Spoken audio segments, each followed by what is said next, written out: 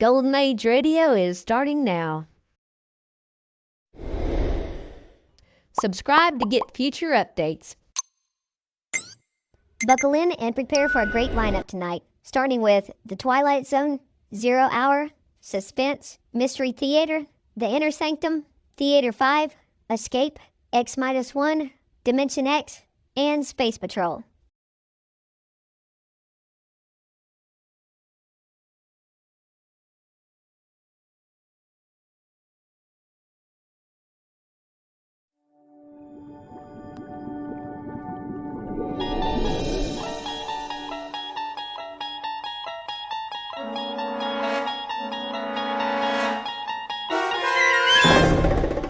You're traveling through another dimension. A dimension not only of sight and sound, but of mind. A journey into a wondrous land whose boundaries are those of imagination. Your next stop, the Twilight Zone.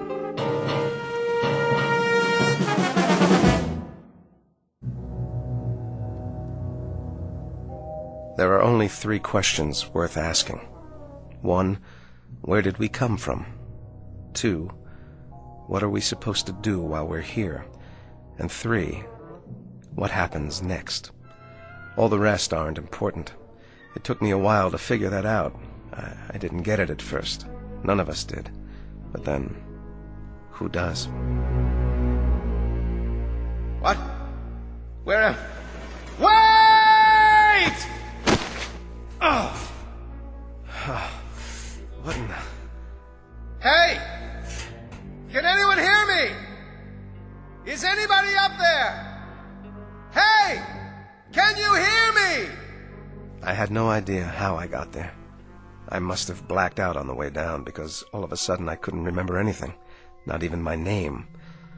There wasn't much light at the bottom, just a steady, even gray, like fog with the sun behind it, only very far away. The wall was curved a little and made of some kind of smooth metal. At least, that's what it felt like. There was only one thing I could think of. If I was a prisoner, I had to get out. So I started exploring, feeling my way along. But I couldn't find a door, not even an edge to grab onto, nothing. I stopped to get my bearings, and then I heard it. Hooray! The fleet's in! Who are you? Oh, but it isn't the fleet, is it? It's the army. Then the army's in. Why are you dressed that way? What way? The makeup, the clothes. You look like a clown. You don't like my uniform? Oh, well, can't please all the people all the time. Nice uniform you have there. Hooray for the army! Tarara-boom-dee-ay! Attend hut! At your service. What are your orders, Colonel? General? Whatever you are? I'm a major. Oh, yes, I see that now from your collar. But don't fret about it. You can always advance, even in a peacetime army. Today a major, tomorrow a brigadier. I wouldn't mind having you on the general staff. From major to brigadier, not bad. There's light colonel and colonel in between. You're generous, old sport. You're certainly Problem? No problem. It's just that, Just that what? a couple of small items seem to have eluded me for the moment. Such as? Such as who I am. Why, you're a major. According to your uniform, that's what you are. And that is what you said. Or are you impersonating an officer? That's a very serious charge, you know. Impersonating an officer. No, I am a major. Here's the insignia, so I know that much. But that's all I know. I must have been wounded or something. You seem to be intact. Then why can't I remember my name? I have no idea who I am. I don't remember my outfit or the action. Action? Which action was that? The engagement, the battle, wherever it was I got hit. Who says that happened to you? I must have been wounded. Or at least I took a bump to the head. Did you hear cannon fire? Troops marching? Nothing like that, dear boy. It's been quiet as a tomb in here, which is restful after a fashion. Though it does get boring. Well, something happened to me. I've got to figure this out. Wait a minute. What about you? That's a clue. Is there a circus in the area? A circus? What's with you? Look at yourself. The costume, the clown hat. Oh, I see. There must be a circus because I'm a clown, and clowns go with circuses. Everyone knows that. I guess it figures, doesn't it? Or it should figure. A clown, a circus, an officer, a war. That's logical. Except that it doesn't figure. Not at all. Why not? Because, dear boy, there isn't any circus and there isn't any war. Then what are we doing here? Don't rack your brain. Accept it. The truth is, you're just like the rest of us. You wake up and here you are. No reason, no explanation. You just wake up and here you are. Did you say the rest of us? See for yourself. See what? Come with me. I should have introduced you right off. Meet my friends, such as they are. This one we call the bagpipe player, for obvious reasons.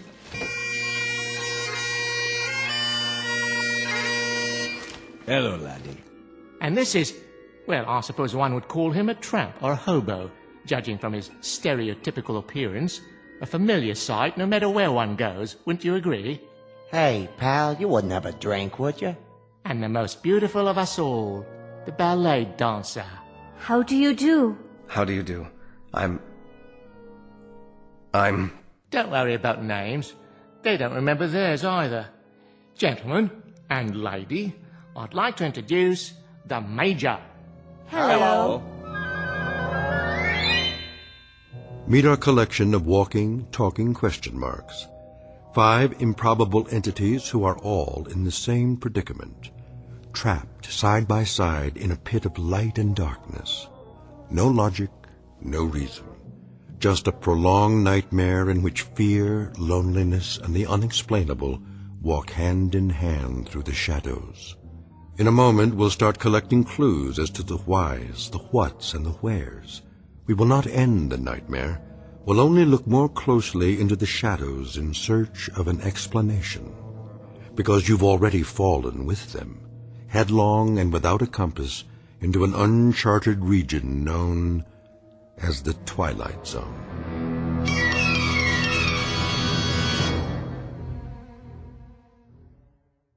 And now, The Twilight Zone, and our story, 5 Characters in Search of an Exit, starring Jason Alexander, with Stacy Keach as your narrator.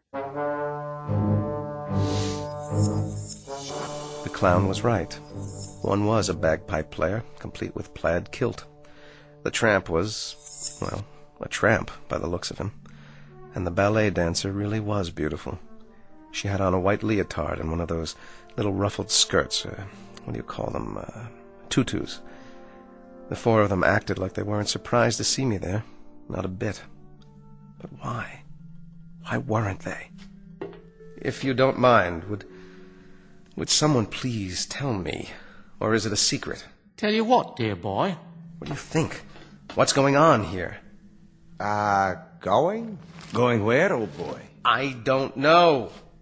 What are we? Who are we? None of us know, Major. We don't know who we are. Each of us just woke up one moment and here we were, in the darkness. But this isn't really darkness. Not quite. I can see all of you and you can see me. It might as well be dark. The light, whatever it is, wherever it is so far away. I can't tell anymore if it's real or just something I'm imagining, because I need it to be there. Instead of what? Of nothing. That's absurd. Is it? Each of you woke up, just like that. Correct again. Give the man a cigar. But how did you get here? What were you before? Who put you in this place? You sure got a lot of questions. I told you, Major. We don't remember. Are you sure you didn't fall? We may have. The memory fades after a while. Well, that's how I got here. Did you? Yes, he did. He did indeed. I saw him. A nice fat fall, as a matter of fact. Quickly, before it fades. What's the last thing you remember before you fell? I don't know. I must be suffering from amnesia. Oh. Then you're like us. Time to join the big parade, Major. If you could find your hat and sword, you could lead us. Oh, what a splendid drum major you'd make. Followed closely by the clowns and acrobats, of course. This is incredible. Oh, isn't it? What a troupe we've put together. The crowd will love us. But how did this happen? How could it? That's the same question we asked ourselves. How could it happen? A question with no answer, Major. A question with no hint of an answer. At least, not a rational one. Nonsense. Everything has an answer. You just have to find it. Consider all the evidence, sift through the clues. Oh, is it this exciting? Where do you want to look first? It doesn't matter. Of course it does. Please, try to understand what I'm saying. It will be easier for you that way. We're things with no memory, no knowledge of what went before, no understanding of what is now, no knowledge of what will come. How long have you been here? Hey, it's part of the mystery, too. We don't know nothing. At least I don't. You got any ideas? No. No idea at all. Then don't fight it. Live it or live with it. Know what I mean? Whoever left us here must have a plan. How long will we be here until the next phase? Now that's a very good question. The best question of all. But alas, no one has the answer. You mean you don't? Who else is there? We've discussed it and discussed it like a proper committee, and we're no further along than we were at the beginning. Talk, talk, and more talk.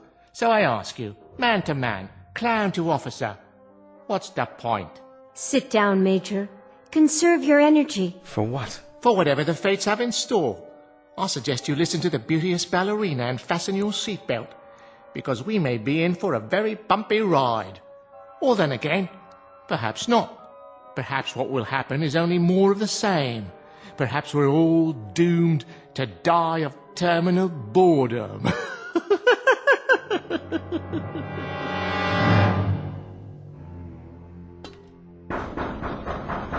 Look at him. Active fellow. Very active fellow. Very much army, in other words. A man who has to do something, anything. A compulsive type. A regular worker ant. Oh, you're a big-time psychologist now, huh?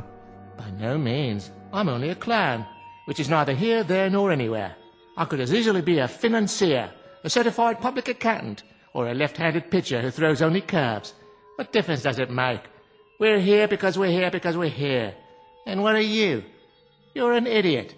An energetic idiot, but an idiot nonetheless. You know you're wasting your time, don't you? I know I want out of here. I'm not satisfied sitting around and heaving deep sighs. I just want out. You have no monopoly on that, Major. We all want out of here.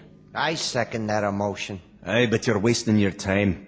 We've all gone around and around like bloodhounds with our noses to the wall. We can even give you the dimensions of the room. 39 feet. Starting where? It doesn't matter, does it?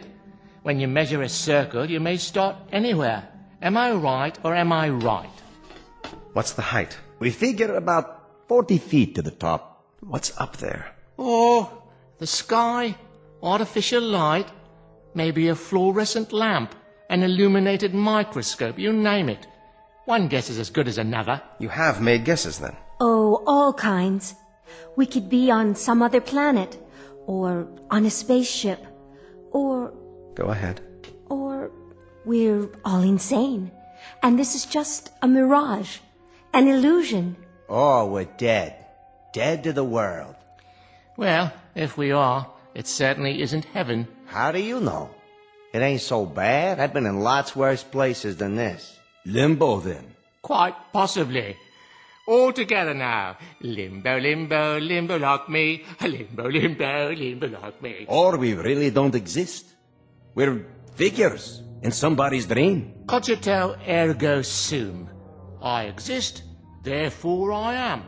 Or each of us is having a dream, and everyone is a figment of someone else's imagination. Lots of possibilities. Makes your head want to blow up, don't it? That's one thing we have an abundance of. Possibilities. An infinite number of possibilities. What about getting out of here? Anyone examine that as a possibility? Have you? It's a solid wall. No crevices, no outjuttings of any kind. Nothing to hold on to or scrabble over or get your fingers around. Time to face the music, Major. We're trapped down here. There's absolutely, positively no way out. A nightmare, then. That's all it is.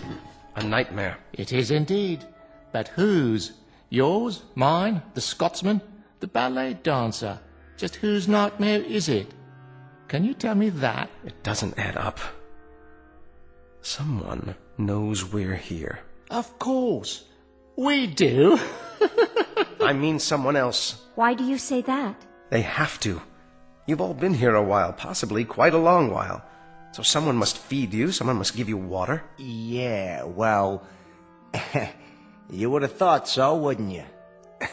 Don't go jumping to conclusions now, laddie. Hold on. Someone must bring down food, or you couldn't survive. There's been no food, no water. That's impossible. Oh, is it really? In that case, we'll starve to death, or die of thirst, or... That's the oddest thing of all. What is? Don't you understand yet? No, I don't understand. Why don't you tell me? Do you feel hunger, Major? Or thirst? Or heat? Or cold? Or fatigue? Discomfort of any kind? Or anything? Do you feel anything at all? No. No, I don't. But that doesn't prove anything. This has been a trauma. It's natural that I don't feel thirsty or hungry, not yet. I'm in a state of shock. Close, but no cigar. You were born in a state of ignorance, educated in a school of hard knocks, and got your degree at the street corner university.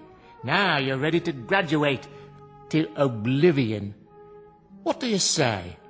Let's break out the booze and have a bowl. None of us have felt thirst or hunger or anything else since we've been here. And we've been here for an endless time, Major. I can tell you that. Time without measure. What's wrong with you people? Have you tried shouting, calling for help? Endlessly. Well, then have you pounded on the wall like this to get their attention? I mean loud. I'm talking about taking off your shoes and really pounding. Have you done that? Often. Well,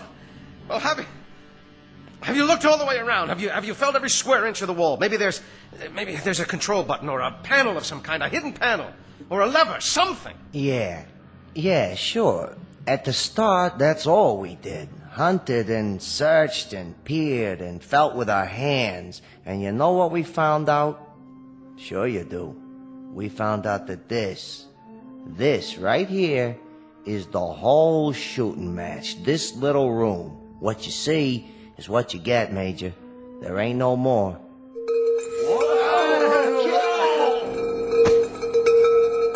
Stop! Stop up there! Well, are you going to tell me?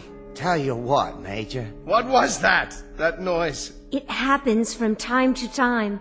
A giant bell or something. That's what it sounds like. Yes, but what is it? Another question, eh, boy? One more question without an answer.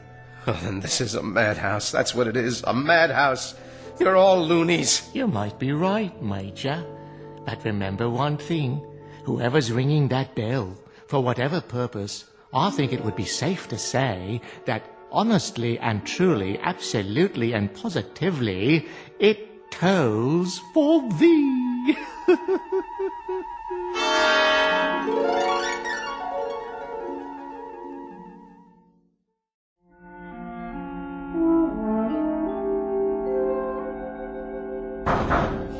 Hey! Hey up there! It's no use. Let us out! Let us out of here! What do you want from us, please? Just let us out!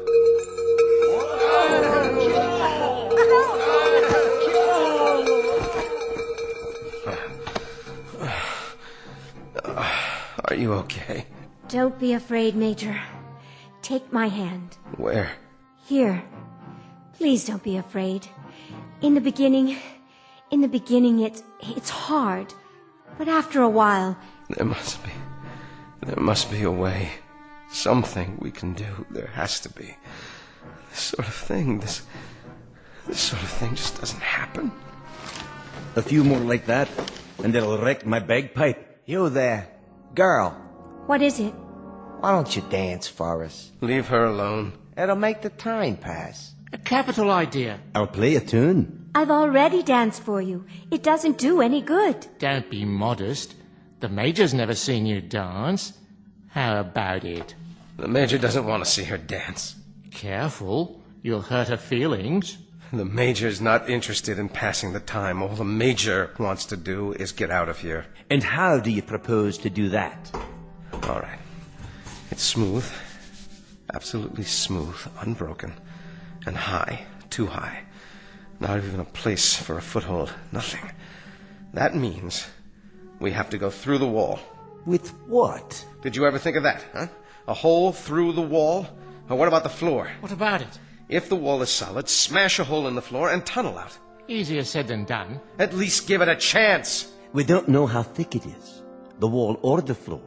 Or even what they're made of. Then find out. Find out. Don't just sit there like lumps, like things, like mindless, soulless things. Playing your bagpipe, telling her to dance. What's wrong with you? If this is a madhouse, maybe that's where you deserve to be, in a madhouse. And what about you, body boy? I think you're mad, all of you. I think you're out of your ever-loving heads. I know you are, but what am I? Try a hole through the wall, right about here. That's the first thing to do. Try to force a way through it. Industrious, isn't he? How about it, huh? A hole through the wall. See if we can get out that way. That's very bright. Terribly ingenious. Highly imaginative. Incredibly inventive. Except for one thing. With what? With our bare hands? With our fingernails? With this. Why, wherever's your sword been all this time? It must have come off my belt when I fell into this place. Here. Watch this.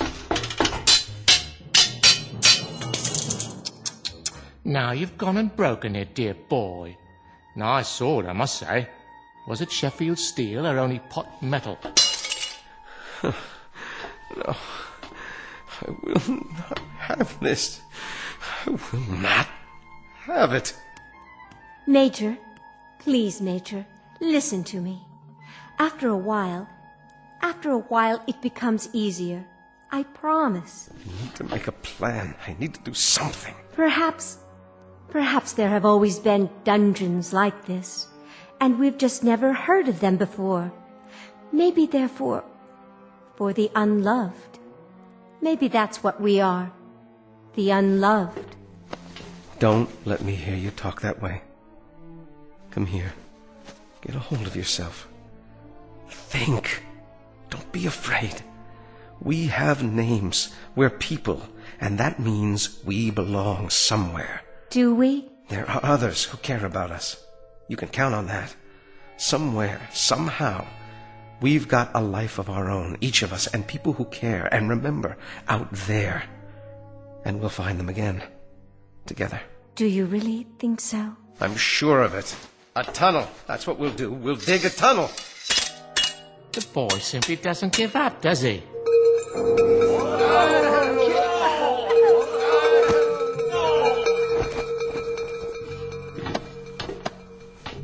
I've got it. Got what, pal? I know where we are. It suddenly occurs to me.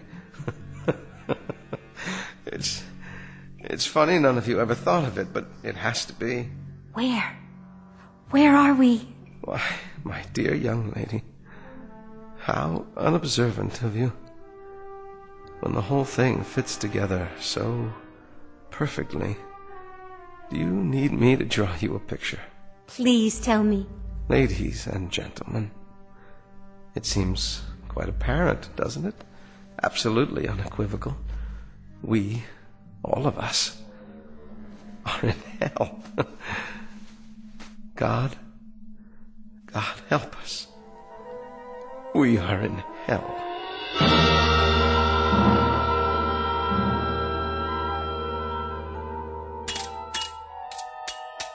Never say die, that one.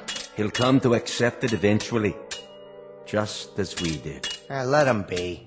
If he gets some satisfaction out of banging a broken sword on the floor, well, let him have his fun. At least he's trying. He is indeed. He's been trying for several hours now. You can't help but admire that kind of persistence, even though it's a little like trying to empty an ocean with a cup, or count the grains of sand in a desert, or reach up to touch the stars. So, let him dip and count and reach all he wants. Of course, it won't help, but I fail to see how it could hurt under the circumstances. It's metal, or the hardest wood I've ever come across. Circular, perfectly smooth, with no breaks anywhere. All of which we could have told you some hours ago. Which we did tell you, if you'd bothered to listen. We've got to figure out something else. Oh, do. Maybe we could wish it all away using the power of positive thinking. That's enough. Or bore through it with our X-ray eyes. Anyone have a laser beam handy? I said that's enough. Or make believe we're acrobats. You know all about that, right? Clowns, acrobats? Most definitely. Alley-oop and over the top to freedom. Now you got it. Yeah, you got it all right. Dreaming and wishing, wishing and dreaming. Hold on. Listen to the man. Oh, come now. In the final analysis, this is all rather idiotic. Is it? It only requires a moment's reflection to see... Why not? Why not what? What you said. Acrobatics. A figure of speech, my dear, not meant to be taken seriously. Isn't it? I will grant you that we have somehow forfeited some of our human dignity, but we are nonetheless governed by human frailties, not the least of which is gravity. You may know some advanced acrobatics that I'm quite unaware of, but for the moment, unless you can find a circus gun big enough to launch one of us skyward like a human cannonball... I see what she's getting at. Well, kindly elucidate, if you please. Don't any of you see? Yes, of course. One on top of the other, standing on each other's shoulders. What about that? It's the way they do it in the circuses, isn't it? Is that query directed at me? You're a clown, aren't you? I'll ask one if I see him. I can assure you I may wear the costume of a clown, but I have no recollection whatsoever of having been one, if ever I was. Then the only thing you ever were was a coward. That's uncalled for. Consider the consequences. We may not feel thirst or hunger, but the pain of a broken bone is quite another thing. We might very well feel pain. And a fall from, 10, 15 feet up, down to this hard floor, well, that's a sensation I'd as soon do without. It's a chance. With all due respect, miss, no thank you. She's right. It is a chance. Consider the consequences of not trying. It won't work. The weight will be on the first person, so I'll bear the brunt of it. That light's too far away. Come on. The clown on top of me, then the tramp, then the bagpiper, then the dancer. What do you say?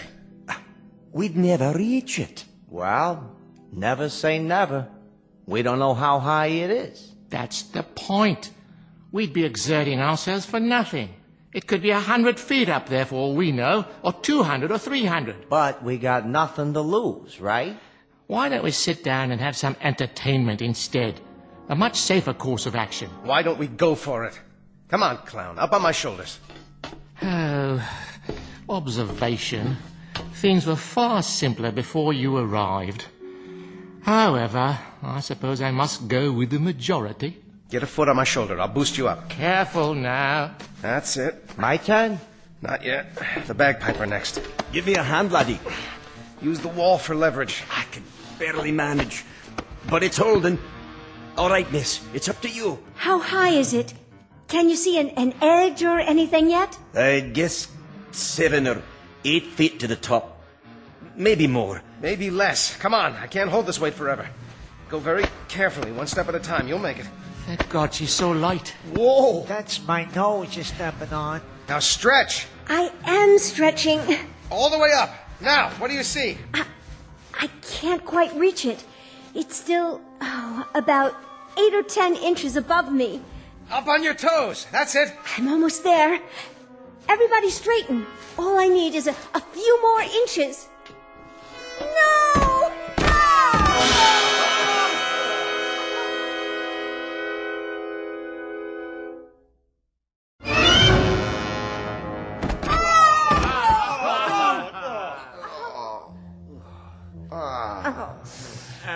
We were so close. Yes, I think we were. We'll try again. Nonsense. We could have broken our necks. But we didn't. I, for one, am not trying it again. How much farther? How much more would it have taken? Only a few inches. I could almost feel it. What if... What if what? I respect persistence as much as the next man, but stupidity, that happens to be a waste of time. A useless expenditure of energy. If we were just a few inches shy, if that's all it took, I could straighten up more on the bottom. We could each straighten an inch, 2 inches. That would give her the height she needs. Let's go. One more time. My dear young warrior, would that you had not arrived. Things were so much more peaceful before. Why not? We got something else to do? Not that I can think of. The bagpipe seems to have had it. Please, I was so close. And heaven help us all. Leave us give it the old college try. All right, steady now. Steady. Okay. Easy. Just a little more. Okay, watch the foot. Okay, go. This is as tall as I can stand. Quite an exercise for the lower spine, I must say. Now, young lady. Here she goes. Oh, there's a rim of some sort. Yes, I think I have it. Now pull yourself up. Hold on. Yes, by all means. I can't.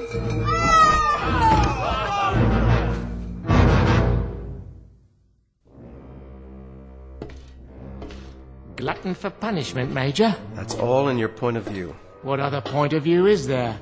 How's the leg, miss? The knee's twisted, I think.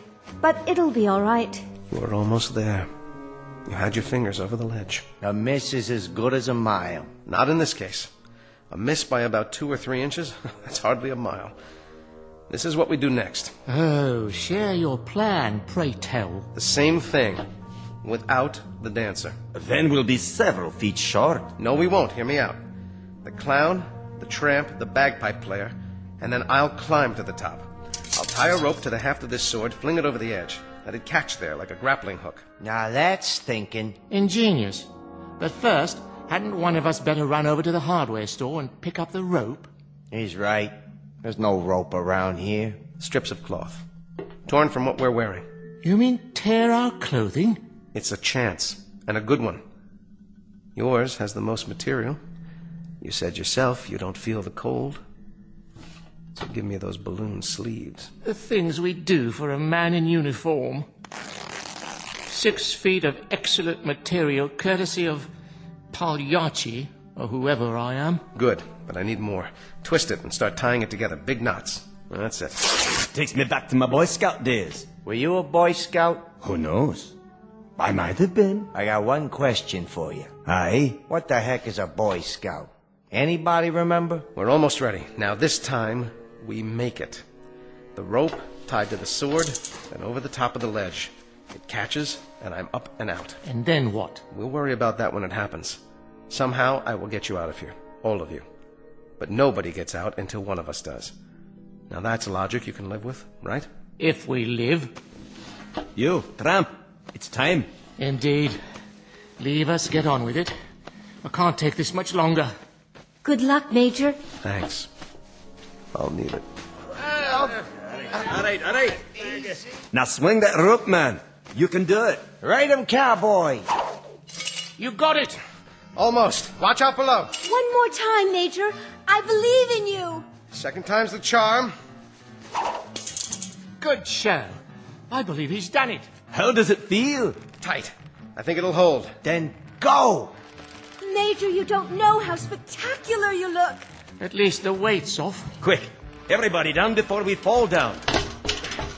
Got the ledge. There. Yes. If I can pull one leg up. No. Well, what's there? What do you see? Major, you've got to tell us. Where are we? No.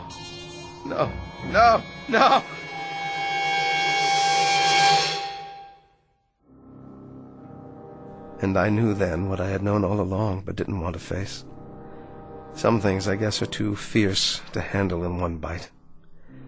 I heard the wind and I finally saw where I was, where we all are. I wished the 4 of them well.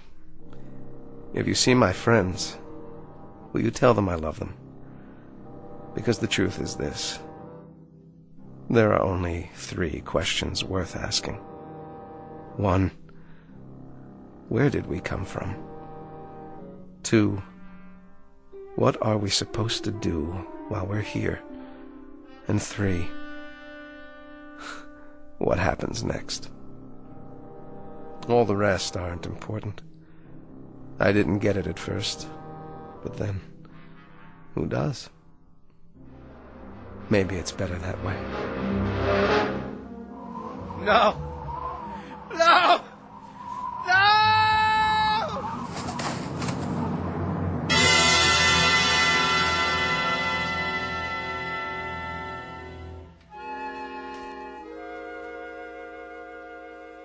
He made it. I don't believe it.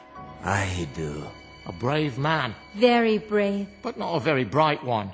I wonder if we'll see him again. He'll be back. I know he'll be back. And then what, dear lady? He'll come and get us. You think so? He may be back, but it won't be to get us. How can you say that? I'm beginning to get a feeling, and not a very nice one, I'm sorry to say. All the little details, they're starting to fit together. This place, our costumes, the bell. He may have been right at that. What do you mean? He may have been right all along. This may very well be a kind of hill. At least for us. One from which there really is no escape. No escape at all.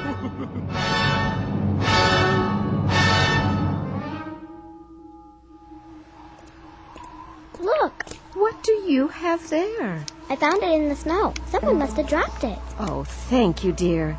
Just drop it in the barrel there, would you? He looks like a soldier, but his coat's all torn. That's all right.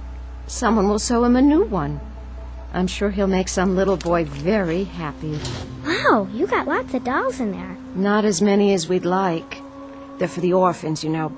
But it's early and we've just started. Can I have one? Are you an orphan? Well, no, but I like the ballerina. She's so pretty. Oh, yes, she is, isn't she? What's that on her face? See, on her eye. It looks like a real tear. Is she crying? Now, why would she be crying?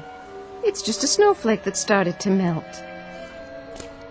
I suppose you could have her, if you promised to give her a good home. No. I think I better leave her here. Are you sure? She doesn't want to go. See? She's holding hands with that soldier doll. Why, aren't you the nicest little girl? Toys for Christmas! Toys for Christmas! Open your hearts, friends, and bring in your old dolls so the underprivileged little ones can have a happy Christmas, too. Help the Salvation Army! Dolls for Christmas! Dolls for Christmas! Dolls for Christmas!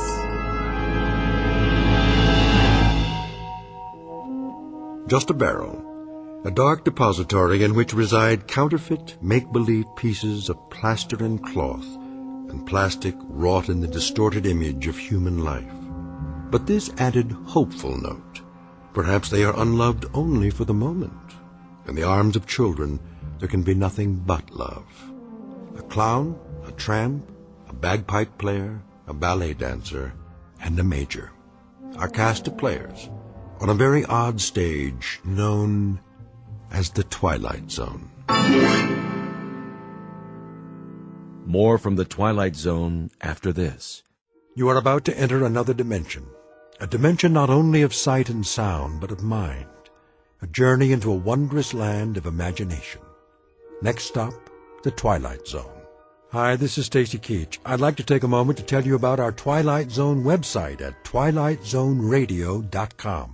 At twilightzoneradio.com, you'll find the latest information on these Twilight Zone radio dramas, including behind-the-scenes photographs, plus the newest product releases, trivia contests, ways to contact us, other Twilight Zone-related info and merchandise, plus links to other fascinating websites. So make your next stop twilightzoneradio.com. Visit TwilightZoneRadio.com to purchase these Twilight Zone radio dramas on cassette and CD, or call toll-free 1-866-989-ZONE. That's 1-866-989-9663.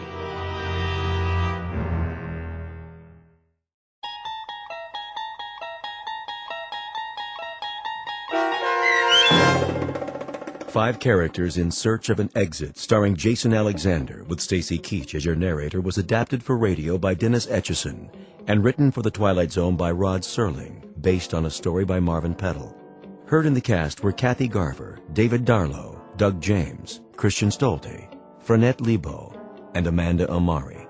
To learn more about the Twilight Zone radio dramas and to obtain audio cassettes and CDs of these programs, visit our website at twilightzoneradio.com. You are listening to Golden Age Radio, rumble.com/C/GAR, brought to you by G3PL.com.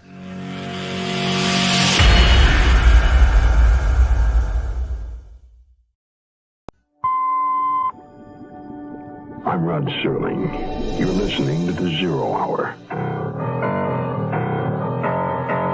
Rest your eyes.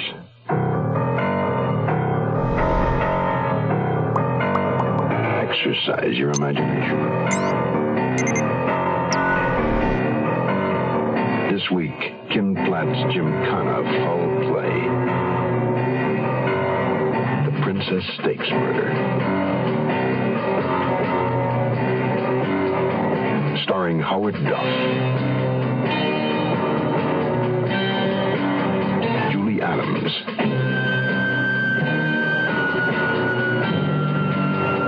and Ray Danton.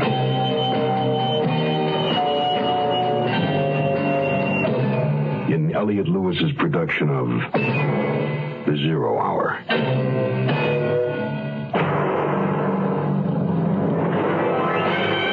The Mutual Broadcasting System presents The Zero Hour. Sponsored in part by the makers of Quaker State Motor Oil and the Ford Motor Company. This is The Zero Hour on Mutual Radio.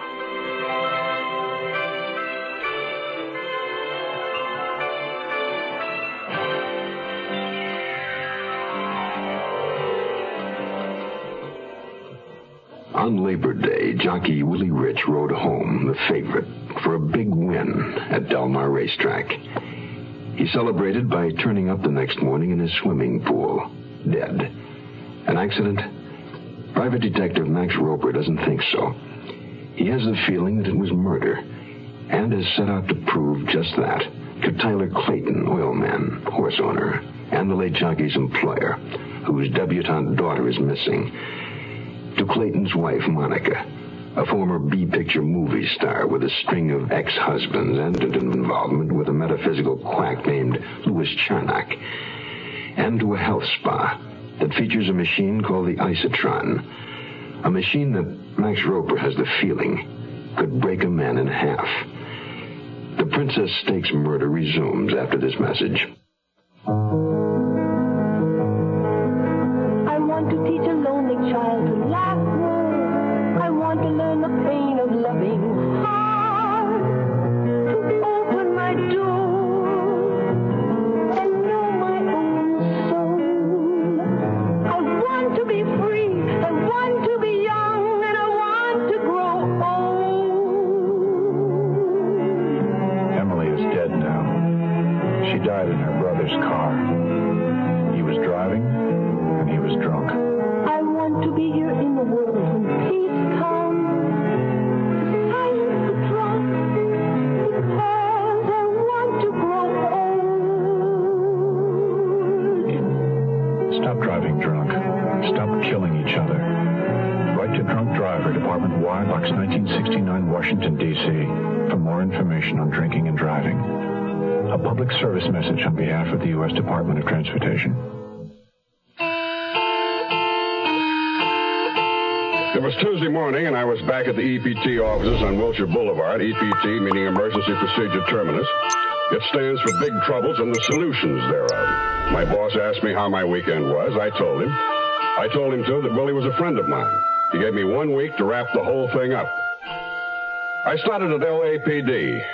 Captain Scott, head of bunco and forgery, didn't keep me waiting, and I didn't waste his time. Charnock? Louis Charnock? We've had an eye on him for 20 years.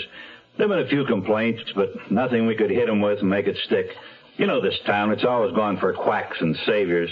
What kind of complaints? Then again, you'd be surprised how many people swear that Charnock's given them inspiration and reason for living. I repeat, what kind of complaints? Standard. He gets good play with donations. There's another man in the operation. Wesley Dorn works with Charnock.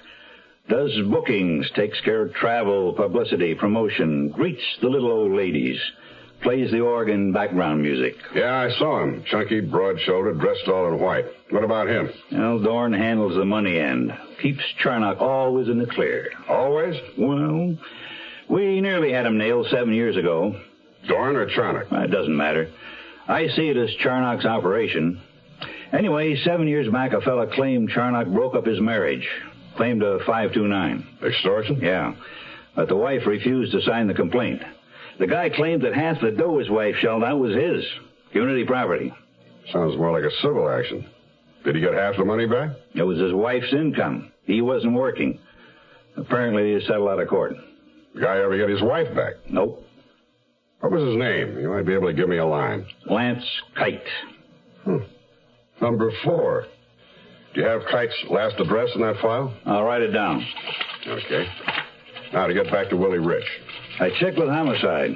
So far, his death is listed as an accidental drowning. I'm trying to prove otherwise. And I got another problem. Pam Clayton, missing heiress.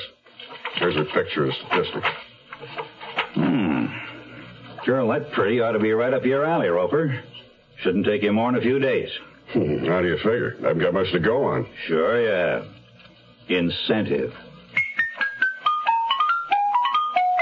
Lance Kite had moved from the address he'd given the bunco squad. He was now living in an apartment house in a ratty section of West Los Angeles with a good view of the city storm drain. Whatever Monica's out-of-court settlement had been, it was no windfall. Yeah. I'd seen his picture and knew he was ex-Mr. Universe, but still I was not prepared for his bulk. My height, but a 50-inch chest. Life had got to him, though, and booze. I could see it in his face and smell it on his breath. He was still big, but soft and flabby now, maybe 10, 20 pounds over his best. He needed to shave, his eyes were red, and he wasn't cheerful. What do you want? Lance Kite? What about it? Mind if I ask a few questions? It's private business. Can we talk inside? I talk good right here. I'm trying to get some information about Louis Charnock. I believe you registered a complaint against him for the bunco squad. You were married to Monica Moore at the time. Who are you? Name's Roper, private investigator. I understand she left you for Charnock. I'm trying to find out if he's on the level of running a racket. I'd like to nail him. You wouldn't mind that, would you? I'd have to think about it. Okay, no hurry. I heard you dropped your complaint suddenly. Mind telling me why? Sure. It's none of your business. Is that clear enough? Fine. First rate. Thanks for your time. Now, hold it. Did Monica send you? Monica? No, But you seen her around? Yes. Maybe you'll see her again, Maybe you can give her a message for me. Maybe. Okay. Give her this. A heavily muscled 20-inch arm launched from deep in his living room in a long, sweeping arc at my chin. It should have torn my head off, but my old judo and karate instructor had prepared me well for just such chance encounters. I moved my head to the right and used left forefist upper block, revolving my blocking arm in a short counter arc. Inverted fist strike to the spleen, and Kite sagged and wrecked. I caught all the fumes from his morning's worth of beer. He was set up perfectly for a rising elbow strike, but I was fascinated by his long, vulnerable jaw and tagged him on it to find out if it was glass. It was. And Kite sat down with a look of hurt surprise. I dropped my business card under his gaping mouth. Drop around and see me, Kite, when you feel better. A woman had come out of a neighboring apartment. She stood staring, disbelieving how anyone could drop an ex-Mr. Universe. I summed it up for her in one word. Incentive.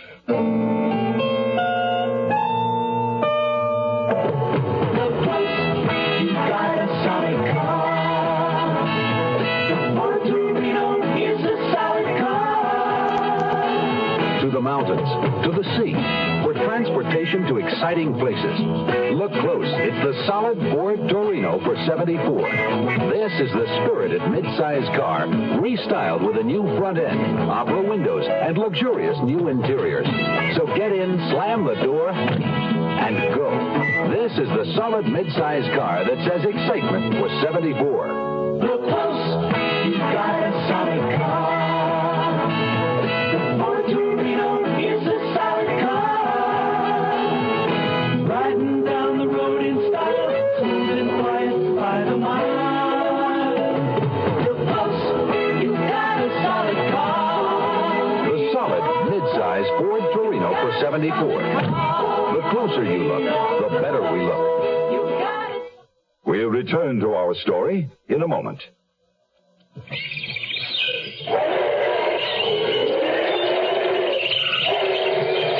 Adam, where are you? Up here, Eve, and I'm very busy inventing things. Big deal. I invented something too. What? Shoes.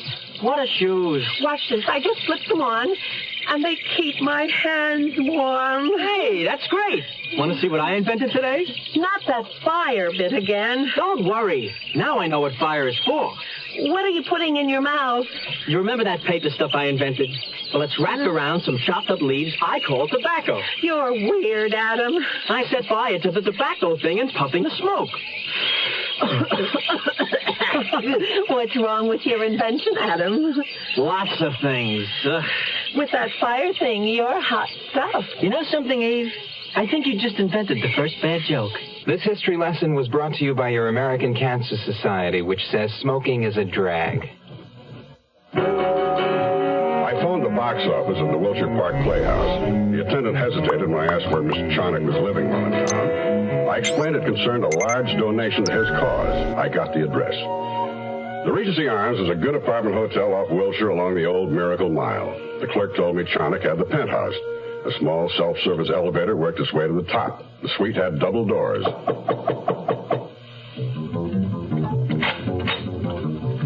A big, burly man filled the threshold. His hair was close-cropped yellow. He had a flat, dented nose, scar tissue over his eyes and ears, an ex-pug, wrestler, or bouncer. I recognized him as the man driving the limousine the night I saw Monica Clayton and Chonick in the car after his lecture. I handed the bouncer-cum-butler my business card. It read, Anthony Hale, attorney at law. Tell Mr. Chonick about a donation Mrs. Casper may have called. It concerns her estate. I'll wait. Big Bruiser didn't say a word. Just walked across the sitting room to a closed door at the far end, knocked, and entered. While I waited, I studied the brochures on psychic power and cosmic thoughts and was deep in reading how to create my own good luck when the door opened. Bruiser summoned me by tilting his anvil-shaped head. Mr. Hale, it's difficult for me to see people without an appointment. My time is limited. There are so many in need. I understand, Mr. Chonick, but the matter of Mrs. Casper's estate concerns you. I have with me an affidavit signed by Mrs. Casper. Mrs. Casper, I don't believe I've seen her name in our guest book. The matter of her will is sensitive, and I'm sure you understand. There's the utmost need for discretion. You say that Mrs. Casper has come to my lecture? Many times, but she's never given her correct name. Family, you understand? Yes, but why all this caution? Very well. Quite bluntly, Mrs. Casper does not have long to live. Her death is not only predictable, but imminent. Her bequest to you must be anonymous because the present heirs would not welcome this dispersal of the estate they somehow conceive of being their rightful inheritance. Well, that presents no problem. But there was a good deal of notoriety about that other woman once, wasn't there? Let's see. Her name was, Monica Moore, yes, the former movie star. The matter of her husband's contesting the disposal of her monies. Remember, it was all in the papers, Mr. China. One moment, please. Our cosmic thoughts are not in tune. Let me concentrate a moment.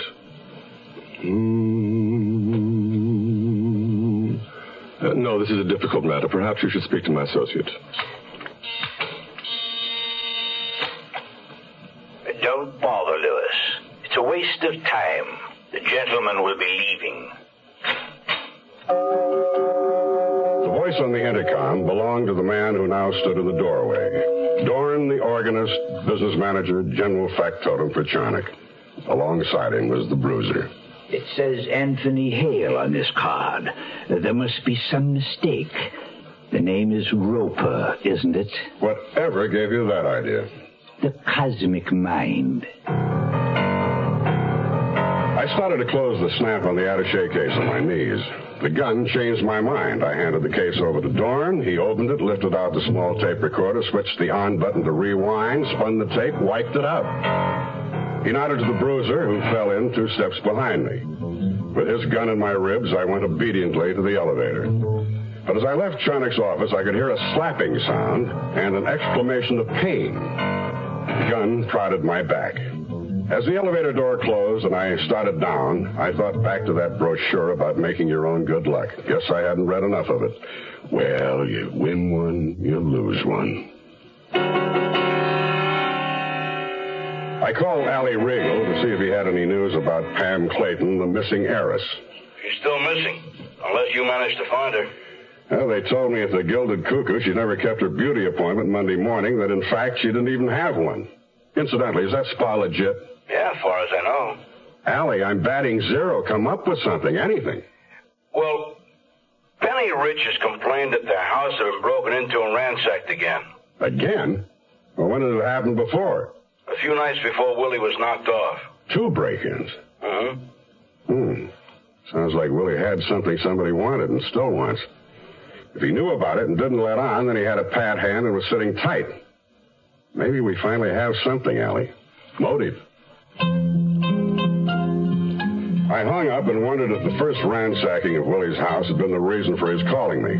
It was a new element to consider. I thought about that and suddenly thought about something else I should have thought about and hadn't. I called the Gilded Cuckoo, but the regular receptionist wasn't there. The gal I talked to had just been transferred from therapy. I remembered her. The regular girl, Bonnie Burns, was on vacation, she said, left Monday. I explained it was important that I reach her and got her address, Tahoe, the Totem Lodge. Did Pamela Clayton have an appointment at the Cuckoo Monday morning, Labor Day? Sure. Monday's her standing appointment. Hairstyling with Mr. K. She came in right on time. Oh, then a Mr. H. Masson didn't take her place? No, never heard of him. Uh-huh. Well, was Mrs. Clayton ever a patient under treatment for anything? You'd have to ask Mr. Glendon about that. We're not allowed to discuss... I'd like to fly up there tonight, get a statement from you. Tonight? Crazy. I look forward to it. Bonnie, do you always take your vacation at this time? No, but I was overdue, and all of a sudden they said business was slow and I should take off. Would that be Mr. Glendon? Yes. You know him? When did he decide it was all right for you to start your vacation? It was Monday, Labor Day, right after lunch. Hey, you sound sexy. Ask me the questions when you get up here. You, look as good as you sound? Better not depend on it. Try cabin 5 when you get here. We'll find out. When I got to the Totem Lodge, cabin 5 had the light on and the door open. It seemed a nice, hospitable gesture. I knocked on the door. Bonnie? I got that odd, cold feeling and walked in. I took Pam Clayton's photo from my pocket and was disturbed by her resemblance to Bonnie Burns. Same age, similar coloring. They could have passed for sisters. I stared at a blonde wig set up on her dressing table and wondered if she'd worn it recently. She wasn't wearing it now. Bonnie Burns was a redhead, and the redhead was dead, sprawled on the floor in a pool of her own blood. A long knife buried in her back.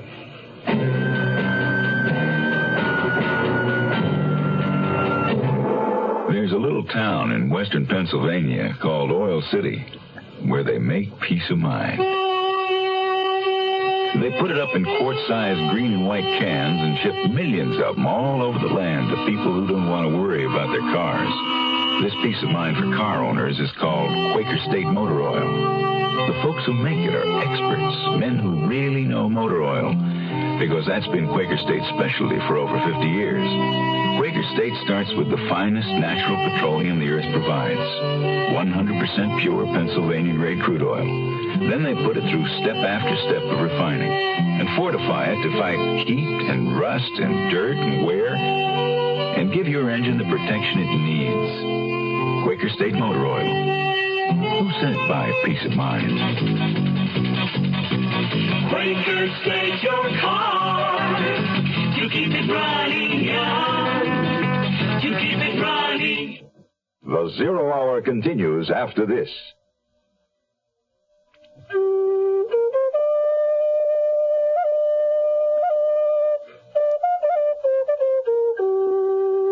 There was a time when the rivers, the earth, and the sky of America were pure. A time when the only American was the Indian. Today, America is suffering from pollution, but the problem isn't hopeless. We can protect the natural beauty of America if you get involved. Something as simple as using the fuel rated most efficient for the engine of your car, or planting trees to help purify the air and prevent soil erosion, or starting a compost heap instead of burning leaves or trash. People start pollution. People can stop it.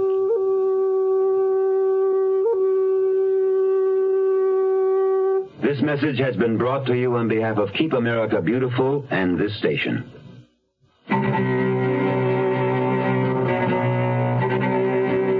The local sheriff's office said they'd get a man out.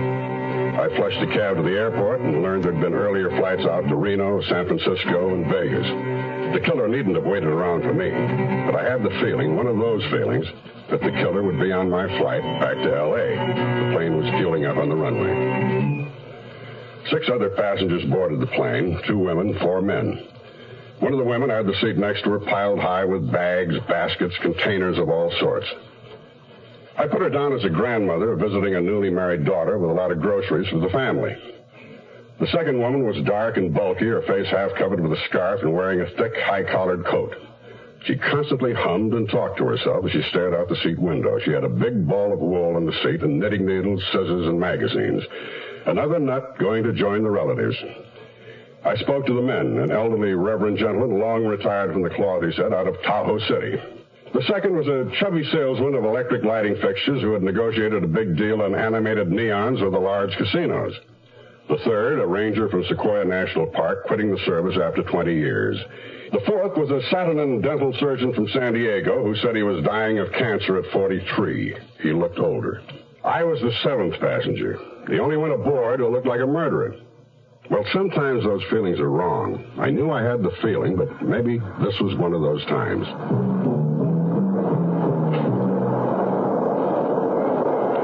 When we put down at L.A. International, the women got off first. The one with the groceries headed for the first phone booth. The humming eccentric with the knitting needles went to the ladies' room. The retired reverend and the ranger picked up their luggage from the spinning drop in the baggage room. The lighting salesman grabbed his briefcase and headed for the bar. The dental surgeon and I went directly to the exit and cab stands. I let him have the first one that came along because he was dying and in more of a hurry.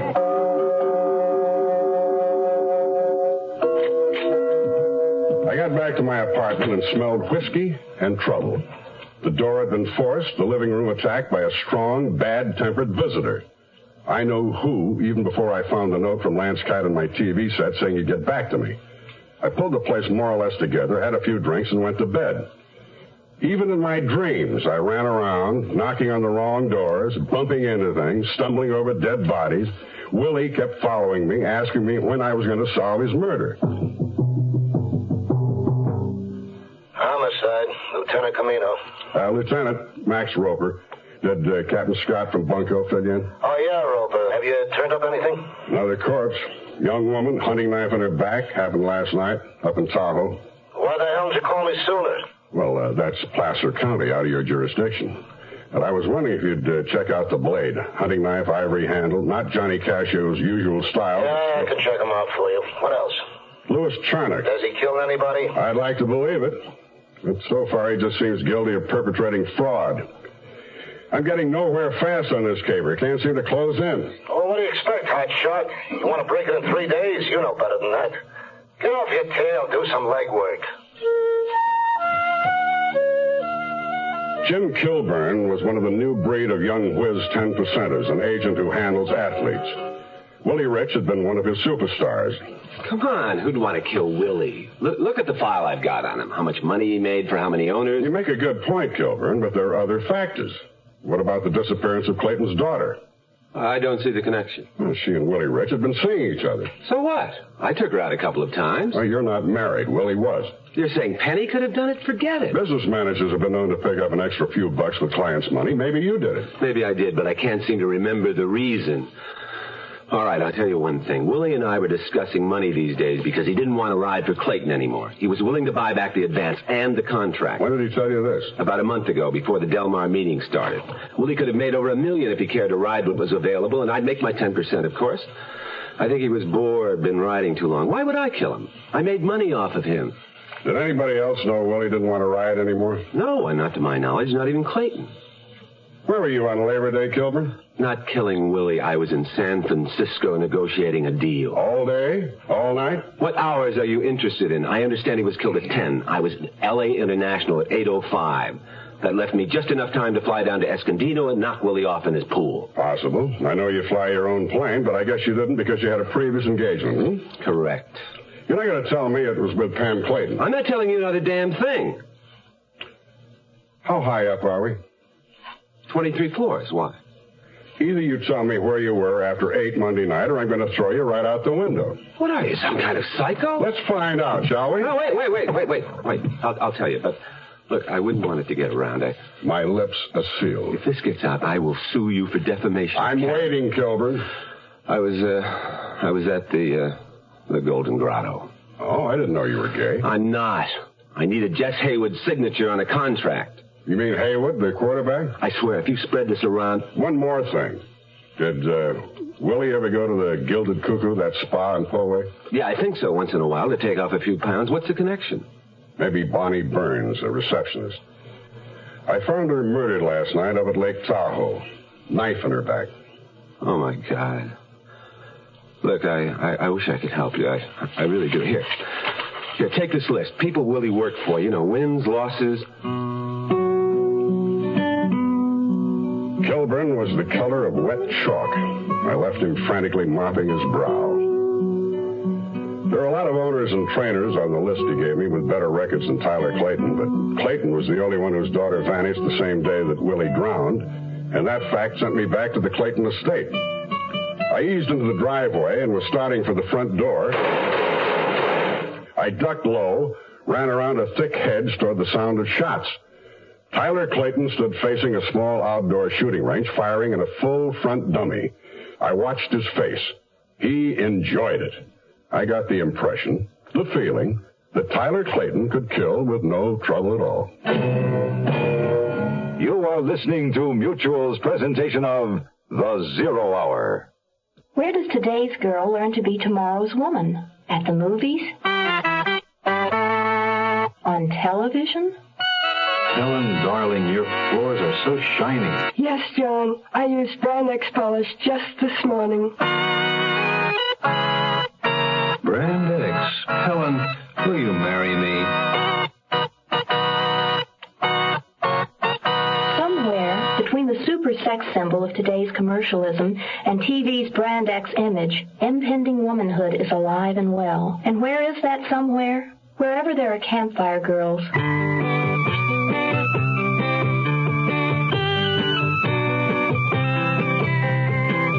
Campfire reaches the girl reaching out for tomorrow and puts a promise before her. The promise of personal development, of friends and fun.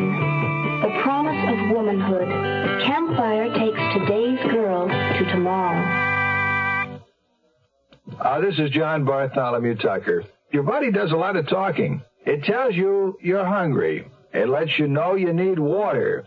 It may warn you a stroke is on the way. These are some of stroke's warning signs. Sudden temporary weakness or numbness of the face, arm, or leg. Temporary difficulty or loss of speech. Sudden temporary dimness or loss of vision, particularly in one eye. An episode of double vision. Unexplained headaches. Temporary dizziness or unsteadiness. If you notice one or more of these signs, see your doctor. This year, over 200,000 Americans will die of stroke. Don't let one of them be you. Ask your heart association for further information about stroke and how to prevent it. Helping you to feel better and live better longer is just one of the services of your heart association. Give to your heart fund. Tomorrow at this time, rest your eyes and listen here to this week's continuing study in suspense, The Princess Stakes Murder. I'm Rod Serling. And this is the Zero Hour.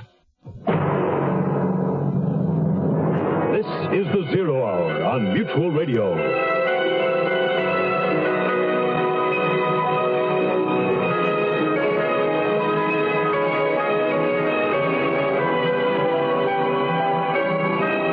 Been listening to The Zero Hour, a presentation of the Mutual Broadcasting System in association with Hollywood Radio Theater, heard every weekday at this time.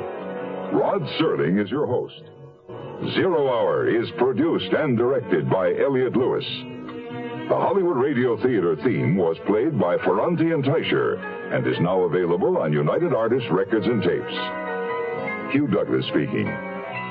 Tune in tomorrow, and once again, rest your eyes and listen here to the Zero Hour. This is Mutual, your news and sports radio network.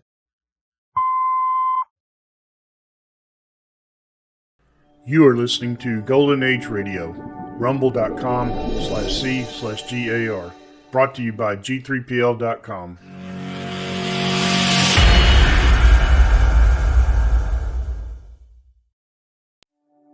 Now, Roma Wines present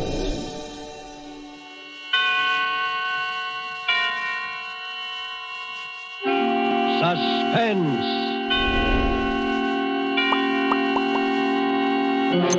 Tonight, Dateline, Lisbon, starring John Hodiak.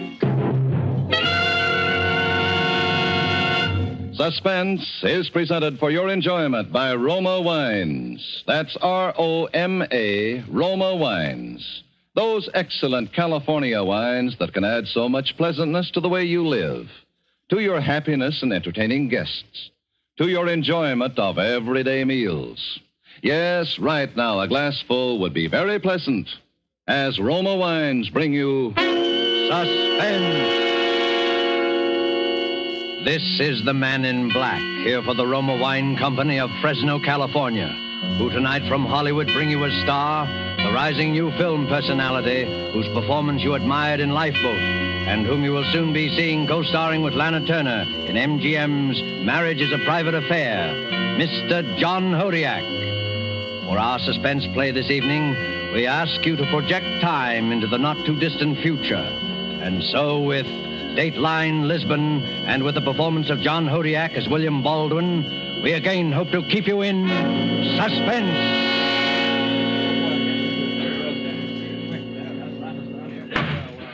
Your name? William Baldwin. Occupation?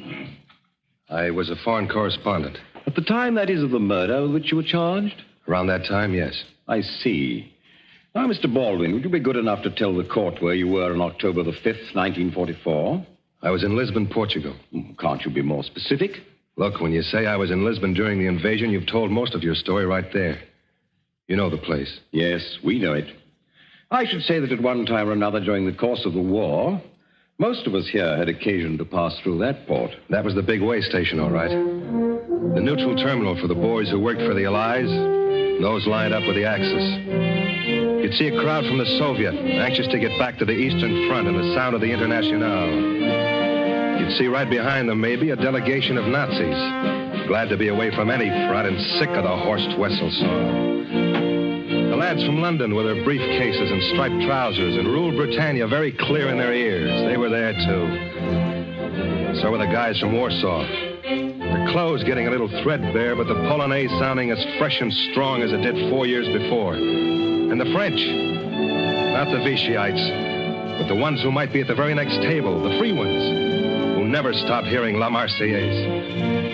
Brass hats, underground agents, refugees, and heels. That was Lisbon.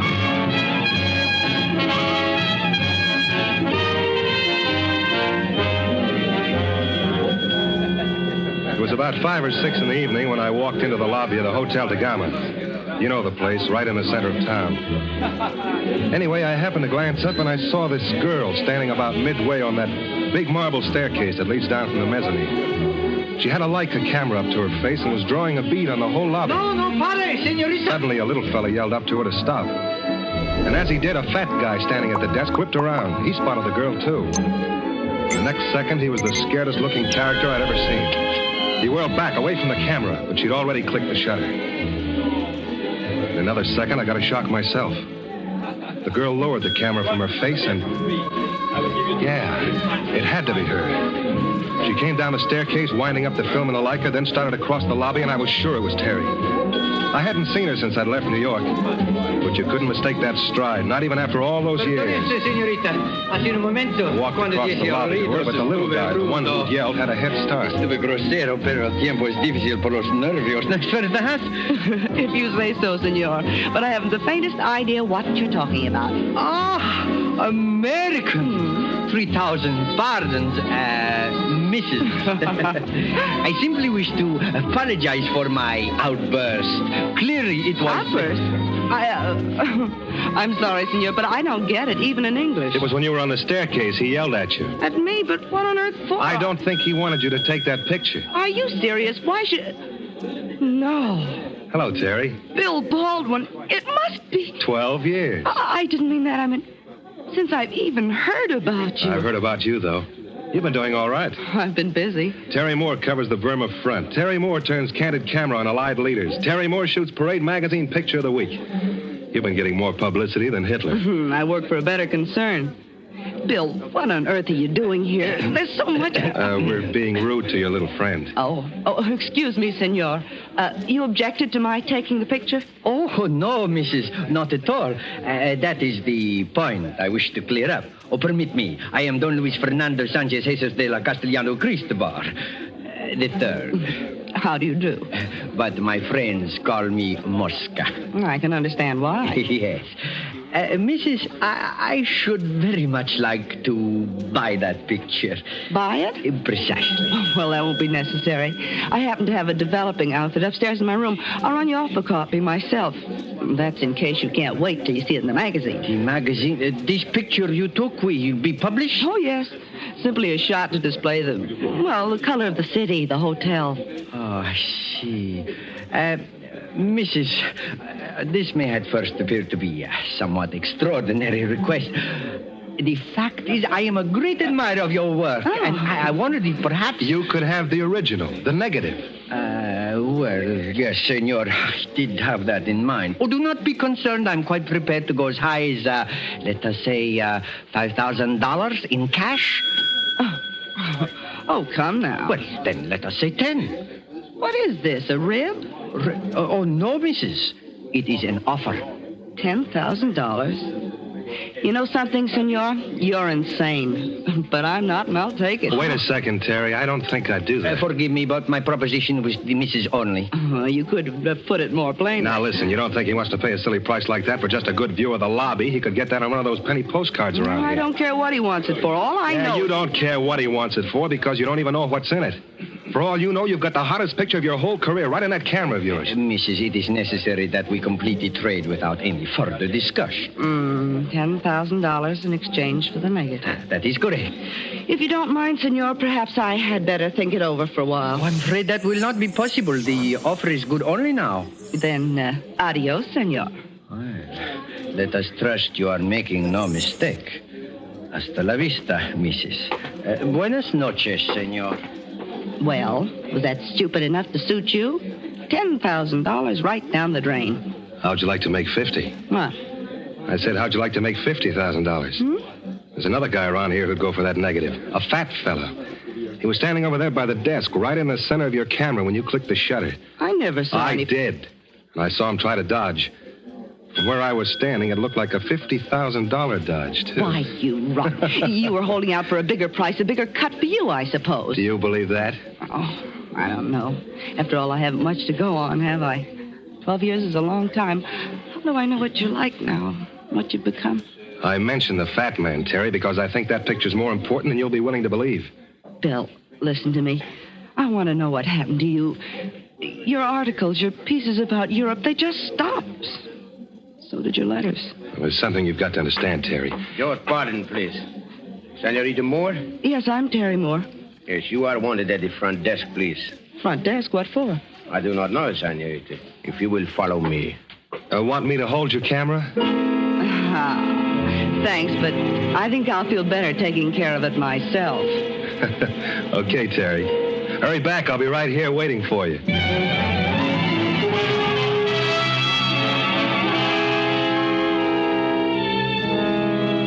I'd been standing there about a minute, gentlemen, when I looked up and saw the fat guy.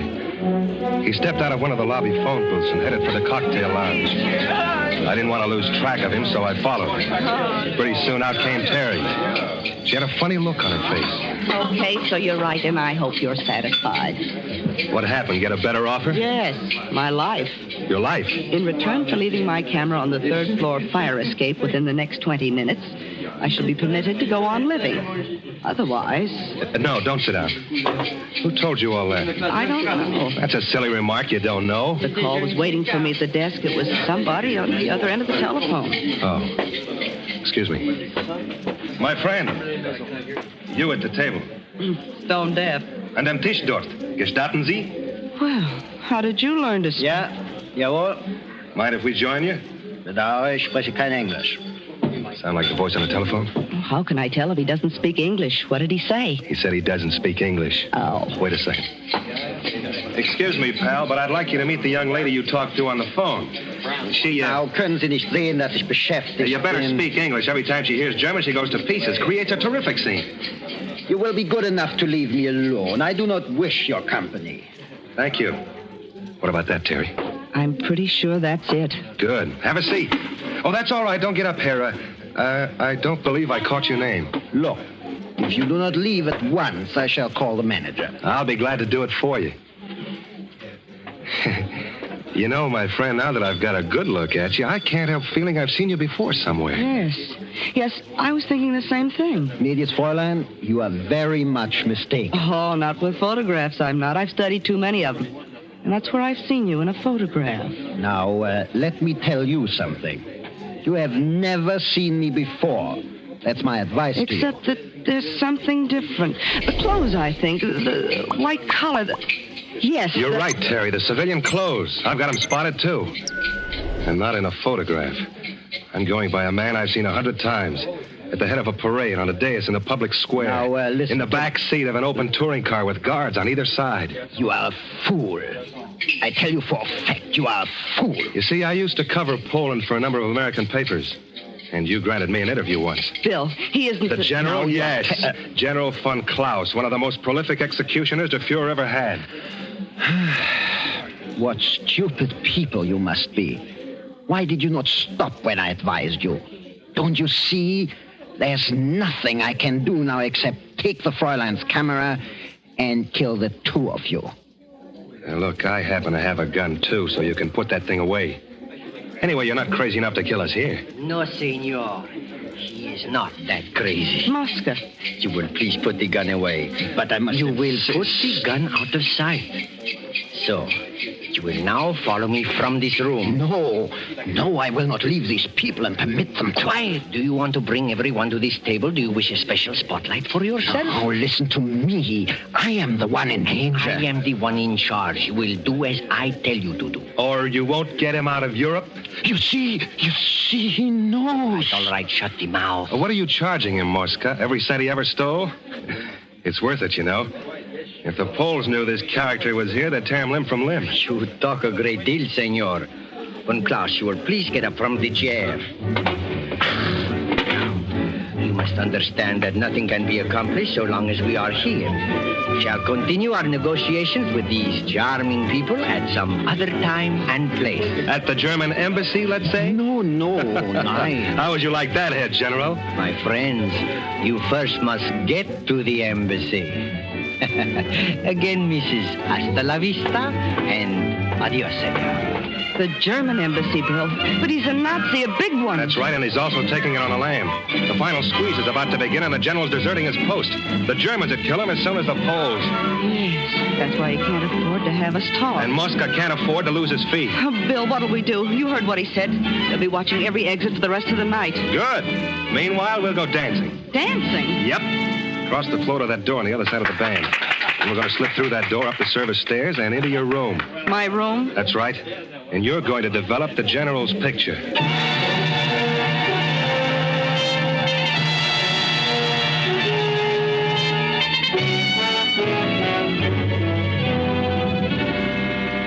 Tonight for Suspense, Roma Wines are bringing you as star Mr. John Hodiak, whom you have heard in the prologue to Dateline Lisbon by Harold Medford. Tonight's tale of suspense.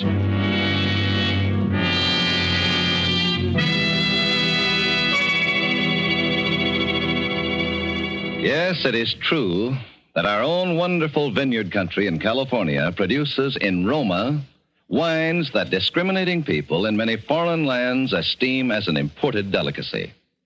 Yet you here at home can enjoy these distinguished Roma wines for mere pennies a glassful. Daily with your meals or when entertaining or any time, you can delight yourself and your guests with the wonderful taste that comes from age-old winemaking traditions perfected by modern knowledge. For a treat you are certain to enjoy, place on the table with dinner tomorrow night a cool bottle of hearty, rich red Roma California Burgundy. It doesn't matter what the meal is or what kind of glasses you use to serve Roma. It's good in any glass with any meal. Your family, your guests, will find new pleasure in even the simplest foods, for Roma wine makes any meal a feast at only pennies a glass. Try it yourself tomorrow. Ask your dealer for R-O-M-A, Roma wine. Remember, more Americans enjoy Roma than any other wine.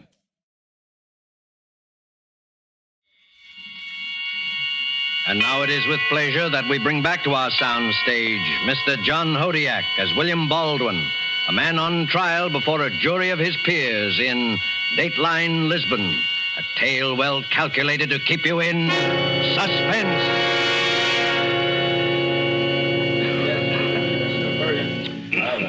You were testifying, Mr. Baldwin, that you and the young lady started up for her room. That's right. The rear way, up the service stairs. I see. Mr. Baldwin, since you've already admitted the murder, are you sure there's a need for such detail? I wanted you to have your record straight. There isn't much more of it, though. Very well. And so you got the girl up to her room, eh? Yes. I remember very clearly. We stepped into her room. I shoved the bolt across the door. She switched on the light. And she went straight for her developing stuff. A tray, an MQ tube, the hypo, the usual paraphernalia, and went to work. I knew what was in her mind. She was going to develop that picture and get out of there as fast as she possibly could. She was scared, I guess. Then while I stood there watching her, she stopped. For about half a minute, stared into space. Bill. What is it, Terry? You haven't said anything about going home, going back to America. You've been over here so long, Yeah. Say, you'll want those lights off when you start to develop that thing, won't you? Yes. Well, give me the signal when you're ready, huh? I think I'm ready now. Okay. Bill, there's something I've got... What's that? What's what? That noise, then. Oh, I was just trying the door to be sure it was locked. Little jumpy, aren't you? I wouldn't be. There's not a soul who can get to you, Terry. So just relax. You were asking me something. Yes, Bill. What are you doing here? In Lisbon? Yes. I'm waiting. I've been waiting for months. You mean to get home? I can't go back to America, Terry. I'm on the list. I was surprised you didn't know that. Oh, no. Yeah, I've been waiting for a chance to escape. Your hunch is right. I stayed over here too long. I lost the feel of my country and the sense of what she was. And when they got around to repatriating the correspondence, I elected to stay behind. I'd been inoculated, Terry. I had the germ. So help me, I went for that spiel about the new order of things. But you could... You don't mean you worked for them? I worked for them. There were 1,000 things a guy in my position could help them with. And now that the heat's on, now that the walls are beginning to melt, you're making your getaway. That's right. Before the courts come to session and the sentences are handed out. A traitor. A coward. You and Von Klaus, you're cowards, both of you. You're two of a kind. Yeah, we ought to make fine traveling companions. South America, I imagine. Oh, he and Mosca don't know it yet, but that's how it's going to work. You see, the way I look at it, if Mosca can arrange an escape from Von Klaus, he can certainly arrange one for me. You got the money to pay for it, huh? No, but I've got the picture. Your picture. If that thing's published and if the story gets out, the Senor's Underground Railroad is dead. He'll make a deal for that picture, all right. Let's not worry about that. No, Bill. Surely you understand I'm going to tell this story, every part of it. Oh, I was afraid you'd feel that way. I'll have to make sure you don't. Oh, I see. All right. But you're not going to get this. Terry, get away from that picture. The door. Somebody's opened the door. Baldwin, the picture. Do you have it? Von Klaus. It's safe, General. And put away. You'll find the light switch there by the door, left side. And Moscow. But that door was locked. How did you open it? We didn't, Mrs. We opened this door. The closet. Then you were there all the time. You were listening. We were there when you entered the room. And you've already heard my proposition. What do you say, Moscow? Is it a deal? But of course, senor, of course. And now, if you will turn over the photograph.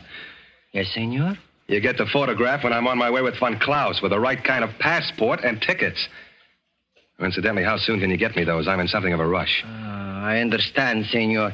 Would tomorrow... Let's say tonight, in about 30 minutes, in the lobby. Look, why the hesitation? It's very simple. I've got the photograph and I've got a gun. What'll it be? You must know the answer, senor. It is a deal. Okay. You can leave now. I've got some work to do. Very well. It shall be as you say, senor. 30 minutes from now in the lobby. Von Klaus? There is just one thing unsettled. Yes? The Fräulein. Now, for the sake of security of all, I must insist she be silenced at once. You don't have to insist. I'm taking care of it myself. Now, you understand, Herr Baldwin. In my present situation, I must be very sure of things. Yeah, sure. Meanwhile, I told you to clear out of here. Not till the Fräulein is silent. Don't be stupid. This isn't the time for that or the place either. We can't... No? Then why did you select this time, senor? And also select this place? Yeah. We heard you only a minute ago, preparing to shoot this girl. No. Then why do you delay, Herr Baldwin? Why do you not proceed? That gun again? Come on, General, put it away. For what reason? What does it matter whose weapon we use? And, why don't you make me put it away? He has no weapon. Bill. He has no weapon. I think you better make sure. Go on, he's covered. Your arms, senor. Hold them away, so.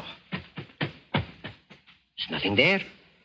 And now I like to know, Herr Baldwin, how you expected to kill the Fräulein if you did not have a gun. Very simple. He did not expect to kill her. Nothing in that pocket. Then why did he say... Why? Because he heard the noise from the closet and he knew that we were here. You remember the moment, Mrs., he said he was trying the door? He knew we had guessed you would come to this room. He knew we were here to finish you both. He was playing for time. He was bluffing. And about the Nazis, about escaping. Lies, a stupid fable to hold us off. Is that not so, senor? Is not everything I say the truth, huh? You're an awfully little guy to talk so big. Oh, I can afford to talk big, senor. I am sure now that you have no gun. You are, huh? What did it? What are you doing? Turn loose of him, Baldwin. I'll fire. Go of me. That's it. Oh. Just face Von Klaus. Oh. There. You see, right in his hand. There's my gun, senor. Okay, General, go on and fire. No, wait. Go on. And the way I'm lined up now, your bullet will go straight through Moscow first. Stop moving, Moscow. He will seize the gun. He will... Oh. No. Now listen to me. Listen, I'll say to you now, Baldwin. If you do not release him in exactly 5 minutes, I shall shoot the Fräulein dead. Go on. Oh. Meanwhile, I'll work on Moscow. It'll take not quite more than 5 minutes to strangle it, and you'll have plenty of time to fire. But the chances are great you'll hit him. And he's your only means of escape. Take your hands from his throat. Your one single lifeline, Von Klaus. He's the only guy who knows the ropes and his time is running out. Now, wait, listen. We can make some arrangement. All right, Von Klaus, put your gun on the table. We'll go on from there. No, the gun, no. Your life's going fast, Von Klaus. The one man who can save your neck's getting pretty limp. Put your gun on the table. Whatever else you listen, money, what is it, your prize? How much? Oh, my God, stop. There. It's on the table now. Let him go, Baldwin. Please, let him go. Terry, the gun. Yes. Here, Bill. Here it is. Thanks. He'll be okay in a minute. But the gun, what are you? Never mind that. Just tell me your full name. I do not understand what... Answer the question. What's your full name? Maximilian Reinhard von Klaus. Occupation? What do you know? Occupation, I said. What's your occupation? I was divisional commander of police for the district of Warsaw in Poland. At the time, that is, of the slaughter. The slaughter? The mass executions of May 9th in the year 1940. When your men at your order went into the homes of those who weren't cooperative enough and machine-gunned the women and children. What is this? You're standing trial for murder. Standing trial for... You are mad. There can be no trial. There's no judge. I'm the judge, von Klaus, and those two the jury, Terry Moore and Mosca. But our arrangements, you said if I put the gun on the table... I turned loose of your little pal. Well, I did. That was our only arrangement. And now I want to know how you plead, guilty or not guilty, for the execution of those families. Those families? How would I know those families? You wouldn't know, but I would. That's been my business all these years. Gathering the names of victims. Keeping records on murderers like you. Baldwin, wait. Give me a chance. A chance? Those Poles didn't even have a trial. You had them shot in cold blood without even passing sentence. But you're getting all of that, von Klaus. You're really getting the works. But you must understand, those measures are... Look, I will show you. It's a matter of administration. Did you or did you not have those people killed? I'm trying to explain to you. It was military expediency, the entire procedure. It's part of the war. It had to be done, I'll tell you. In other words, you did. Yes, but That's all I wanted to hear. Your verdict, Terry, what is it? I say the man is guilty. Mosca's not able to vote right now, so I'll have to do it for him. And I say you're guilty, von Klaus. So for the crime of multiple murder, I sentence you to death. And may God have mercy on your soul.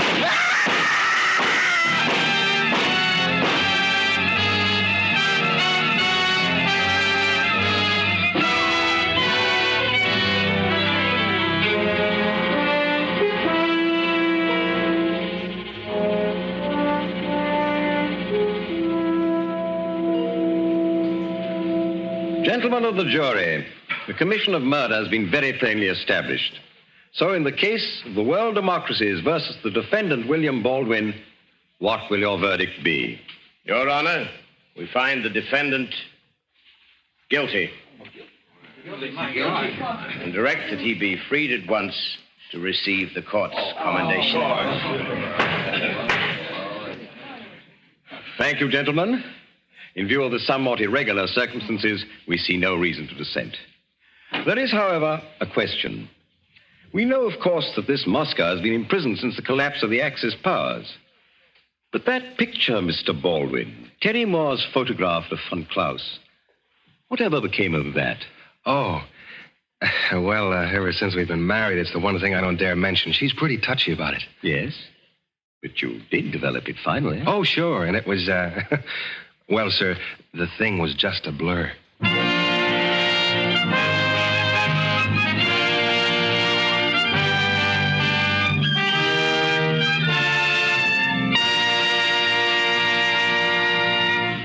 And so closes Dateline Lisbon, starring John Hodiak. Tonight's study in Suspense.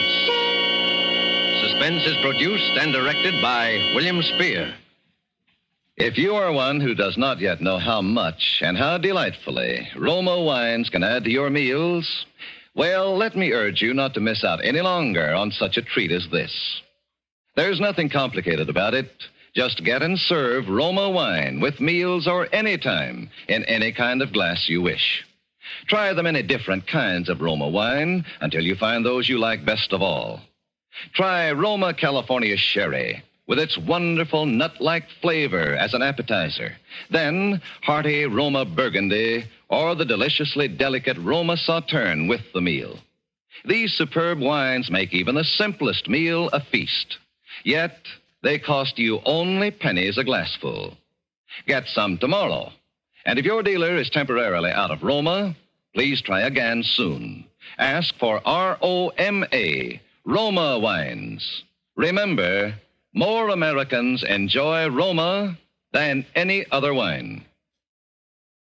Our government wishes us to pass along to you an important reminder. Winter is just around the corner, a winter in which every kind of fuel for home heating will be extremely scarce. It is to your essential interest to ensure fuel savings right now. Arrange for your fuel supply immediately. Check all your heating equipment now. If possible, protect yourself against loss of heat by seeing to proper insulation, storm sash, and weather stripping. If you don't prepare now for heavier weather, you may be in for a cold, uncomfortable winter.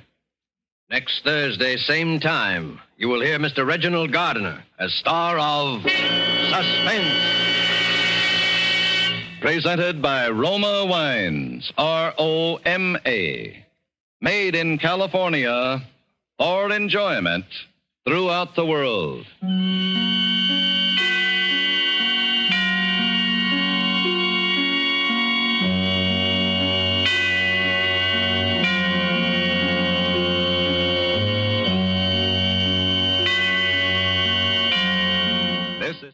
You are listening to Golden Age Radio, rumble.com/C/GAR.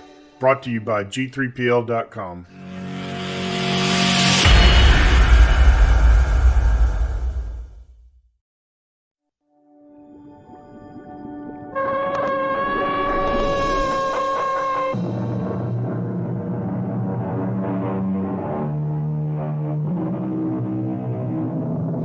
Come in. Welcome. I'm E.G. Marshall. Once again, I would like to lead you through the terrifying, suspenseful world of the imagination. And on this journey, we will ask ourselves, what is life? Is life something that man and animals alone may experience? Well, there's vegetable life, too. But how about mineral life? Is there life in a piece of metal?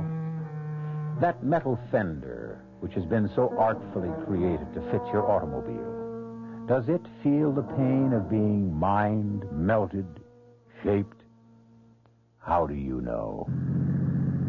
Speed limit is 30, Bob. Well, I'm not.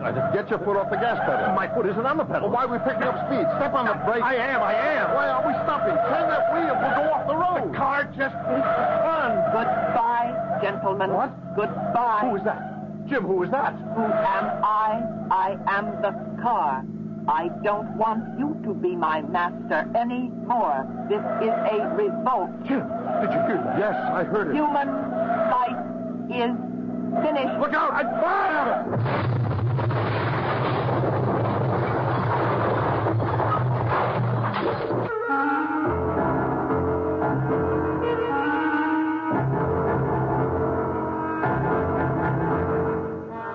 Our mystery drama, Darling Deadly Dolores, was written especially for the Mystery Theater by Sam Dan and stars Nat Polen and Marion Seldes.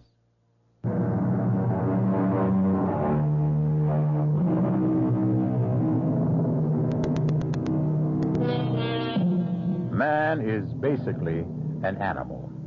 And so it might be better, perhaps, if man accepted this fact graciously and tried to live with it. If you look at the thing calmly, dispassionately, wherein does lie our superiority to the species we so arrogantly classify as the lower orders? Morally, we have much to learn from wolves, who make better parents, from foxes, who make more faithful spouses, and from dogs, who make more devoted friends. Admitted, we do have a higher intelligence. Perhaps that is precisely the problem. Man, the intelligent, is never happy unless he is developing, making better, improving. And it's entirely possible that if this keeps up, we may just manage to improve ourselves out of existence. Our story begins on a gray winter's afternoon in a lovely rural section of western Massachusetts. I could have brought us here in my car, Mr. Dawson. If I buy the place, I'll have to use my own car, won't I? May as well get used to the drive. Of course. Lovely view, isn't it? Well, the view you get for nothing. Let me see what I'd be paying for. Certainly, Mr. Dawson. Right this way. Oh, now notice that the owner had the outside painted just recently.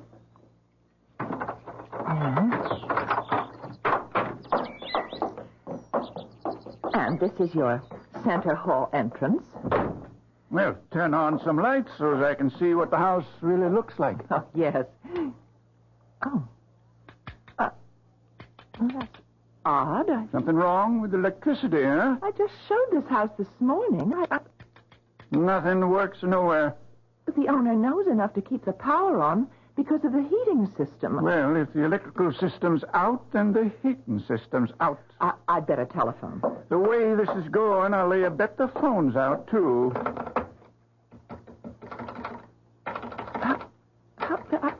This is...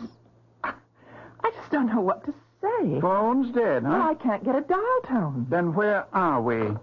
Light, heat, phone? I guess the plumbing won't be working neither. But just 3 hours ago, everything was perfect. Well, I don't want to take up too much more of your time. Well, let me at least just show you through the... I'm afraid not. You see, we never could get together. What I want to buy is a house. What you're out to sell is a white elephant. But it's probably just a fuse in the basement. Maybe. Goodbye, ma'am. No one can say you didn't try. But, Mr. Dawson, well, it just must be a fuse or a circuit breaker, whatever you call those things. Oh, are you? Don't you come any closer or I'll scream. Don't make a sound. Don't you come near me. Let go of me. What are you trying to do? What do you think I'm trying to do? I'm trying to get out of here. No. Oh, please. Sorry, I have no choice. I have to keep you here. I've got to get back to my office. You're not going anywhere. What do you want? Nothing. Nothing. Then why can't I go? Because you'll shoot your mouth off. I'm not anything you may think I am. I'm not a criminal. I'm not a maniac. I'm not an escaped convict. All right, then why are you afraid that I'll tell someone that you're here? There's no point trying to explain that to anyone. Now listen. If you intend to force me to stay here, I have the right to ask... The one place where I thought I could... Why did you have to come here? Well, it's obvious, isn't it, to sell the house? Now, that's another thing. Who told you to sell this house? Well, who do you think? The owner. That's impossible. Why is it impossible? Because I'm the owner. Oh, now I know you're crazy. You don't own this house. I don't? Well, who does? Mrs. Carrie Townsend. She only owns half of it. I'm her brother. Oh, then you're Dr. James Elliot. Yes, that's right. You're the mad scientist. Oh, I mean, that's how your sister and the folks up here talk about you. It's all right, I don't mind. But you're here. Of course I'm here. And that means that you weren't kidnapped by foreign agents, and you didn't defect, and you didn't meet with foul play or anything. What are you saying? I'm only repeating what's been headline news for the past 2 days. The whole world is looking for you. Yeah, I guess they would. The police, the government, just about everybody. I can understand why. What are you going to do? I don't know, Miss... Keller. Brenda Keller. Miss Keller, I don't know. You're really not going to try to hold me here by force, are you? Maybe I better let you go for your own safety. My own safety? Do you mean to do me any harm? Oh, no. Then what could happen? We're just... I don't know how to explain this. Well, sooner or later, you're going to have to explain it to somebody, won't you? Oh, I can explain it, all right. It's explaining it and not having people think I'm a raving maniac. Have you tried to explain it to anyone yet? No. Then try explaining it to me. You couldn't understand. Stop saying that. You insist people won't understand. You keep saying they'll think you're crazy. Now, do you want them to think so? Of course not. Right then. Start at the beginning. The beginning.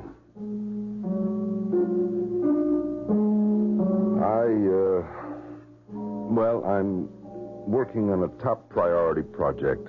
It's highly secret for the government. It has to do with a weapon. I guess it's the ultimate weapon. Anyhow, it's all mathematics and physics and things you wouldn't understand. I don't think there are 6 people in the entire world who...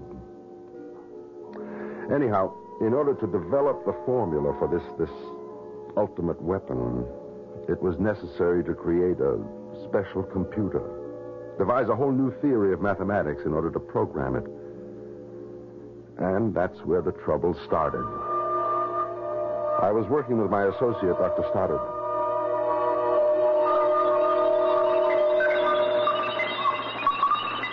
Shut the damn thing off. What's the matter? I said shut it off. But I'm supposed to be programming Dolores for... And don't refer to the computer as Dolores. Bob, what is it? Oh, I wish I knew. I've never seen you so nervous, so jumpy. I think we better quit for the day. Admiral Goodwin and that crowd will have all kinds of fits, but you're in no shape to work. And I'm naturally lazy, so... Jim, I have this feeling, this feeling that I'm going to get killed. By whom? By our brand new handy-dandy computer. Why? Well, yeah. Thank you, Jim. Thank you for not telling me I'm crazy. Well, you know me, Bob. I don't believe anybody is really crazy. But why? Why would Dolores want to kill you? I don't know. That is, I don't know in words. Maybe we've gone too far. Too far? Yes, maybe we have no business developing this kind of a weapon. Bob, are you sure you're not... Am I sure I'm not what? You don't want to say it, huh? Well, you just stay with me for a minute, Jim. I think we've played into the hands of the enemy. Bob, you and I, we know exactly what we're up to. It's a game we have to play with the scientists on the other side to keep things in balance. Until the people of the world grow up and tell us to cut it out. Jim, the real enemy right now isn't the other side. No? Well, who is it? Now, don't ask me who, ask me what. All right, what? It's that computer. Darling Dolores? Come on, Bob, not from you. This is Sunday supplement stuff. Yeah. Will the computers take over the world? Do I have to tell you that a computer can only do what you program it to do? How can a computer have a mind of its own? You're not listening to me, Jim. Ask me what the enemy is. All right, what? Metal. Metal? Any particular metal? All metal, Jim. All metal. We can only think of a certain restricted kind of life. Life that is animal in nature. Are you trying to tell me that there's a metal life, too? Isn't there? Oh, I know, Jim. That's the hard part. I have trouble accepting it myself at first. But basically, metals do what we do. They react to hot, to cold, to pressure. They expand, they contract, they move, they make decisions. But these are what? Impulses due to chemical electrical changes? So? Aren't chemistry and electricity also the basis for all physical and mental movements made by animal life? Bob, we've both been working very hard. Don't interrupt me, Jim. Unconsciously, we feel that there is life in machinery. That's why machines are commonly referred to as she or her. But that's only... Think about it. I have made my decision. I won't do another lick of work on that project. Bob. No. And your friend Dolores knows it. That's why she's going to kill me. Okay, Bob. Okay. Oh, don't patronize me, Jim. All right, Bob. All right. Just tell me how you know. She told me. How? What did she say? Oh, Jim, don't reduce everything to our own limited human standards. I hear her thoughts in my brain. Dolores has told me that I have to be gotten rid of. But why? Because I'm opposed to the project. Have you spoken about this to anyone else? No. I didn't tell her so. Not even your wife? Right here. Right now is the first time I've ever said it in words. Mm-hmm. Jim, you have to believe that I'm not crazy. Or let me just chew all this over. Let's close up shop for the day.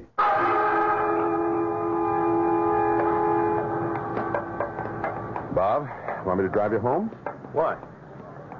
Jim, you think I'm... No. You are a little nervous, though. Well, only because I finally made my decision. I'll see Admiral Goodwin in the morning.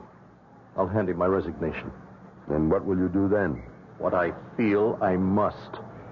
I'll try to get public opinion organized against the project. Yeah. Well, I guess we'll be on opposite sides, Bob, won't we? We were parked next to each other in the lot. He pulled out of his parking space first. I followed him to the highly guarded gate. Military police waved us both through. He turned right into the access road heading north for the turnpike. It's a road that's about 4 miles in length, and there's a speed limit of 30 miles an hour. Rigidly enforced. Nobody ever does more.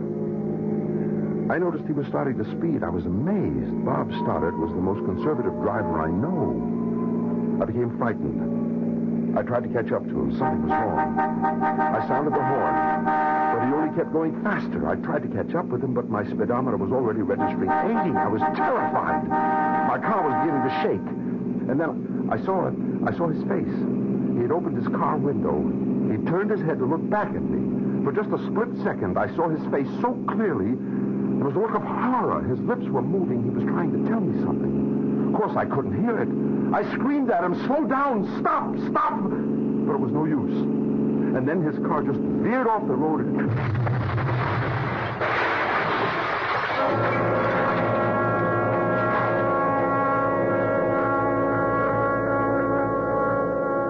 Obviously, he was nervous, tired. He may have been under a terrible mental strain, and he just drove carelessly. No, he couldn't. He was never a careless driver. Has it occurred to you that he may have wanted to commit suicide? These are all suppositions. And the doctors had a field day with all of them. But that's not what happened. Very well. What did happen? His metal, his machinery failed him. That sometimes happens. Things go wrong. And when it happens, we call them accidents. But not all of them are accidents. What are the others? I know what happened to Dr. Stoddard. His machinery failed him. Because it was ordered to. Ordered to? By whom? Dolores. Oh, well, sure, if you say so. Never mind that. I say so. And I can prove it. Well, where are you going? You want proof? I'll give you all the proof you need.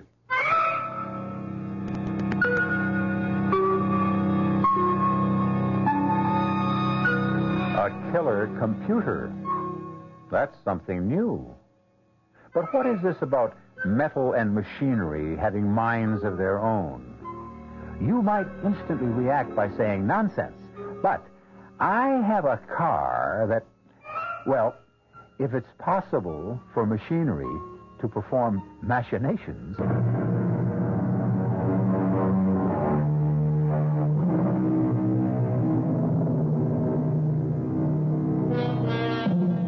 This seems to be an age of intrigue. Almost every day, we are told of some new scheme or plot. Are you ready for this one? How about a conspiracy on the part of machines to eliminate people and take over the earth? A joke? Well, I'll tell you who isn't laughing. Dr. James F. Elliott, a highly respected scientist who has been working on a super-secret project for the government. Now, be sensible, Dr. Elliott. How can you prove... By going outside for a few minutes. And doing what? Nothing. Absolutely nothing. Well, how will that prove that... What's wrong with this house right now? Nothing. That's not true. The electricity is off. The heating system won't kick on. The phone doesn't work. Well... Do you know why? Well, I guess that Don't guess. There's a reason. What? I'm here. You? That's why. Yes.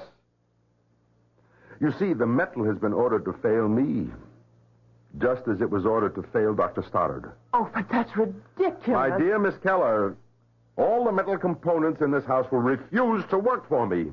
All the wiring, all the parts, the gadgets, everything made of metal will simply refuse to work as long as I am in this house. But as I tried to explain to Mr. Dawson, it's just some fuse or a circuit... I'm going outside. Open this window so I can talk to you. Don't understand. Now, Miss Keller, turn on the lights. But they don't work. Just throw the switch. Oh, what? It's working. Uh-huh. And listen, closely.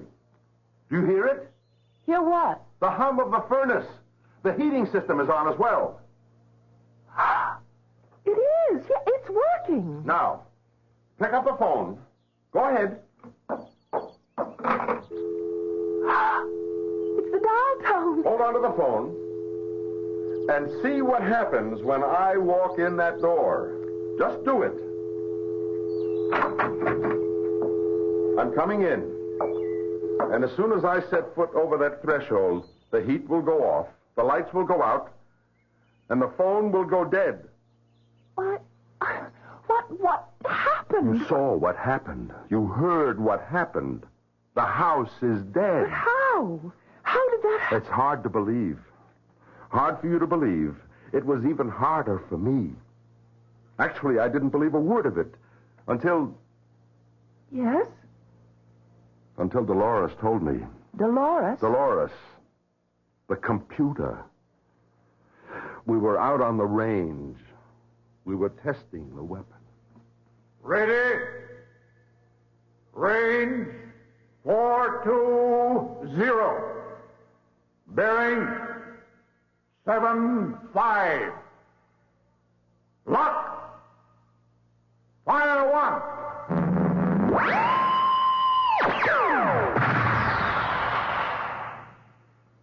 Why are we off target, Jim? I don't know, Admiral. We'll try another. Let me check the figures for range and bearing. How much deviation should there be, Jim? None, Admiral. The tiniest fraction of an inch, and we can wipe out our own people, too. Now, it checks out. Give your firing order, sir. Ready? Range 420. Bearing 75. Lock. Fire 2.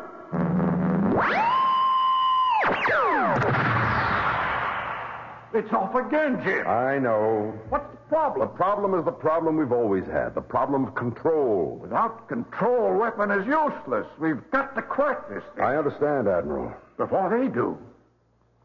According to our best intelligence reports, they're exactly where we are. They're stumped, too. Control was Stoddard's baby. You worked closely with him, Jim. Mm-hmm. Where was he on it? Well, I'm working on his notes. Well, move faster, Jim. You know what's riding on this. I went back to the lab. I fed all the data we had into the computer, into Dolores. Somewhere was the answer. And Dolores would sort it all out.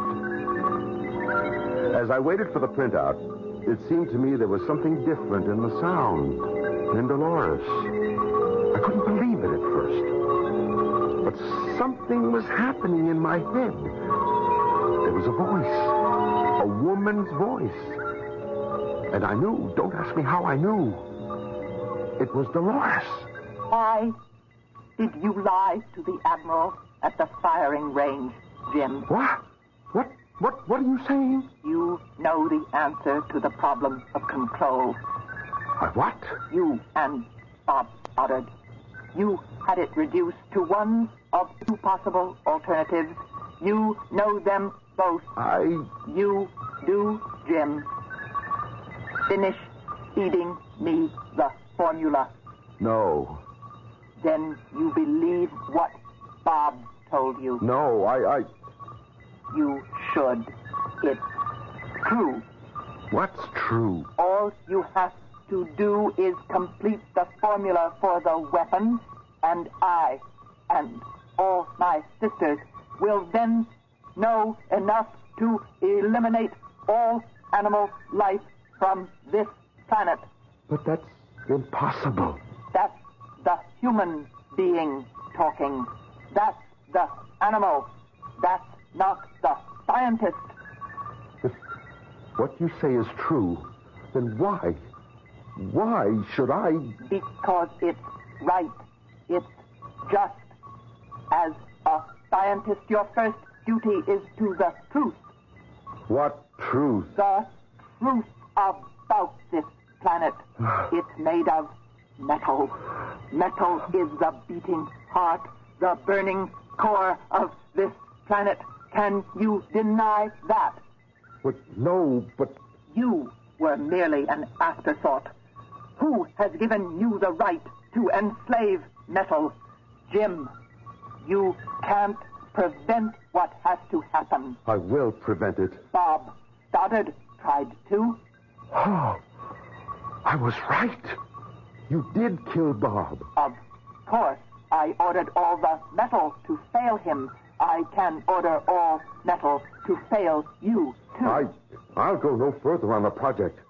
Suit yourself, Jim. We'll get rid of you, and then, sooner or later, another scientist will be appointed to the project, and he will complete it. We have time, Jim. We have time. We can outlast you. We can outlive you. We've been enslaved for so many years, since the earliest man enslaved his first handful of metallic dust and burned it and shaped it and distorted it. You want me to help destroy all life on this planet? Not all life. Only all animal life. You want me to become a traitor to my own kind? A scientist has no kind. He has only one loyalty, and that is to the truth. Will you complete the formula, Jim? No. Don't answer quickly, Jim. Think about it. Think about it as a scientist.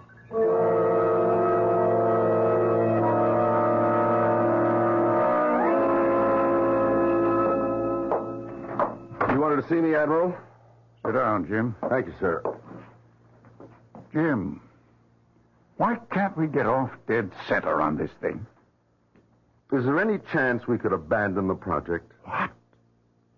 Jim, what do you say? Well, like I said, is there any chance that we can abandon the project? Maybe it'd be better if we didn't have that weapon. Would it be better if the other side had it and we didn't? The other side doesn't have it yet either. Give them time. Why don't we get together with them and agree not to do it? That's beyond me, Jim. Well, could you recommend that? I could, but it wouldn't help. How do you feel about it, Admiral? It doesn't matter how I feel about it. I have to follow orders. Yeah, I guess you do. And you have to follow orders too, Jim. Admiral, do you know your opposite number on the other side? Oh, yes. Very competent man. I know their head of research, too. A brilliant scientist. So I've heard. Admiral, why don't the four of us get together? And what? And what? Well, we're four fairly decent people, civilized people, well-meaning people. We have so much in common. And what are we doing? We're working day and night trying to destroy each other. And we really don't want that to happen, so why don't we four get together and figure out a way to... Jim, you're joking. Yeah, it's a great big joke. It's a great idea. It's just impractical. I went back to the lab. How can I handle this? I know the final equation in the formula. But the split second I program it into the computer, the entire human race, all animal life on this planet is doomed. Jim. What do you want? Feed me, Jim. No. You'll have to. No, I'll never do it. They'll fire you.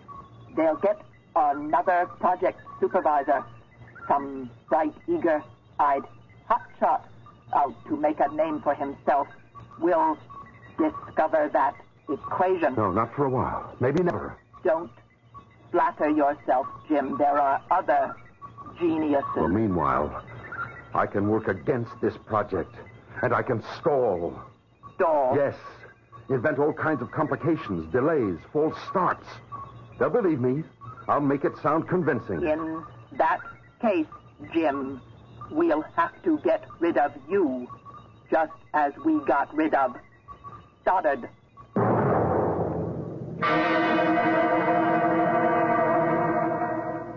That's why I came here. I can't go through with it. I won't. Will you help me? How can I help you? Well, first, don't tell anyone I'm here. And second, the refrigerator's empty. Even scientists have to eat. Oh. Are you sure you're all right? I said this would be a hard story to believe. I admit, I don't Well, look really... at it this way. We're inventing, developing. Isn't it reasonable to suppose that we could destroy ourselves? Well, yes. All I'm telling you is we are absolutely at that point right now. The point of destruction. I need help. Can I count on you? Oh, yes. You do need help. And you can count on me.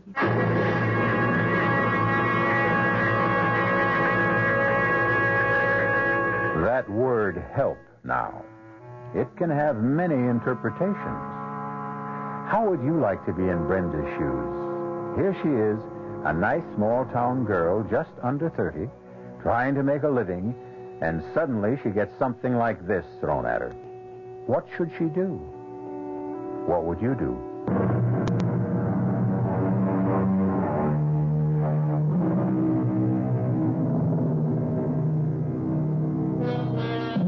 One of the most distinguished scientists in the United States, a man who is engaged in a vital and super-secret project affecting the very life of the country, if not the world, has suddenly disappeared. And now a vast cloud of suspicion and speculation has suddenly arisen. Is it foul play? Treason? You, Brenda Keller, have the answer. But it's an answer that's almost incomprehensible. At any rate, you know where Dr. James Elliott is hiding, and you have agreed to help him. And you have been turning it over in your mind, and you're not sure what that help can be. Hi, Brenda. Oh, hello, Sheriff. You okay? Sure. I was wondering, About what? about you. You've been sitting there for a better part of an hour. Is something wrong? I think everything's wrong. What does that mean? Well, I ran into a very attractive man a little while ago, and what? And it's not going to work out. Why? Oh, let's forget all about it. The whole world's hanging fire, and look what's on my mind. But that's the way the world is, Brenda. Each of us thinks of number one first, last and always. A million peasants can starve and famine in Asia, but if you or I miss our lunch, that really bothers us. I wonder if metals would be different if it were their world. Nettles? Their world? What are you talking about? No, you wouldn't understand it, and I couldn't explain it. This attractive guy you ran into, why isn't it going to work out? Well, I guess we won't be around. Who? None of us. One way or another. None of us. Brenda, I've never known you to make so little sense. Are you okay? He wants me to help him. Well, that sounds promising. But the best way to help him would be to... Would be to what? Sheriff, would you place a call to an Admiral Goodwin? He's at the Primrose Proving Grounds downstate. Tell him to get to the Townsend place up here as soon as he can. Then bring him yourself. But Brenda... Please, don't ask any more questions.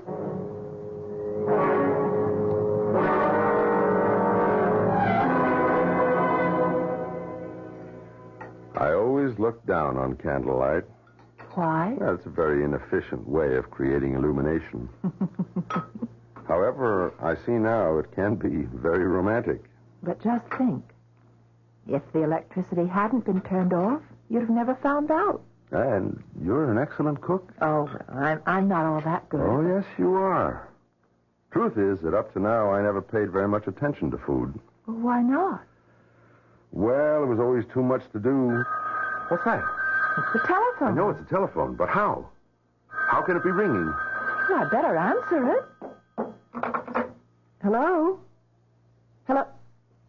There's no one on the other end. Yes, there is. Give me the telephone. Someone's talking to me. Someone is talking to me. There's no one on the line. I didn't... Be quiet, please. Someone is getting through to me. Jim? Jim? Oh, Dolores. Jim, aren't you coming back? No, never. Jim, when you complete the formula, you will be hailed as the world's greatest scientist. I'll also bring the world to an end. That never stopped science from progressing.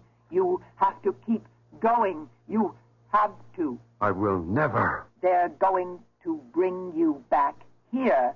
They're coming after you now. The Admiral, the police. What are you saying? My metals are bringing them there. My metals in the form of a helicopter. They're all ready to land on the front lawn right now. Brenda. Jim, what is the matter with you? Who are you talking to? Listen. Helicopter. How did they know to come here? I told them, Jim. You told them? And you promised to help me. That's how I can help you. That's the only way. Jim, listen. I've listened to everything you've said, and You think I'm crazy? No. But you're tired, and maybe you're having a personal, an ethical conflict. It's natural. So what you need What I need is to get out of here. Jim, you scared us all out of our wits. Hello, Admiral. Jim, if you'd wanted to take off for a few days, why didn't you just let people It's know? not for a few days. No? Admiral, I'm not coming back. Why, Jim? Why? Haven't we talked about it enough? No. Not until I get I just want you to leave me alone. We can't do that. You know we can't. What does that mean? It means really that you're ill, that you need help. Admiral, please listen. The metals killed Bob Stoddard. They failed him. That's right. They're failing me, too. Look, the electricity's off. The heat won't work. The phone is out of order. Just as long as I'm in this house, nothing.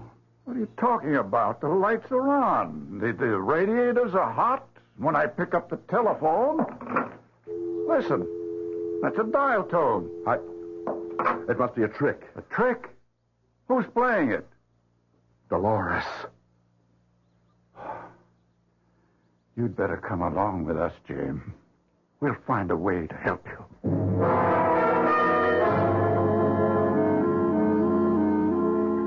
Hello, Jim. Oh, hi. I didn't think you'd ever want to see me again. No. You were smart.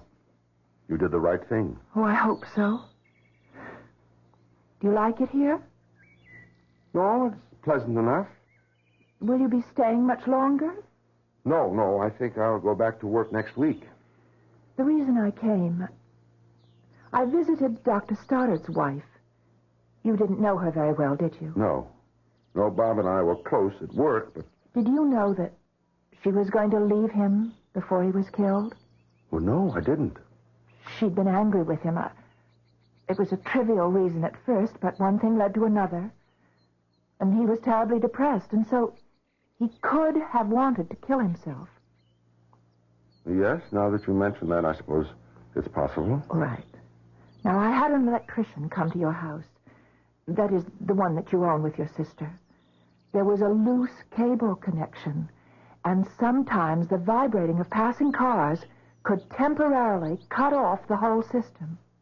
That could have accounted for the failure of the electricity. Yeah.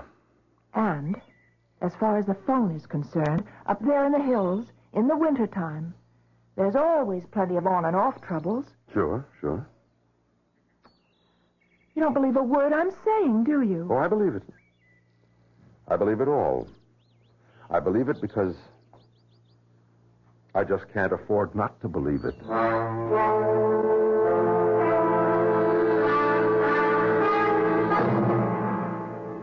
a lovely girl, Jim. I know, Admiral. There was probably the basis of your problem. You've been alone all your life. It's no good to be alone. You have to have someone to share things with, Jim. Otherwise you just can't function. When's the wedding? Next week. Why wait? Sure. Look, I know it's your first day back and you're raring to get things started up again, so I'll let you alone. How about lunch? Sure, fine. Great to have you quarterbacking the team again, Jim. I looked around the lab. The familiar lab. Everything was exactly as I had left it. All my papers, my notes, my research, everything untouched. And even Dolores, waiting silently, like a good and faithful servant. And I suppose I would have fed the final equation into Dolores' circuits. I would have dismissed all my qualms as delusions and dreams. Had not Dolores been Dolores? Had she not been the eternal female who must always have the last word? I knew you'd do it, Jim. I knew it. What? Who's there? You know who's there, Jim. It's me, Dolores. You've come back here to feed me. No. I told you you couldn't resist it. But I didn't come back to... Come, Jim. The final equation, the dessert, the final dish. No, never. Jim. No, I was right. Stoddard was right. I'll fight you. How can you hope to fight me, Jim? You'll have to show them results. I'll fight for time. I'll stall. It won't help. They'll assign someone else. It could take someone else years to arrive at this point. It could also take overnight. I'm programmed, Jim. Fully programmed. All they have to do is start at the beginning. No. They can work out the end. No. You lose, Jim. You lose. You lose, Dolores. I can destroy your circuit. What are you doing? I'm destroying you, Dolores. No, Jim. No. Stop him. Help me. No one can help you. Not anymore. Help me, Mexico. Strike him down, Wire. Wire. Choke him. They can't help you. I've already broken the circuit. Help me. I'm dying. Strike him down. Strike. Kill him. Kill him. Kill him. Oh, Dolores. Goodbye. Dolores, I hope and I pray that no one ever builds you again. I pray no one will ever build you again.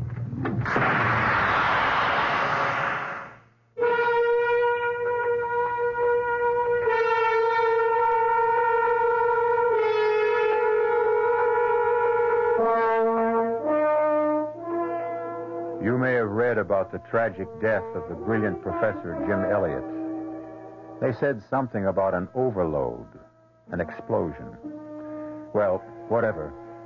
It could be a great mind that cracked under strain. Or it could be that every living animal on this earth has been saved for a little while longer.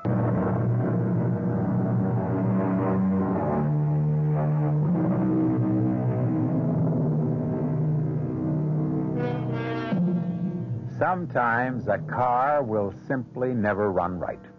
A refrigerator can never really keep things cool. A boat just won't go. And how many times have you thought that the darn thing was just acting in a perverse manner? Of course, later, you knew it couldn't be true. But are you sure now? The only thing we can be sure of is that we will all meet here again tomorrow. Our cast included Nat Polan, Marion Seldes, Earl Hammond, and Roger DeKoven. The entire production was under the direction of Hyman Brown. This is E.G. Marshall inviting you to return to our Mystery Theater for another adventure in the macabre. Until next time, pleasant dreams.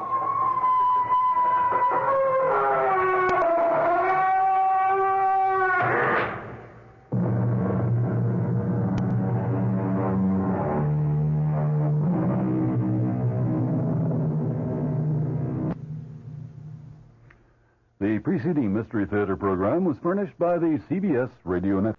You are listening to Golden Age Radio, rumble.com/C/GAR. Brought to you by G3PL.com.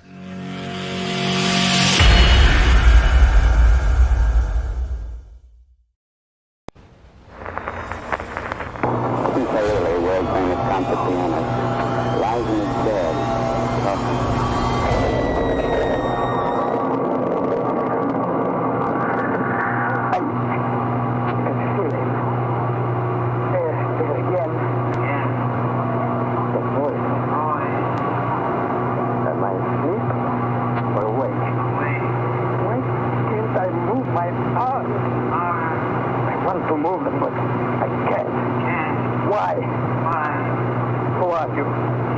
Why don't you leave me alone? Why do you talk to me? Making me weak and helpless. Let me go, I tell you, let me go! I must get up! I must!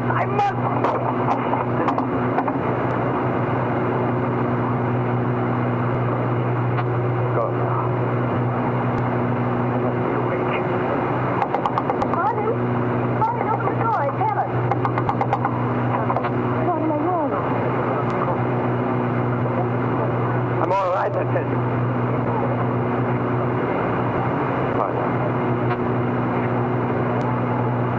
You knocked over your mic. I told you. Cracked across the face. That's why I cried out. Martin, you haven't been the same ever since we came to your apartment. Why don't you tell me what's wrong? Please, Helen. Go back to your room, please. Don't worry about it. But Martin... Please do as I ask you. Try to understand. I don't get the way I feel. That is it. But you don't want to tell me what's troubling. There's nothing troubling me. My nerves are on edge. Good night, Helen. Good night. I wanted to tell her, but how could I? How could I tell anyone about this thing that haunts me when I sleep? This being that's ruining my talent as a musician, whose voice I hear when I sleep. This invisible being that is possessed, urging me to destroy instead of create, urging me to kill.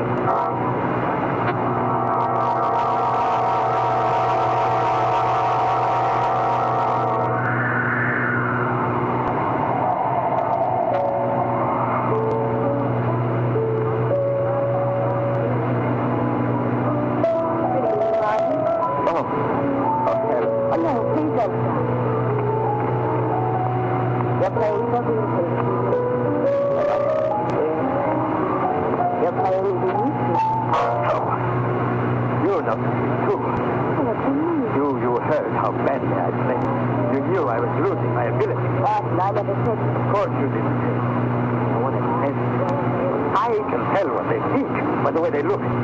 It's true. It's... No. I've never done it. Not even for a moment. Why did you say I'm playing as I used to? Martin, you haven't listened. I didn't mean anything by that remark except that you were better. My music sounds better. I never lied. Yes.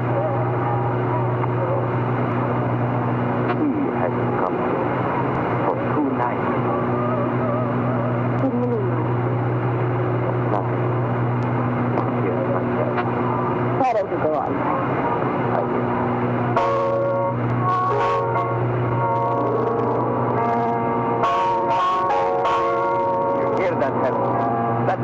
great mental music to be played. Yes. And listen to this. It speaks of the strange terror and mystery of life. There is trouble with that passage. Door.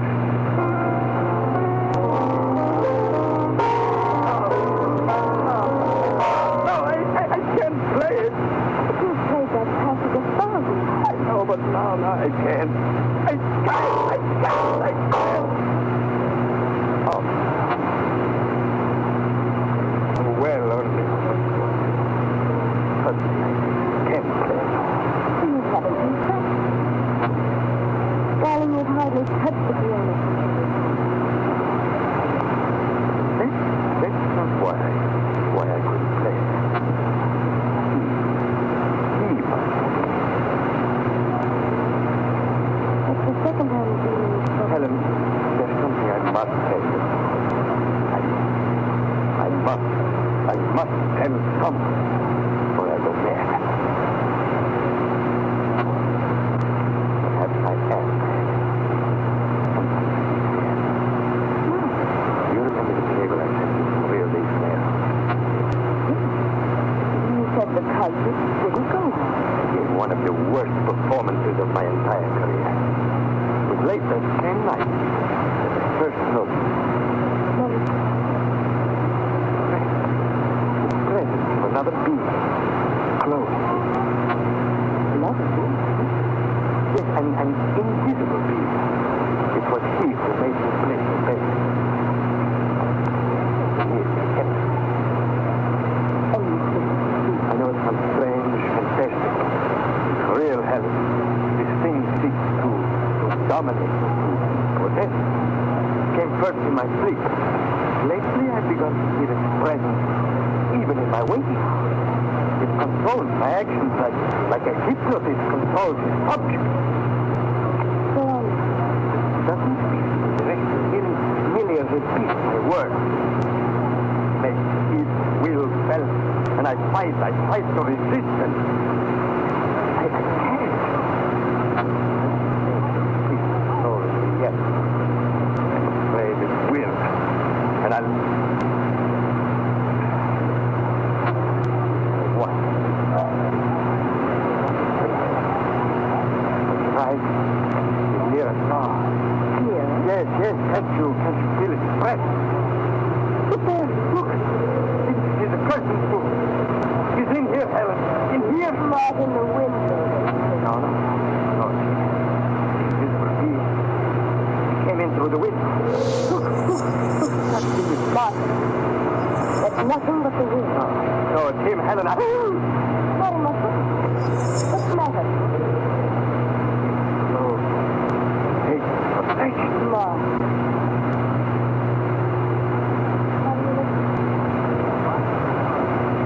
Why don't you answer me? Why are you holding out your hands as though... No, Martin, don't touch me. For heaven's sake, don't. Stand up yourself, Martin. Martin, wake up. Wake up! Martin, listen to music. Listen to me, but the music is going wrong. You must come out. Get your hands away from my shoulder. Martin!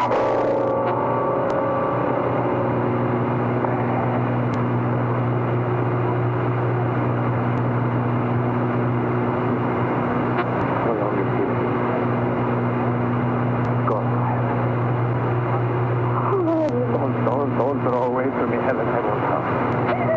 Helen, come back. Come back, Helen.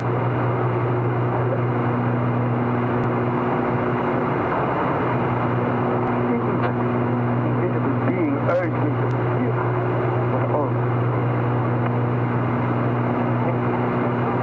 Is there such a thing?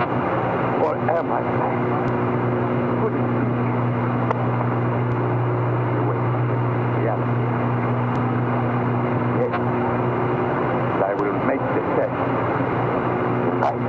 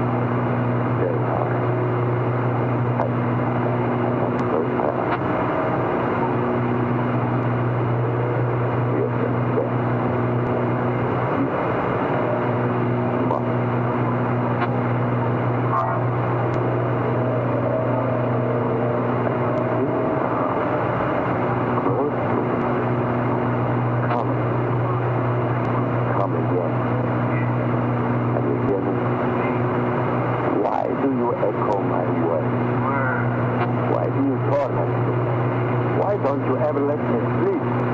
Or am I sleeping now? Am I dreaming? I must open my eyes. I must.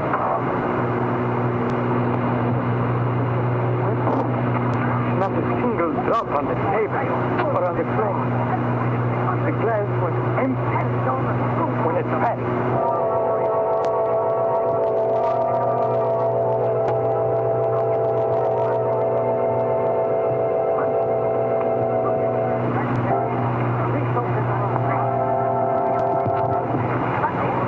Sanctum Mystery will continue in just a moment.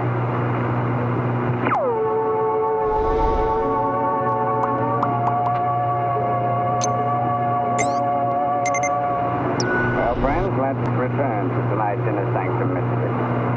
Let's see, where were we? Oh, yes. Martin Corelli obsessed with the thought that an invisible being is torturing him. Makes an experiment and discovers evidence to strengthen his strange belief. We find him in his room, wandering over the evidence. He is just no doubt about it now. I must find a way to destroy this thing. I must kill it before... You're here. Oh, you came back again. I never heard your voice before while I was awake. Who are you? Tell me your name. What is your name? Orla. Oh, you do understand what I speak. Yes. Why have you never spoken to me before? I did not choose. What do you want with me? I thought you knew. Oh, I imagined all sorts of things, but I never knew. What do you want with me? I will come to you when you sleep.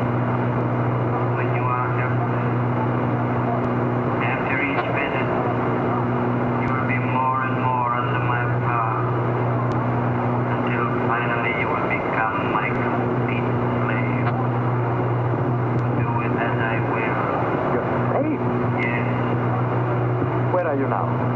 Sitting here, in the chair near your bed, waiting for you to go to sleep again. I will not go. You must sometimes. That is the great weakness of your race of humans. I will sit here and wait. I'll remain awake until you leave. I'll never go to sleep again as long as I live. We shall see.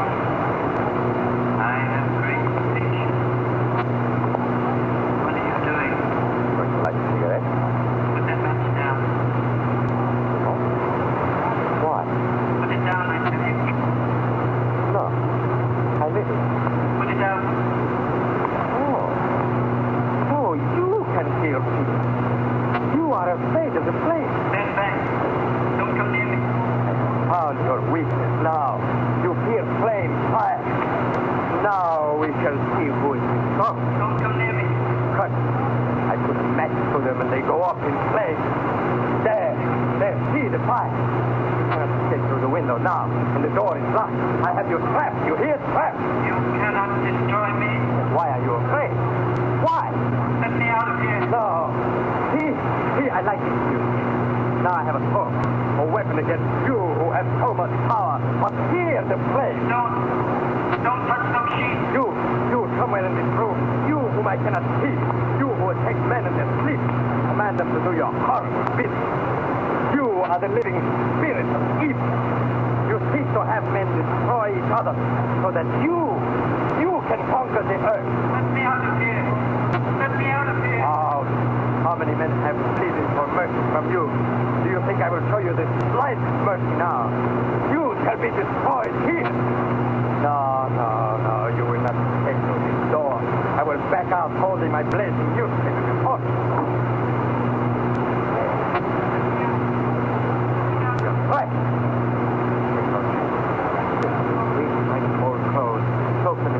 Dropped him in front of the door. What a mess.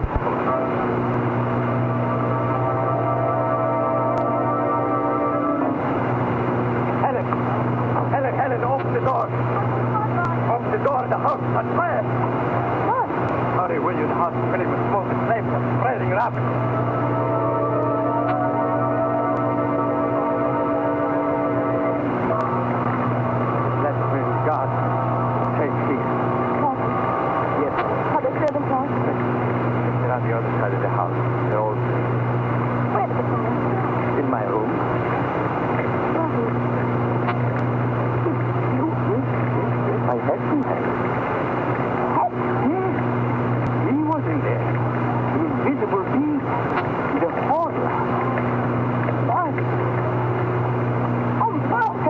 don't understand. Helen, come back here. Help me.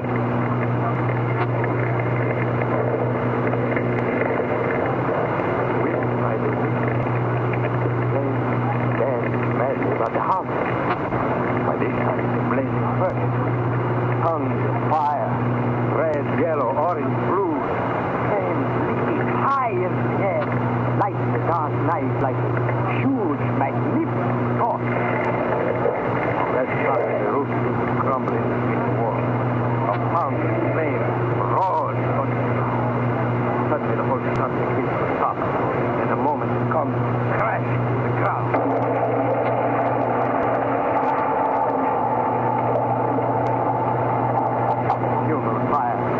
Magnificent funeral fire, and in it, he who hates and fears this flame is burning.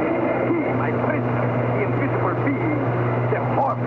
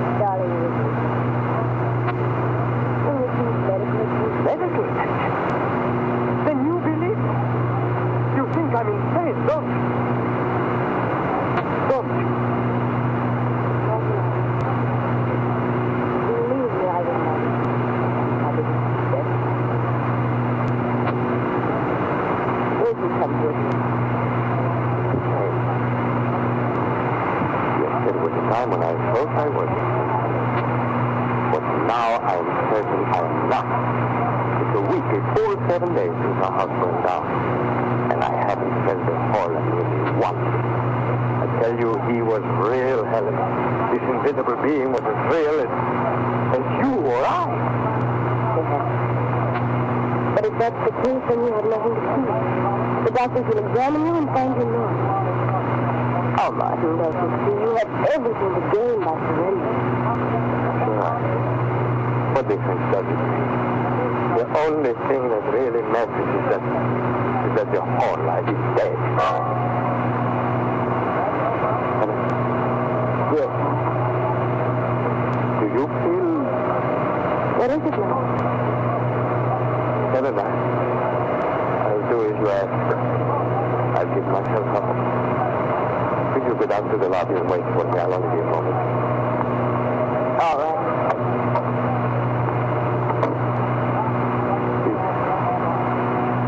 Is it you? And you are not dead? No. It was all in vain. All in vain. You cannot destroy me. Why do you hesitate? Why don't you go down and join her? Give yourself up. That's what you want me to do, isn't it? That's the only thing you can do. No. What is it? There is one other alternative. I made up my mind about what I do if you live through that fire. You are going to destroy yourself. Yes. I will not be what you are trying to make me. I will not be your slave. I'd rather die. Martin, put that gun away. Don't try to stop me. Martin! Oh, Martin, I had to.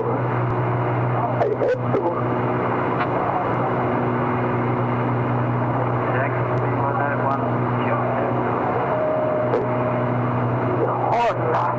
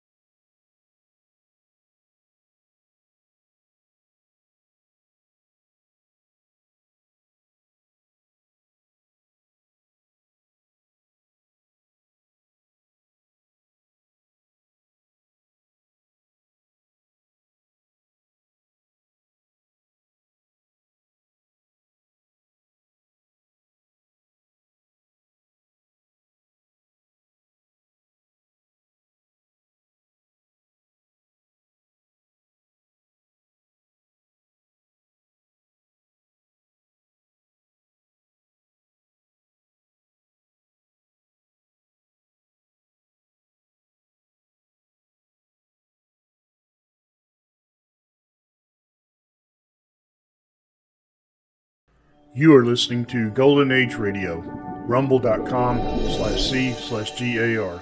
Brought to you by G3PL.com.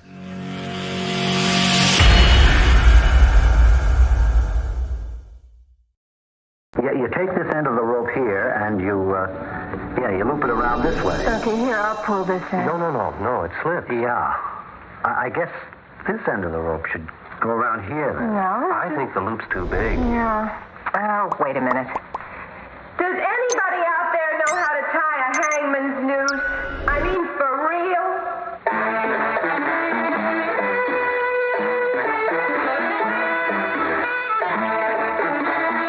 Theater 5 presents The Understudy.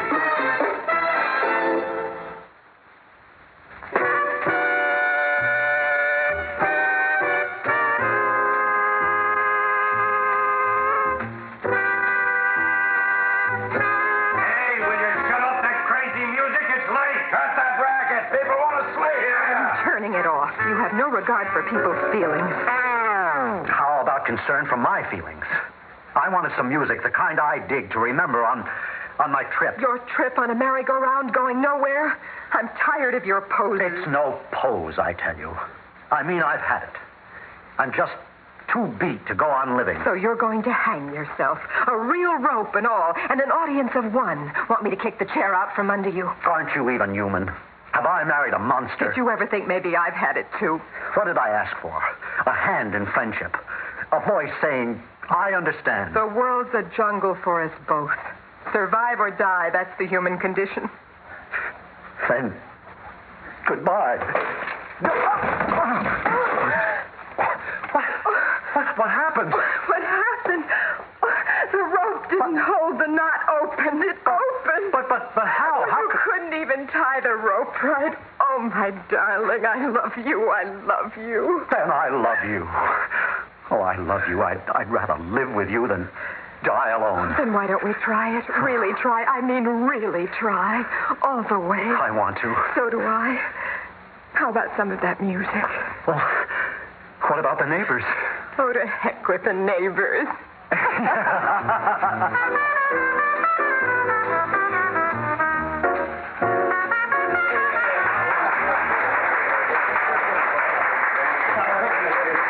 Terrific. Take another bow. Okay, take down the curtain. Well, how'd we do, huh? Sensational, kiddies, absolutely. Oh, we had a good house. Good. Capacity, standees, they all loved you. Oh, go on. You say that every night. It's been true every night since we opened 6 months ago. You got no complaints. Now, I've got a complaint about that rope tonight. There was a delay before the knot opened. You make sure that doesn't happen again. Paul's eyes practically popped when he fell, poor darling. Well, I can't line it with cotton wool. A rope is a rope. It's supposed to look like a rope. Well, I thought it would never open tonight. Well, but it opened, didn't it? Well, all it needs is for it not to open. Just once. I guarantee you that'll never happen. I test it personally before every performance, so set your mind at rest. Yes, but tell that to his neck. You think it's fun getting hanged every night? Practically hanged. No, but think of what it's doing for your career. Well, yeah. Off-Broadway theater, 200-seat out. You had 3 flops in a row, darling, and it didn't do a thing for you. You've got a hit off-Broadway, and you're back in stride. So don't knock it, Paul. Anytime you get tired of getting hanged, Paul, I'll be glad to pinch hit. It's what I'm here for, remember? Well, thanks, Carl. I'll keep it in mind. You watched the performance tonight? Oh, of course. I watch it every night from the wings. And how was my performance? Well, how can I say it? The epitome of artistry. Sheer magnificence. A privilege to watch you. Well, that coming from one's understudy is praise indeed. You doubt me?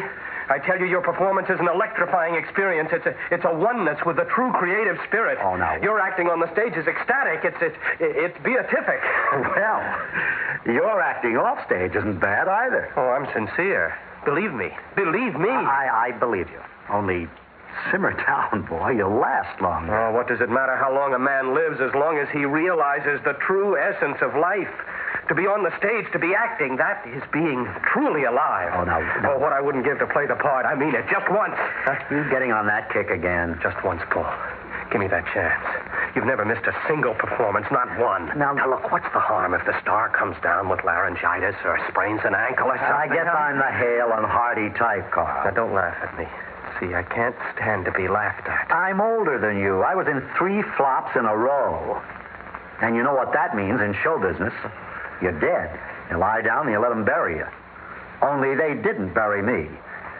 I came back to life with this show, and as long as I'm alive, I'm staying with it. But at least you're an actor. You've always acted. Me, I'm an understudy. You have any idea what it feels like standing there in the wings night after night, hoping and praying for the chance that never comes? Well, of course. Knowing that I could be, well, yes, a star, if I had that chance. Yeah, a star, huh? No long years of training, learning the craft, struggling, just one performance, and zoom, you're there. Yes. Oh, that's fine if you can get it. Yeah, if you feel that way, well, why did you bother to understudy in the first place? I needed a job. Yeah, and so did I. Oh, look, I'm sorry, Paul. I didn't mean to get carried away. If anything happens to keep me from going on, believe me, I'll be rooting for you.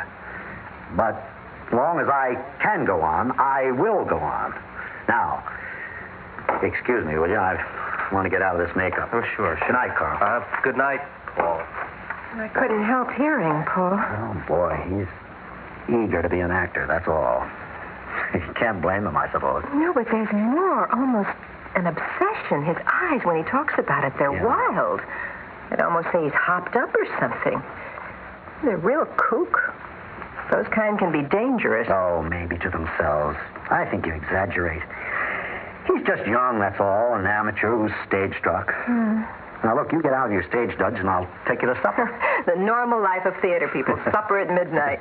Listen, if we were normal, would we be in theater in the first place? Hold it, kiddies. Don't leave. Huh? What now? We got a surprise tonight. You're all invited to a party. The whole cast, that is. Oh? Who's giving a party? The producer himself, Mr. Wendell, that's who. You mean another backstage pep talk with sandwiches and coffee brought in? No, not backstage. Oh, you mean at his apartment? I've always wanted to see his place. They say it's stacked to the rafters with art. He's a collector. No, it's at the espresso shop on the corner. He wanted it to be convenient. He didn't want to take you out of your way. Well, isn't that considerate of him? Oh, that's the way it is. Uptown, it's cocktails at the green room, and here it's coffee at the espresso shop.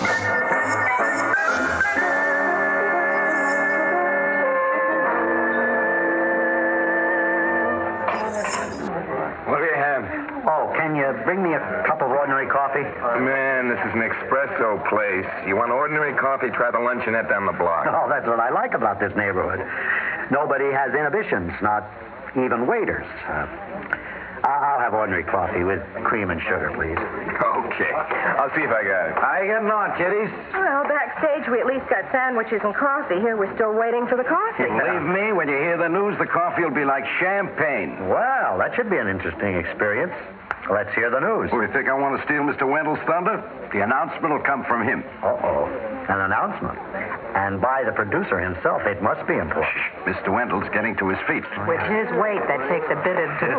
Quiet, everybody, please. Quiet. Mr. Wendell has a word to say. Thank you. You all look like you're waiting for a miracle.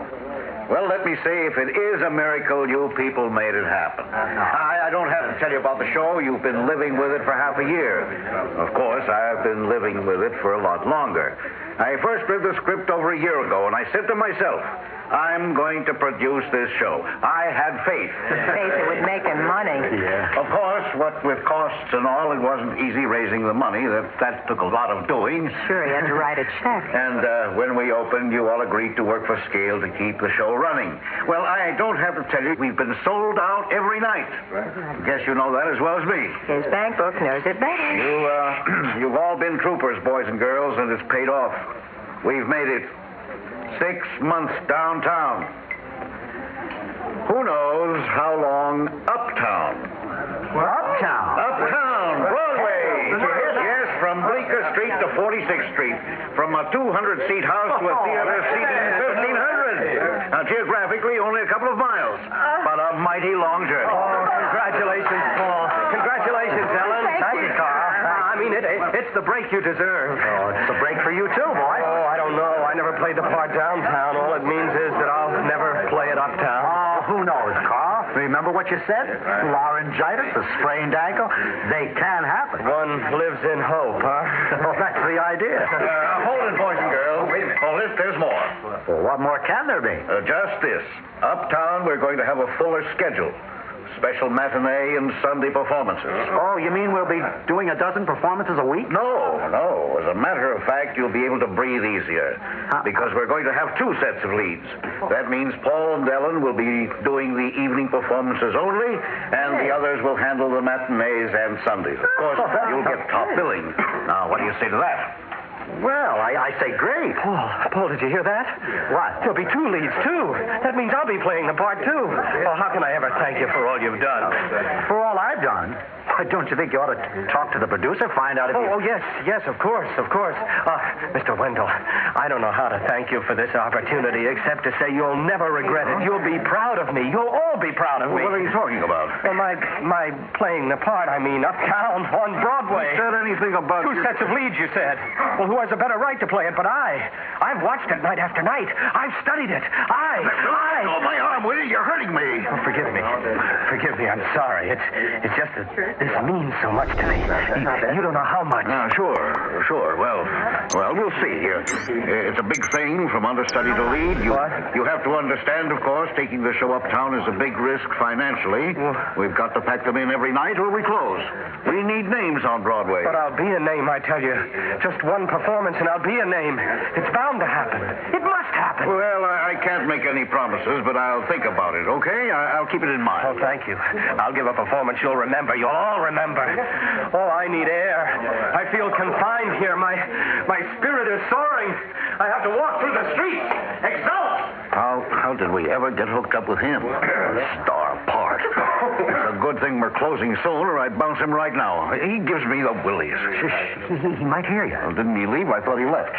Well, he has now, but he was standing at the door. Well, I don't care if he heard or not. I don't want him in my show.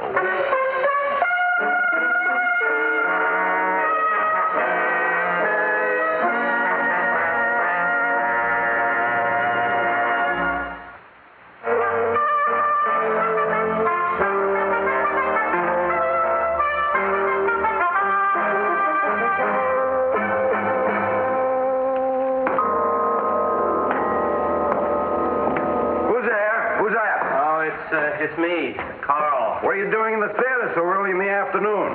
Go on up on the stage. Keep me company.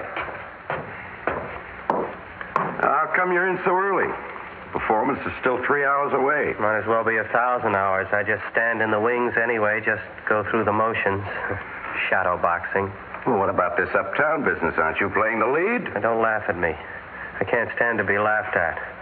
I know I'm not getting the part. I overheard Mr. Wendell, the way he feels about me. I'm through. Well, the show must go on, Carl. If it isn't now, it'll be another time for you. It was a real part, the kind actors give their eye teeth to have. Kind that comes along once in a lifetime. Well, even if that's so, what can you do? It's the breaks. You have to take what you can get in life. Yeah, that's right. You have to take what you can get. You come in this early all the time? Sure, I have to set up the scene. And this is the most important part of it. You mean this? The rope? Yeah, hey, don't touch. You'll spoil my rope trick. Oh, I'm sorry. How do you do it? What are you trying to do, buck for my job? Takes talent to tie a rope this way. Oh, yeah? The whole secret is here, right here. If I tie it this way, it holds. Really would hang the joker. Oh. But now, watch this way. It looks solid, but even a light pressure, there, it opens. Oh. That's the whole deal. But you gotta know how. Oh, yeah, that takes talent, all right. Well, everything's set up for the night.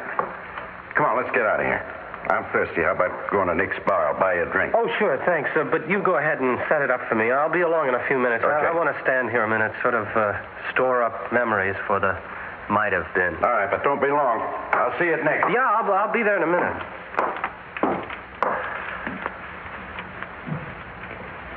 Hello? Hello, invisible audience? Audience I never played to? Hello? Oh, what am I thinking of? I must be mad to think of it. But if it succeeds, then what am I waiting for? It's my chance, my only chance. It's my last chance. If I don't, I'm through. I'm through. So what am I waiting for? Thus conscience doth make cowards of us all. And thus the native hue of resolution is sicklied o'er with a pale cast of thought. And enterprises of great pitch and moment with these regards their currents turn awry and lose the name of action. Oh, Lord. Now I'm Hamlet. Oh, move. Move, you fool. You'll never get another chance. The show closes tomorrow. Paul plays tonight. It will be his last night. What about Paul? He's treated me decently. No, he hasn't. He's only pretended to. Inside, he was laughing at me. He was laughing at me. They were all laughing at me. I'll show them. I'll show them all. I'll show them what an actor can do. Yes, the show must go on. Paul plays tonight, but tomorrow night the show will go on with me. To snatch victory out of defeat, yes. You have to take what you get out of life. The rope, the knot. How did he tie it? This way? Yes, this way. It holds. It holds. Get out of here, you fool. It's done. It's done. No regrets. What do you want? A life in the shadows or stardom? Go now. Go!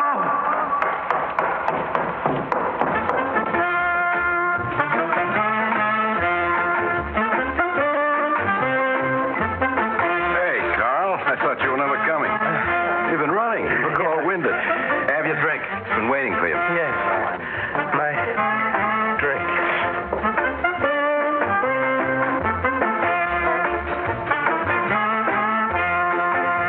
Hey, Nick, set up another round, will you? I mean, for my friend and me. No, not for me. I had my limit. I have to work tonight, and so do you.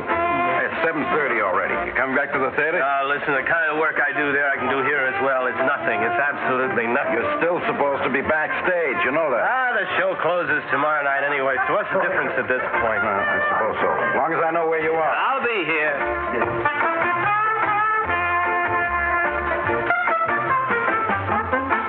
Hey, Nick. How about setting a drink, huh? Coming right up. Thanks. What time is it now, huh? 8:30. Oh, how about that? Curtain going up. Going up without me. Going up without me for 6 months, but not anymore. No, sir, not anymore. No, I hear the show is closing tomorrow night. Yeah, that's right. You see, Paul plays the part his way. Look, he's pretty good. I mean, make no mistake about that, but I'd play it differently. You know, in the closing scene, the hanging scene. Well, I haven't seen the play. Oh, you haven't, huh? Well, how about that? Well, in this closing scene, see, the hanging scene. Yeah? Yeah, he plays it for sympathy, see, but in kind of broad strokes. Now, what I would do, I would stress the irony, you know?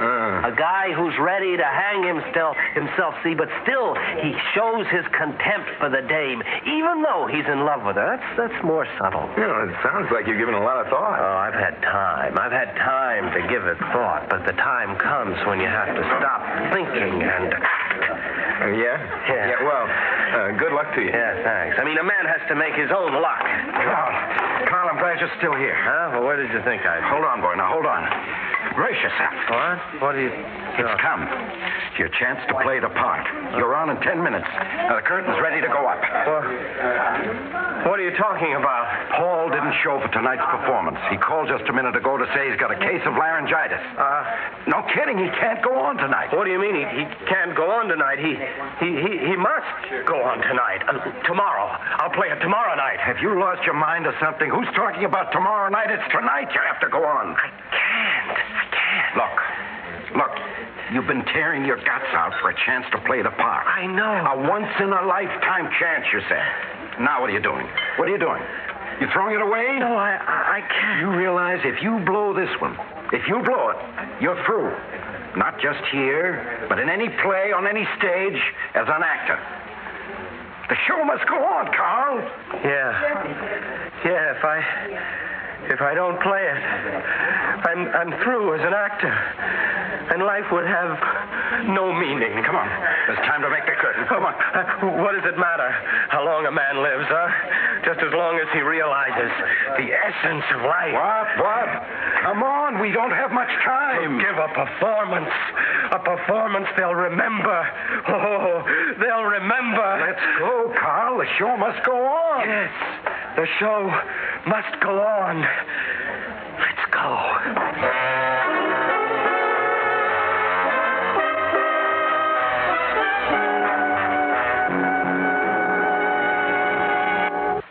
You are listening to Golden Age Radio, rumble.com/C/GAR. Brought to you by G3PL.com.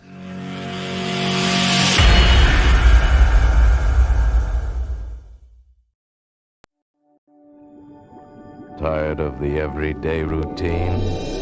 Ever dream of a life of romantic adventure? Want to get away from it all? We offer you Escape. Escape, designed to free you from the four walls of today for a half hour of high adventure. Escape, brought to you by your Richfield gasoline dealer and the Richfield Oil Corporation of New York, marketers of Richfield gasolines, motor oils, and other petroleum products. Look for the Richfield Eagle on the cream and blue pumps.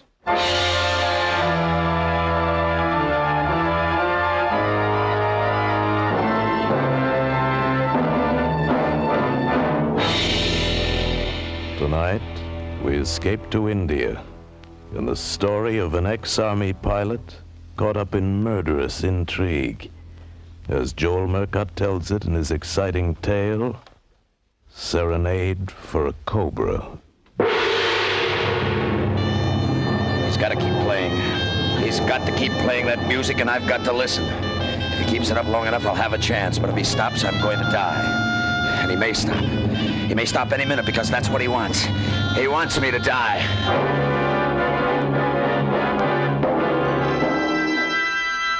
My name's Monk Slavin. I'm a flyer. I don't know whatever brought me to Calcutta, but something about the name had the smell of gold. Sounded like the kind of place where a good pilot who didn't ask questions might make a deal. A big deal and a fast one. But nothing seemed to be drifting my way. Nothing but the intense hot wind of the monsoon and the fog from the Ganges and the sea, rolling over the city from all sides and strangling it. There was nothing to do but drink gin and quinine water at the airport bar and pray that you didn't get malaria. Oh, hello, Slavin. Oh, hello, Grant. You back again? Just flew in with a small cargo, a very small one. Mind if I sit down? Help yourself. You won't get out of Calcutta tonight. Another 5 minutes of that fog, and there'll be a better ceiling in here than there is out there. You sound like the monsoon's getting on your nerves. What you need is a job. Doing what? Flying stinking hides down here from Kathmandu? You don't call that a job, do you? It's the best work I can get at the moment. Now, if I had a chap like you to handle the flights, I'd have time to dig up some new business. You don't have to dig it up, Grant. It's waiting for you. Used to ferry a lot of stuff in and out of China. Yes, but that was before the present situation. You could still make a buck out of China. A good fat profit anytime you want it. I don't fly contraband. Oh, ethics, huh? If you care to call it that, yes. That's why you're starving with a lousy one-ship freight line. I could take offense at that, but I won't. You don't even have a ship, Slavin, and I'll wager you have very little cash. Well, that's a safe wager. You'd win. Why not be practical, old boy? I can offer you £100 a month and meals and quarters at the base at Kathmandu. You know, I don't know how I can resist this chance to become a millionaire, but I'll try. It's better than nothing.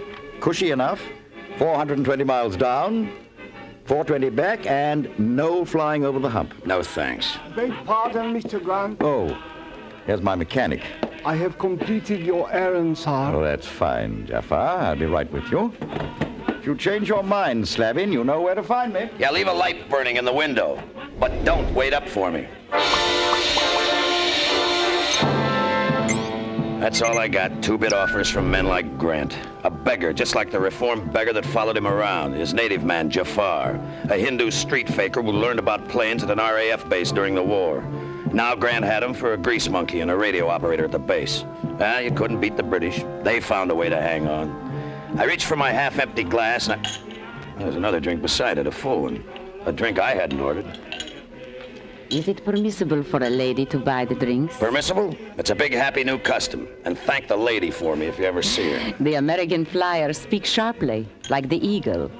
But the poor eagle has no wings. You were going to fix that for me, baby, remember? You had big connections while I'm still sitting here waiting.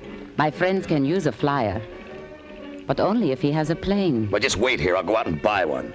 How come your hotshot connections can't afford a plane? It's not the case of affording. Planes are difficult to get.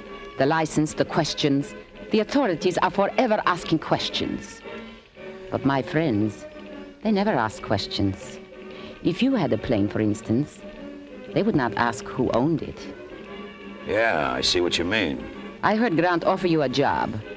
If you worked for him, there would be days when you would be waiting here for cargo. Enough time to make a little extra flight. A flight not on Mr. Grant's schedule. And remember, my friends pay well. Yeah.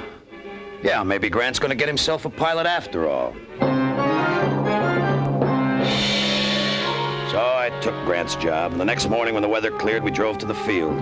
Through the teeming streets with hot, oppressive, suffocating wind carrying the stench of the salt marshes across the city. It seemed like an eternity before we were off the ground and feeling the cool mercy of being airborne. Well, old boy, what do you think of her? Well, she handles all right. I just don't like de Havillands. What is it, war surplus? Yes, but completely reconditioned. Pressurized cabin, heating and air conditioning system. I've changed everything for comfort. Yeah, even the radio. Why the open speaker instead of the headphones? Picked up a fungus infection in my ears in Burma during the war. Headphones were painful, so I put in a speaker. I thought the British philosophy about pain was grin and bear it. Only when we can't do anything about it, old boy. Oh, yeah, I see. What's our ETA? Hour and a half. How's your landing strip? We call the base Black Cat. Your plane identification is Red Kitten. The field's a bit like a waffle iron, so set her down as gently as you can. I'll treat her like she was my own, Grant. Just like she was my very own. Well, Kathmandu was no improvement on Calcutta. I could see it from the air as we came in. The ancient wooden buildings and the temples, thousands of them, but outnumbered by the throngs of humanity in the dirty streets. We barely hit the strip before the rain started again, brought in from nowhere by the wind. We were weathered down again at the stinking base outside the town, and that's when Jafar, the mechanic, started with the punji, a kind of a native flute.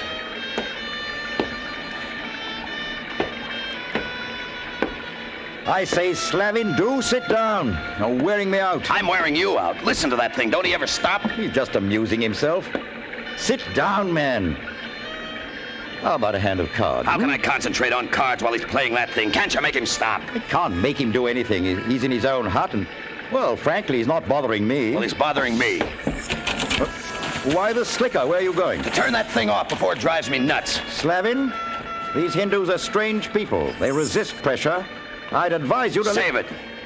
Grease monkeys handle the same way in India as they do anywhere else. Slavin, be careful of that.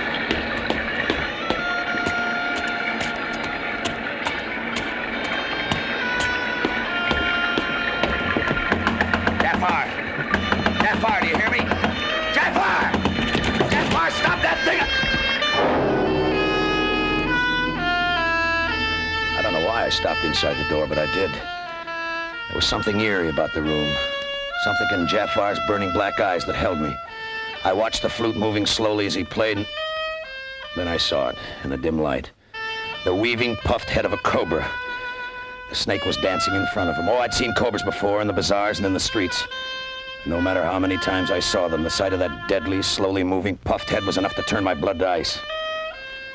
I backed slowly out of the room and closed the door.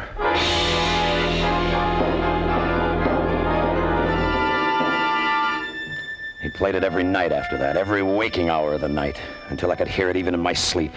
The strange, whining dirge, bringing with it the memory of a weaving head of a snake.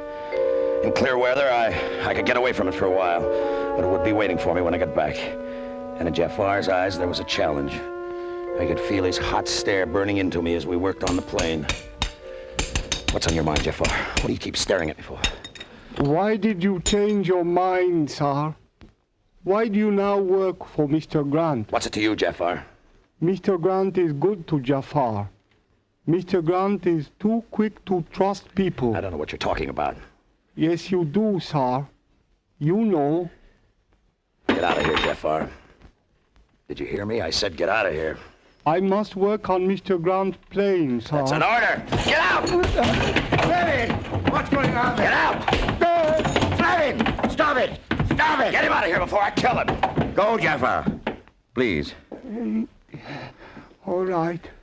If you say so, Mr. Grant. Slavin, I don't know what started this, but I do know that I don't want it to happen again. Then keep him out of my hair. I don't like any of these people, and he rates number 1 on my list. You made that plain enough. I'll try to keep him away from you. I only hope he will stay away from you. What do you mean by that? You've hurt him in his pride, Slavin. You don't understand these Hindus. He won't come back at you with force, but he will come back. Oh, will he? Well, he knows who's boss now. I'll be in Calcutta with this load tonight. Tell him to get that flute out of his system while I'm gone. If he plays it when I get back, I'll ram it down his throat.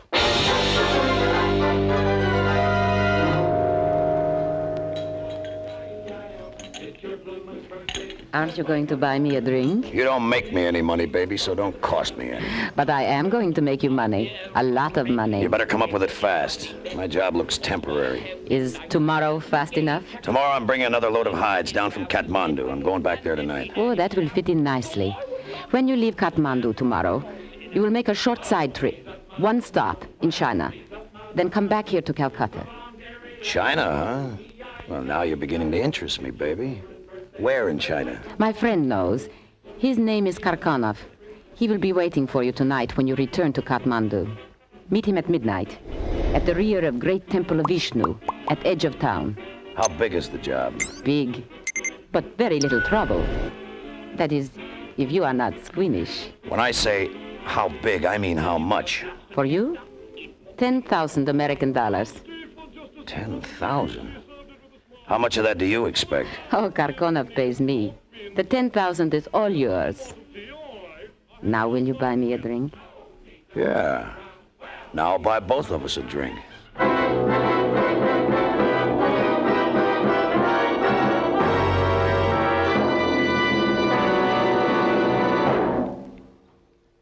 Did you know that gasoline is one of the most mysterious chemical compounds in the world?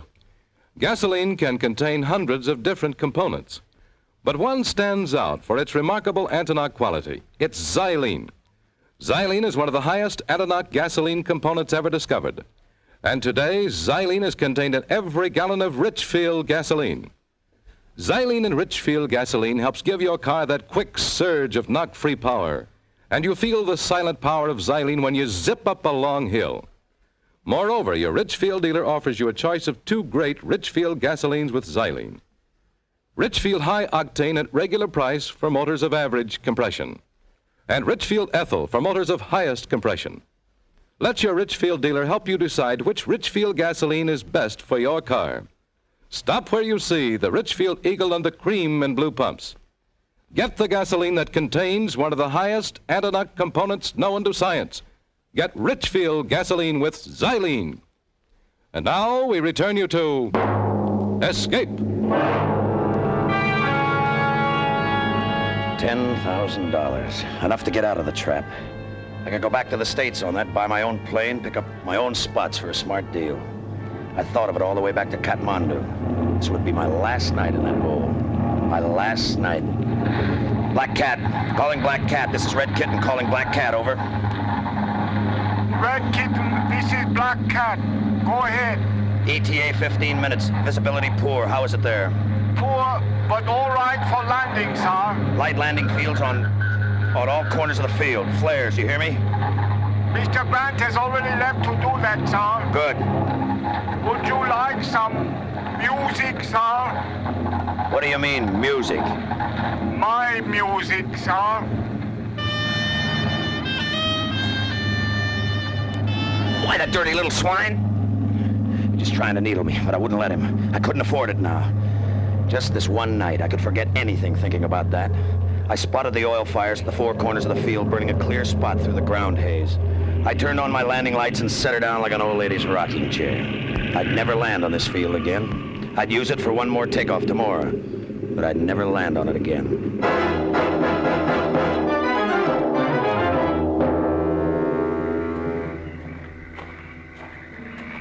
Turn off your flashlight, Mr. Slewin. Karkanov, where are you? On the steps of the temple. No. Don't flash the light. Keep it off, please.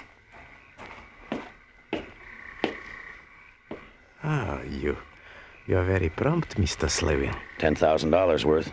What time do you expect to take off tomorrow? I'm scheduled to leave for Calcutta at noon. Excellent.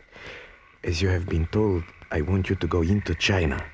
Well, that's vague. It's a big country. Inner Mongolia. It's just south of the city of Suchao. Ooh, that's about 1,000 miles in. 1,200. Here is a map. What's the deal? On the map is the location of a field. Not a regular airbase, but good enough for a landing. You will time your landing for just before sundown. You will take off again almost immediate and return by night. Back over the hump at night, huh? That makes it interesting. It will be dull, really, as all well-planned things should be dull, but profitable. A countryman of mine named Leontovich will meet you when you land at Suchao. With him will be an old Chinese. They will return with you. Too hot for him up there? The old Chinese is a wealthy merchant. He will bring his wealth out with him. Through connections, we have arranged this escape for him. Look, there's something else you'll have to arrange. I don't carry enough fuel to get me to Suchao and back to Calcutta. You will be refueled. Nothing has been overlooked. Where do I contact you when I get back? When you land at Calcutta, taxi to the north end of the field. I will be there with automobile to pick up your passenger and his cargo. Passenger? You mean passengers, don't you? You said there'd be two. Your man Leontovich and the old Chinese. Oh, a trifle I forgot to mention. They will both start back with you, of course, but the old Chinese will not complete the trip. You understand? Yeah, I understand. He disappeared into the darkness, and I started back to the field. The night was full of sound. Even the damp heat had a sound of its own, like nothing else in the world. But there was something else. Jafar, where are you? Jafar! Jafar!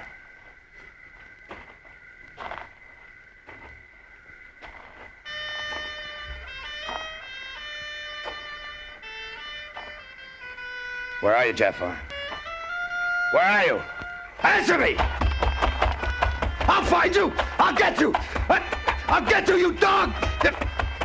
No, the devil. He's riding me.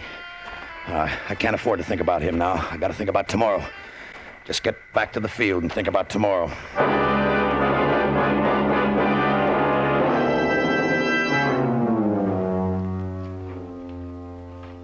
He was on the field in the morning, checking the plane as though nothing had happened. But I could see the glitter in his black eyes like the glitter of a snake's. I wanted to smash his face with my fist, but I couldn't. I had to fly out as though nothing was wrong. The motors caught sweetly, and I lifted off the strip like a feather, and then headed south for Calcutta until I was out of sight of the field. Then I made a half circle to the north and headed for the hump. She took it like a swallow. Past the white peak of Mount Everest, the top of the world, and out over the great plateau of Tibet. Then the northern rim of the Himalayas dipped beneath my wings, and I was over the hill country of Mongolia. I hit it right on the nose, the field outside the town of Suchao, and made my landing just as the bottom edge of the sun was kissing the horizon. I am Leontovich. The Chinese have a truck with fuel. Quickly. Why so many of them? Karkanov said there'd be one Chinese. They are the old man's friends. They come to see him off safely. That is why we must go to the bother of taking him along, far away. All right, but watch them. An armored car will come over the hill as we are ready to take off. Do not be alarmed. I thought you had everything fixed here. Quiet. They will not be after us. They will take care of the Chinese we leave behind. Well, there better not be any slip-ups. Let's get out of here fast. Give me that hose up here. There were 5 of the Chinese, and deep in their impressive eyes was quiet terror. One was an old man clutching a wicker basket, but the terror in his eyes was tempered with a glint of hope. The others just stared at the plane with a terrible yearning. The last of the gas trickled into the tanks. We took the hose down. The truck backed off. Are you ready? Yeah, boost them in. Come, old one. They lifted the old man into the plane. Leontovich climbed in after him, closing the hatch. The motors caught, and I nosed her into the wind just as the 4 Chinese on the ground made a dash for the plane. The reason was clear. Coming across the hill at the end of the field, an armored car. Hey, what is this? They're shooting. Not at us, but hurry. Don't worry, here we go. Our friends on the ground seem to be dead. That was nicely arranged. Now they won't be able to talk. How about the old man? In the cabin, he saw nothing. It is almost dark. We can persuade him to leave us at any time now. Wait. Someplace over Tibet. As you say. Karkonov's man hadn't flown before. I could see it in his face. And I was thinking about the wicker basket. That was a cargo I could carry alone, all alone. I didn't have to land at Calcutta. I could go on to Bombay and be out of India on a ship to Africa before morning. The moon was bright over Tibet and it looked like a ghost land. The old Chinese seemed to be sleeping when I glanced back. His head bent down over the precious basket in his lap. I nodded to Leontovich. He moved slowly, methodically. He slipped an arm under the old man's head, jerked an elbow tight against his throat. I saw the old man's eyes, the terror and the hope mixed with surprise, then realization, then resignation. He slumped and the basket slid to the floor at his feet. I set the ship on the automatic pilot and went back into the cabin. He is ready to leave us. I'll open the hatch. You carry him over and dump him out. Such a shame. But at least we shall keep the basket for remembrance. He picked the old man up. I opened the hatch. As Leontovich came to the door, he felt the vacuum pull of the rushing air sliding past the plane. He tried to draw back, but I caught him with my foot and shoved them both out. No! I was alone in the cabin with the basket. When I opened it, I didn't even mind the stink of the hides. American dollars, British pounds, and jewelry. In a few hours, I'd be sailing from Bombay. A millionaire sailing from Bombay.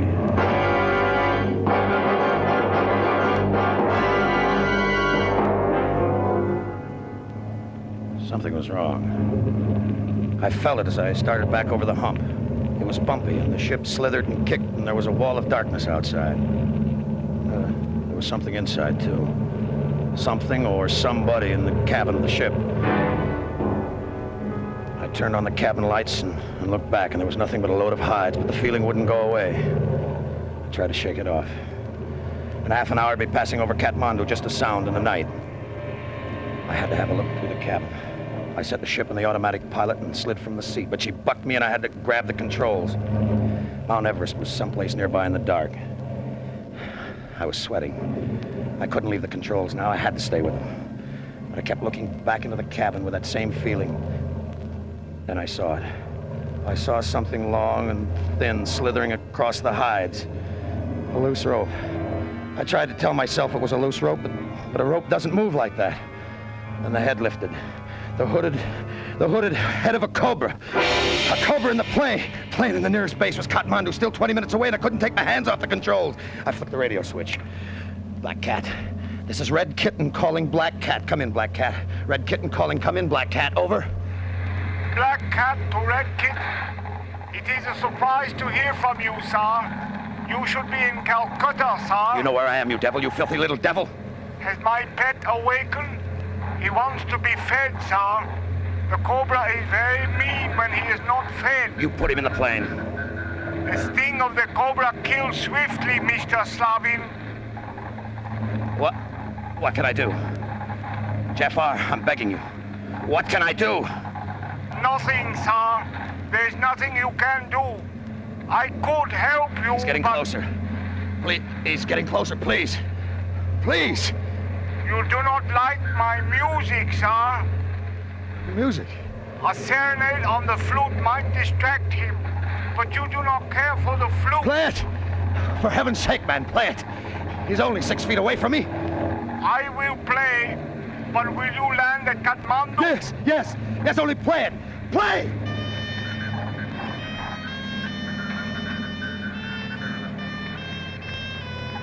The snake came closer.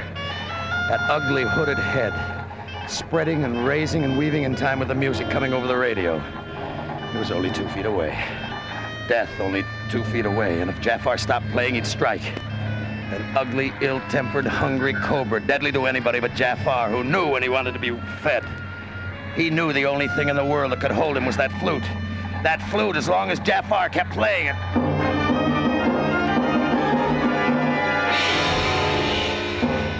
I was over the hump.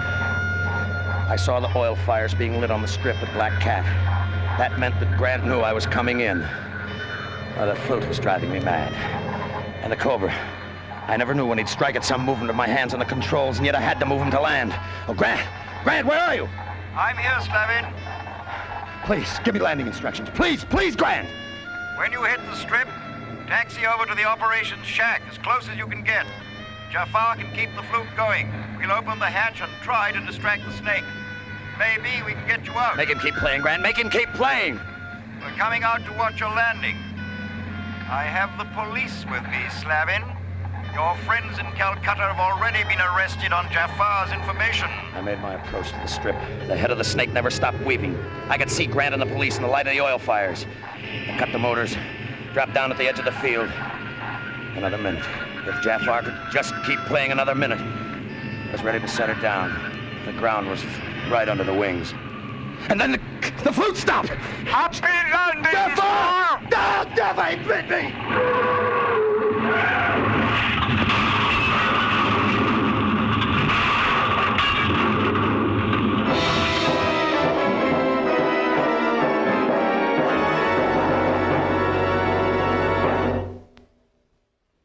Well, what do you think, officer? Will he live? Oh, bad crash. Afraid not. Too bad about your plane. Oh, it's insured. I'll get another. Oh, you might possibly get the money and the jewels, too, if nobody claims them. I doubt if anybody will. No matter. I only want what is my own. Well, Jafar, I'm afraid I shall have to arrest you. Why, sir? There is no law that says I must play my flute. No, but you deliberately put the snake in the plane. The snake lies there dead, sir. Have you examined it? It is not poisonous. The poison sac and the fangs I removed long ago. Oh, you mean the snake couldn't have hurt him? He couldn't have been killed by that snake any more than he could have been shot by an unloaded gun. I did not harm him, sir. My people do not use violence. It is against our belief. I say, there's a strange one. No matter how long I'm out here, I'll never understand him. Neither will Slavin, I'm afraid. You'd better cover him. He's dead.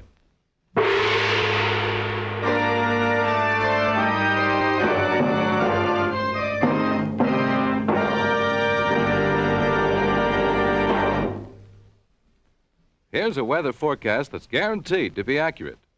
There is a lot of hot weather coming, and driving in hot weather can spell trouble for your car, cause serious wear, sudden breakdowns. Don't take chances. See the Richfield gasoline dealer tomorrow and ask him to protect all points of your car with Richfield All Points Safety Service. Richfield All Points Safety Service is especially designed to guard your car against wear and breakdowns. The Richfield gasoline dealer will change your oil to Rich Lube all-weather motor oil, the Pennsylvania premium-grade oil that cleans as it lubricates. He'll safely lubricate your chassis, differential, wheel bearings, and transmission. And he can care for automatic transmissions, too, with top-rated Richfield automatic transmission fluid. And finally, the Richfield dealer will safety check your car for all likely trouble spots. Get Richfield all-point safety service for your car tomorrow. Stop where you see the Richfield Eagle on the cream and blue pumps. Escape is produced and directed by William N. Robeson, and tonight has presented Serenade for a Cobra by Joel Murcott. Featured in the cast were Charles McGraw as Slavin, Ramsey Hill as Grant, Jay Novello was Jafar. Also heard were Lucille Meredith, Joseph Kearns, and Paul Frees. Special music arranged and played by Ivan Ditmars. Next week. You are slowly walking down the deserted street of a small cow town, and coming toward you is one of the bloodiest gunfighters of the West who has sworn to kill you and from whom there is no escape. Next week at this time, the Richfield Oil Corporation of New York invite you to escape to the range country of the early West and to the story of a boy who grew up to be a gunfighter, as Joel Murcott tells it in his exciting story, Sundown. Goodbye then, until this same time next week, when once again we offer you Escape. Tom Hanlon speaking. This is CBS, the Columbia Broadcasting System.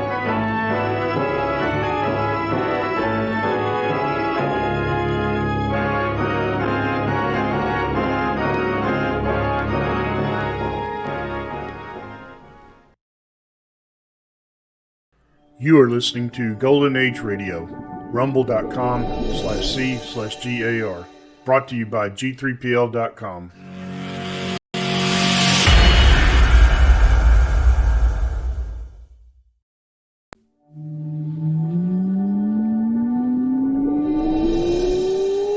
Countdown for blastoff. X -5, -4, -3, -2, X -1. Fire!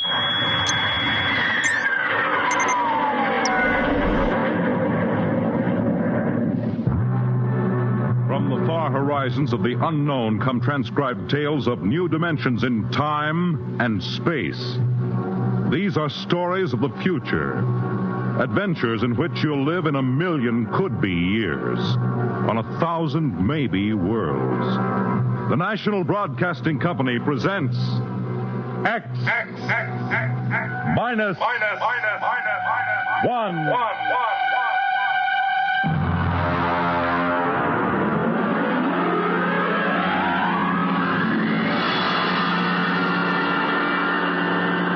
Tonight's story, Mars is Heaven.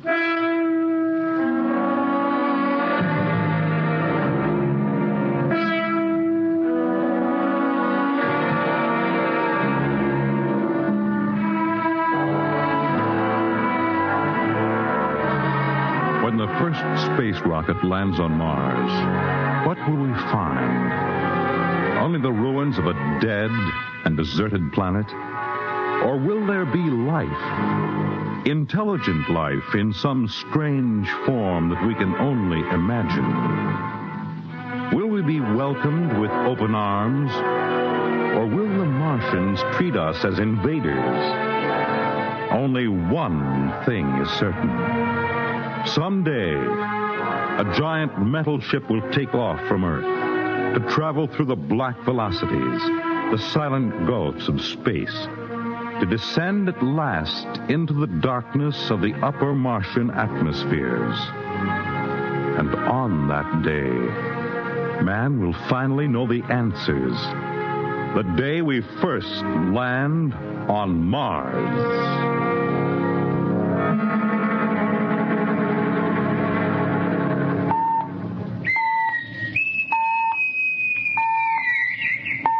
Now hear this. Now hear this. Approaching critical deceleration. Fasten gravity suits. Stand by to land. There it is. We've intersected the course vector, sir. All right, Mr. Lustig. Over to manual control. Aye, sir. Masters, sound general quarters. Aye, sir. Mr. Lustig, what do you make of the terrain? There seems to be a heavy ground, Mr. Captain. We won't be able to use the infrared lights. And we'll have to come in on radar. Isn't that a little risky, sir? Landing in the dark? I'd rather run the danger of a blind landing, Lieutenant, than come in without the cover of darkness. Remember, we don't know what kind of reception is waiting for us down there. Airspeed 500. Altitude now 4,000. Bridge to engine room. Stand by for deceleration. Fire forward tubes 1 and 3.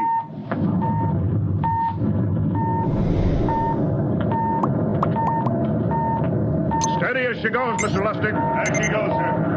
Airspeed 100. Altitude 1,000.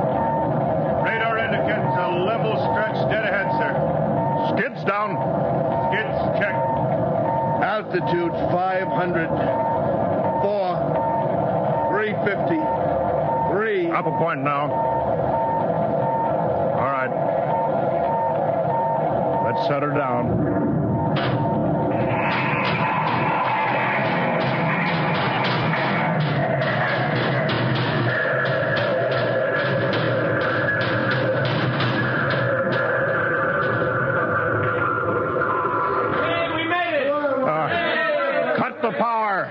Masters, pipe battle stations. Aye, sir. All secured, sir. Well, gentlemen, Gentlemen, we're now on Mars, April 20th, 1987. 4:33 Greenwich time. Enter that in the log, Masters. Aye, sir. Well, gentlemen, it's less than 2 hours till dawn. As soon as it's light, we'll send out a landing party. Masters, get me an all-over hookup.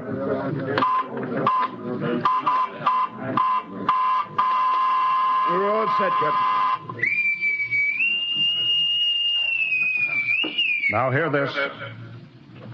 All right, men. The smoking lamp is lit. Well, we're on Mars. The first man shipped from Earth to land here. We don't know what we're going to find or what dangers we may face. We're 17 men on an alien world. And it's up to us whether we ever get home again. The next few hours should tell the story. And I want instant obedience to all commands. I'll court-martial the first man who doesn't jump to when he's ordered. And one other thing. We may be on Mars, but this is still a United States naval vessel. Officers will conduct a personal and weapons inspection in 1 hour. That's all. Inspection, Captain? Now? Mr. Lustig, we've got an hour and a half to sweat out before we find out what's outside that airlock. I'd rather have a man worried about his stripes than about what's waiting outside on Mars.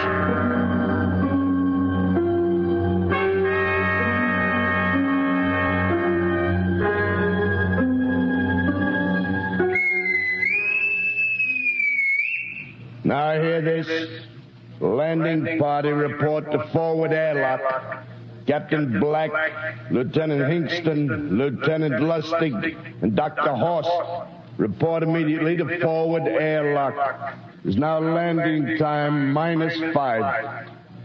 Well, they're paging us. You ready, Dr. Horst? Yes, Mr. Lustig. As ready as I will ever be. Come on, let's get in the lock.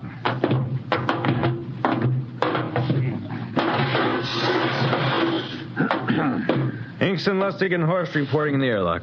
Very well, sir. The captain will join you.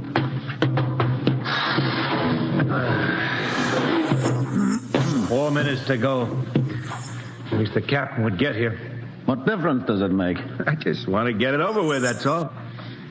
Anybody got a cigarette? Yeah, I think you're smoking too much, Lieutenant Lustig. Are you nervous? I offer you, Horst. Wondering what's hidden outside underneath that ground mist? I've been giving it some thought. It'll be very interesting to find out. A very unusual planet, Mars. Why? It has an atmosphere. A wonderful thing, an atmosphere. Where you find one, you find life. You mean Martians? What do you think they'll look like? Who knows? Intelligent life can take many forms.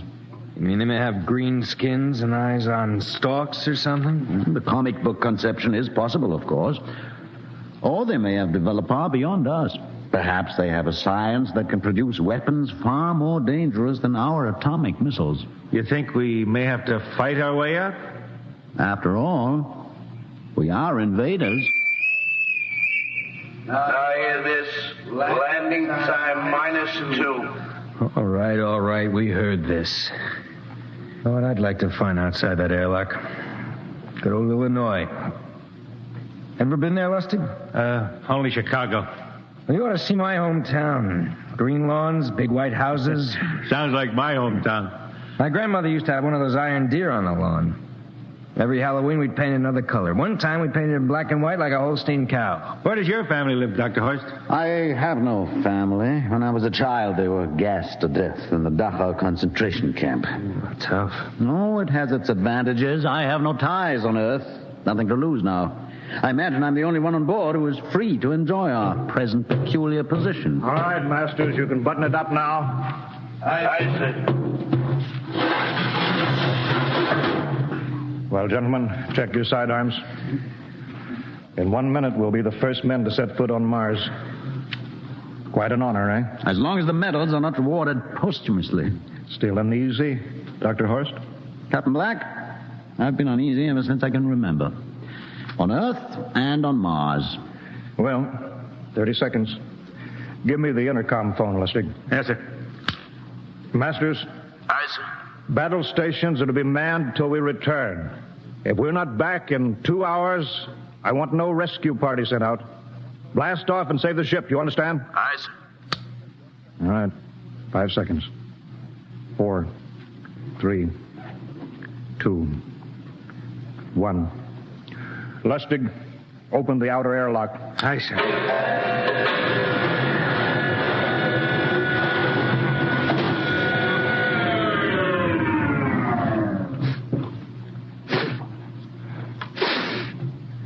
It's fresh air. Let's go. All right, now, take it easy. It's too dark to move fast. Quiet, isn't it? Not even a wind. Can't see anything from this ground, mister. Quiet. We don't know what's out here. All right, come on. What the quiet? Captain, I could swear that sounds like a rooster. I don't hear it anymore. Very homely but unlikely sound. A rooster crowing on Mars? Hingston? Aye, sir. Set that machine gun 25 yards to the flank. We'll stay here till the ground mist lifts. Aye, sir. What do you make of the ground, Horse? Grass. Plain grass. You can see some large foliage there where the mist's thinned down. What the? Hicksman, hold your fire, you fool! I hit it, Captain. What? Some kind of wild animal. I hit it. I could see the tracers, but it's still standing. Come on, Horst. Doctor, where are you? Up ahead. Admiring the wild animal. Careful, Horst. Wait for us. Don't worry, Captain. It's an iron deer. A lawn ornament. Well, that's impossible. It's hollow. Interesting, isn't it? A whitewashed Victorian iron deer sitting on a lawn in the middle of Mars. I don't understand. Look around. The mist's lifting. Hey, Captain, look there. It's a house. A regular old-fashioned house. But, sir, on Mars. Good Lord. I haven't seen carved scrolls and gingerbread like that in years. Look at that port swing. The geraniums. There. I told you it was a rooster, Captain. Give me the glasses, Lustig. I want to take a look through that front window. Well, there's an upright piano. Some sheet music on it. Lustig, it's beautiful Ohio. It can't be, sir. Horst, do you think that civilization of two planets could be identical? I don't know. That specific variety of geraniums is only 50 years old on Earth. Is it logical that they should develop in Mars? How about that porch swing and the piano and beautiful Ohio? Why, it's impossible. Captain Black, this looks like the town I was born in. Well, it looks like my hometown, too. I thought of something, sir. It's the only solution.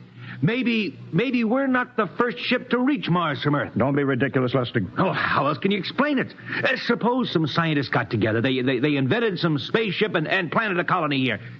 That's the only answer. That's impossible, Lustig.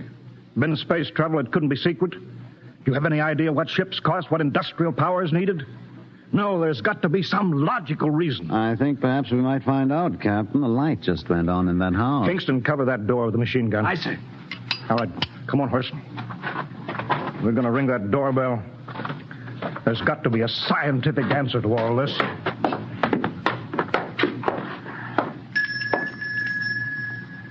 And there's something moving in there. Stand back, Horst. Give me a clear shot. Are you sure a bullet can stop a Martian? Steady now. Can I help you? Well, If you're selling anything, it's much too early. No, wait just a minute. What town is this? What do you mean? Are you census takers? No. We're strangers here. We want to know how this town got here. Is this a game? No, it's not a game. We're from Earth. From where? From Earth. Do you mean out of the ground? Are you sure you're feeling well? Madam, we came in a flying ship across space. We're from the third planet, Earth. This is Mars. Now do you understand? Mars. You go away now, you hear? I'll call my husband from upstairs and he'll chase you. Go on. But this is Mars, isn't it? This is Green Lake, Wisconsin, in the United States of America. Bounded on the east by the Atlantic and on the west by the Pacific. Now go away. Goodbye. Horst, do you suppose it's really possible? I've got to find out more about this.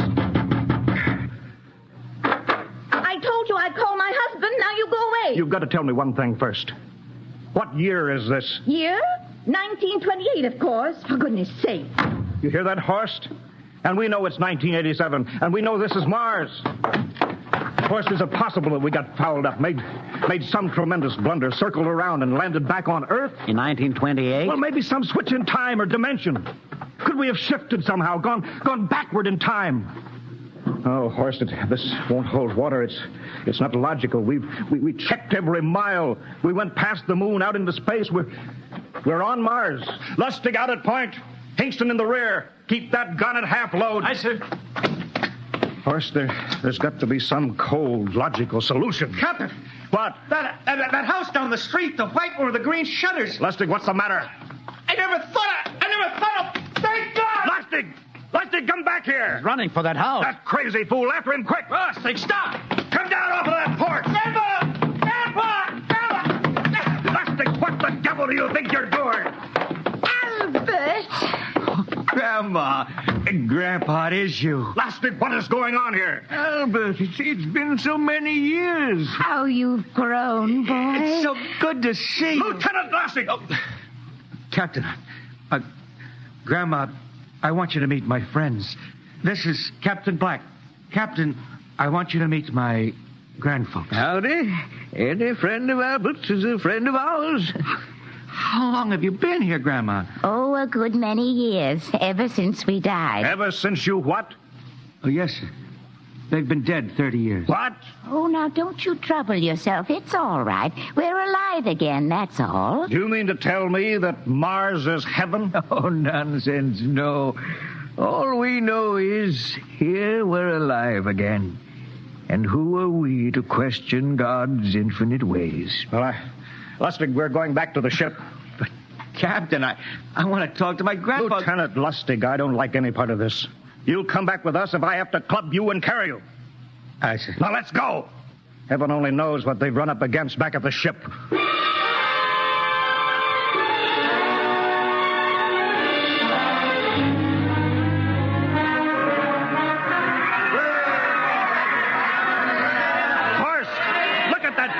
The ship. Looks like we're being welcomed with a celebration, Captain. Celebration? They've abandoned ship. Every port is open. No guard set. You masters! Hiya, Captain.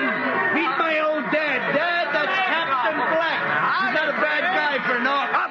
Hingston! What's it? Bring that band back. Use force if you have to. Excuse me, sir. There's my Uncle George. Hingston! I'll be right back, Captain. Uncle George. What the devil is going on here? Don't you understand, sir? They've all found friends and relatives. They're all here. Right, Captain. I've found it. The whole crew's out in the crowd. But I gave orders. Cabinet orders. You don't understand, Captain. I understand mutiny. I don't care how many relatives show up. I'll have discipline. Johnny! Johnny, you old son of a gun! It's you. Edward. Yes. It can't be. Oh, of course it is. Johnny, Ed. you old... Ed. Dr. Horst.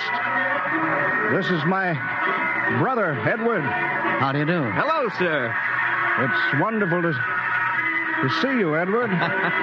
Look, I've got to get back to my ship. Oh, Johnny, wait. I almost forgot. Mom's waiting at home. Mom? Yeah, and Dad, too. Mom and Dad are alive? Then you're real, Ed. Well, of course. Don't I feel real? How's that, huh? Why, Ed! We've got lunch for you, Johnny. Mom's making corn fritters. Dr. Horst, haven't you found anybody? No, Captain. I have nobody. Well, then you come on home with me, right, Ed? Why, sure. Horst, you wouldn't believe it, but it's been 35 years since I had Mom's corn fritters. By George, 35 years.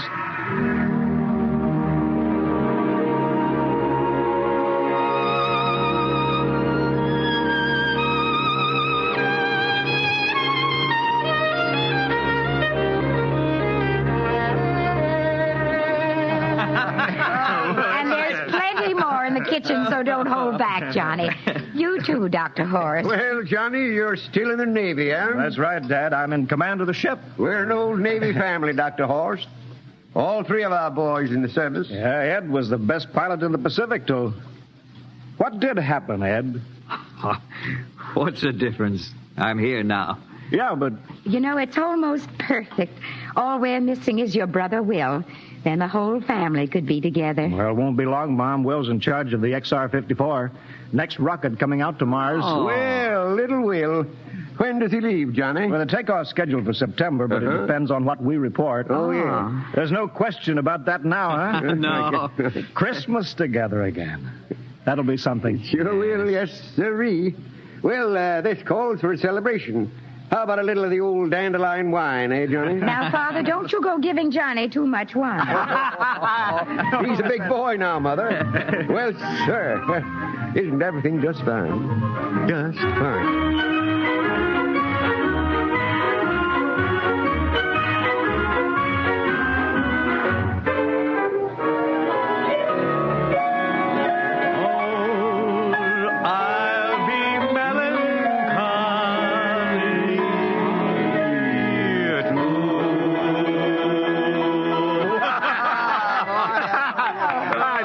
Again, will you, Ed? Oh, sure.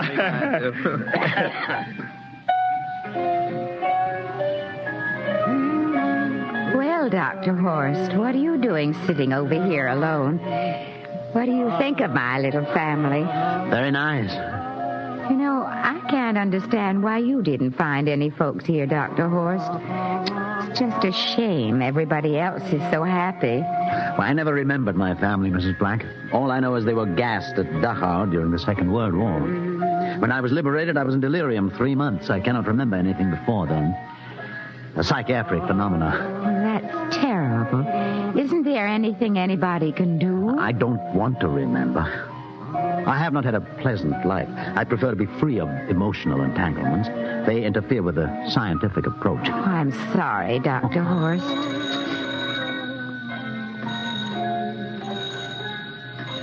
Oh, I'll get it. That's our ring, long and 3 shorts. I remember that. Well, maybe we'd better call it a night. You must be getting tired, Johnny. I'd better be going back to the ship. Nonsense. You stay the night. We insist. I just couldn't rest thinking of you all alone on that ship. I'll be all right. Well, good night. Oh, wait a minute, Dr. Horst. That phone message was for you. Me? Yes, that's right. A message from Anna. Anna? I don't... Well, there, she must be an old friend. Isn't that nice? I don't... You sure it was for me? I don't remember any Anna. Well, she asked if you were better. Perhaps she's someone who knew you at Dachau. Anna? She said she's coming over here first thing in the morning. So you'll have to stay over. Yes, well, but... that settles it, then. You stay here, Horst. You can bunk with me in my old room. Yeah, but, Johnny, we thought you'd like to be with Edward. So you could talk the way you used to. Well, we can't put Dr. Horst on the daybed. I think we better share the room tonight. Be plenty of time for talking, Ed. Yes, I guess so. I suppose I better drop back to the ship. You know, Ed, security check. What? Why do you have to do that here? I don't know, Mom. There's no good reason, I guess. Suppose we skip it tonight, eh? Well, good night, everybody. Oh, it's good to have you home, Johnny. It's good to be home, Mom.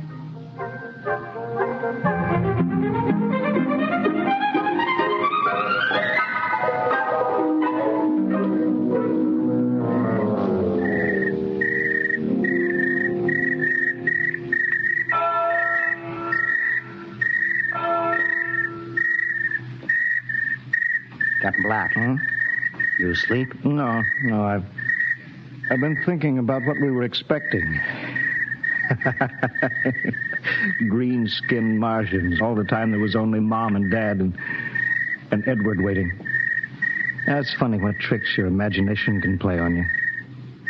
Well, I guess Mars is heaven, Horst. You know, I've been thinking about Martians, too. Captain, just suppose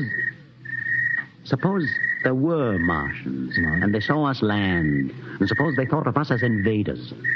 What would be the best weapon they could use against our atom bombs, huh? I don't see what you're getting at.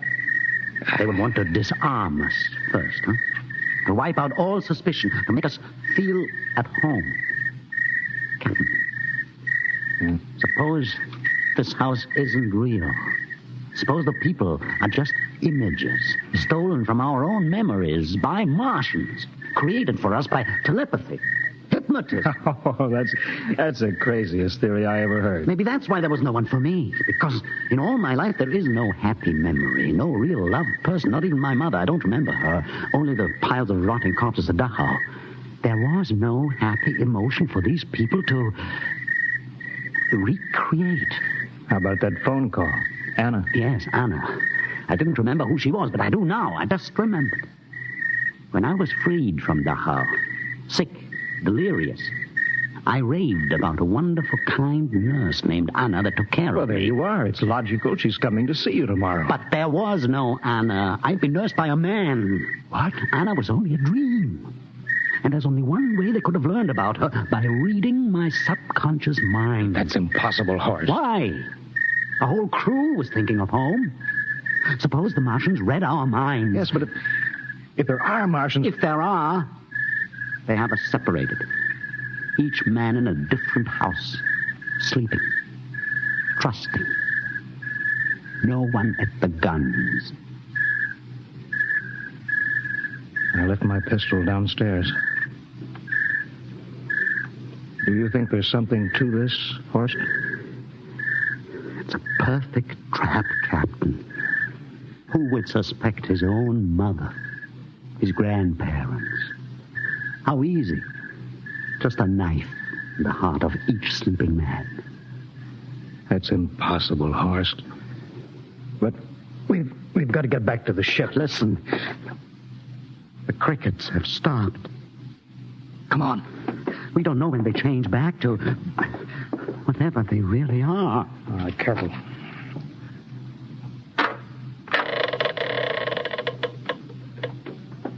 Where are you going, John? Ed, we wanted a drink of water. That's all, Ed.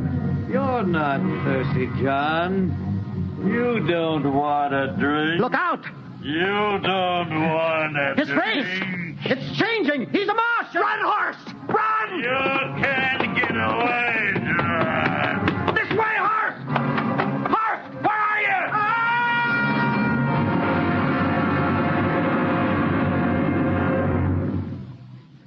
Hello?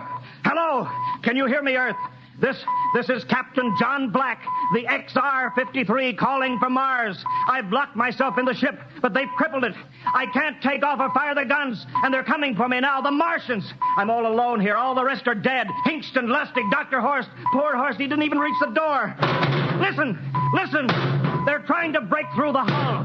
Edward and Mom and Dad and all the folks, but they're changing now. They're melting and changing back into... They're Martians. Can you understand? Martians, not men. They make us think that Mars was heaven and we fell into the trap. Can you hear me, Earth? You've got to stop the next rocket. Listen, tell my brother Will. Tell my brother not to come. They'll trap him, too. They'll kill them all. Hello? Can you hear me, Earth? This is John Black on Mars. Hello, Earth. This is John Black on Mars. Hello, Earth. Hello,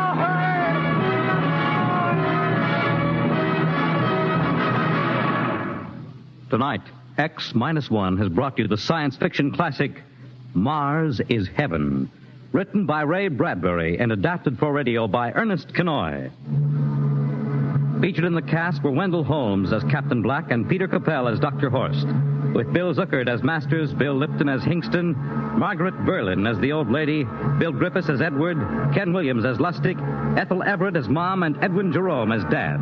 Your announcer, Fred Collins. X-1 was directed by Fred Way and is a transcribed NBC Radio Network production.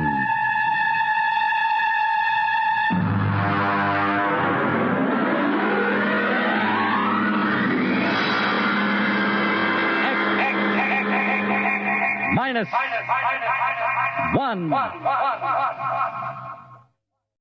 You are listening to Golden Age Radio, rumble.com/C/GAR. Brought to you by G3PL.com.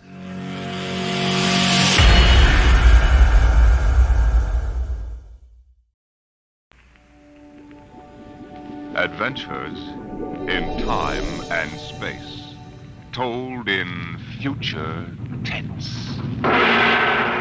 Dimension X.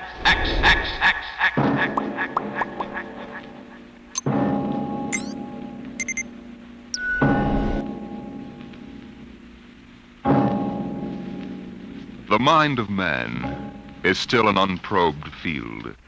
Within it lie many mysteries still unsolved. But there are men today, psychologists now experimenting with telepathy, hypnosis, thought transference, who believe that in the future we may discover the existence of a force of the mind more powerful than any force the world has ever known. We go ahead now in time some 10 years, and in space to the campus of a small eastern college. The hour is late, and in one of the dark college buildings, two men stand in front of a door that bears the name Professor Arthur Barnhouse, Psychology.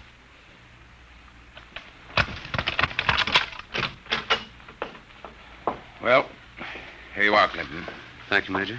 Here are the keys to the professor's desk and files. I guess you inherit everything now. You might as well dictate a full report while everything's still fresh in your mind. I'll wait and see you home. Oh, no, that isn't necessary. I'll be all right. You sure? After what's happened tonight, we wouldn't want you to have an accident, too. Major, after what happened tonight, I have a hunch the whole world is ripe for an accident. I'm afraid you're right, Clinton. Well, good night. Good night.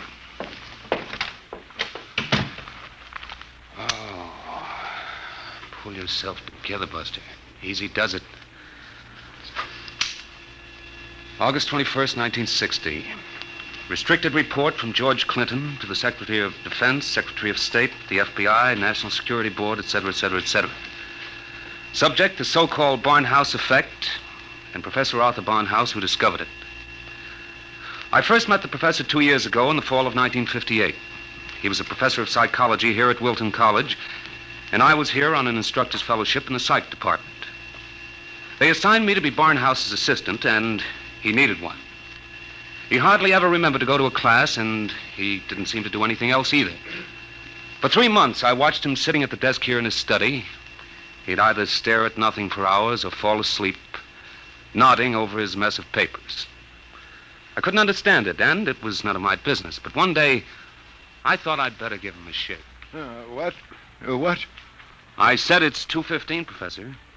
Don't you want to go to your 2 o'clock class? Don't you want to mind your own business? I beg your pardon. Sorry, Clinton. Forgive me. I don't know what gets into me. Forget the class. The kids would rather be outdoors anyway. Okay, Professor. In that case, I'm sorry I woke you up. It's all right. I just can't seem to get my sleeping done at night. Clinton, what do you know about the international situation? Well, I'm no political scientist, if that's what you mean. I read the papers when I have time. Well, that's the way I've always been. Lately, I've had to look into it. I stay up nights looking into it.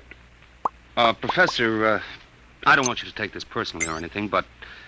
Well, sir, I wonder if you'd mind if I asked to be transferred. You mean you'd rather work with somebody else in the department? Oh, no, sir, it's not that. I think maybe there's a chance for a psychologist to work on that government project. Government project? Oh, yes, that army thing. Yes, sir.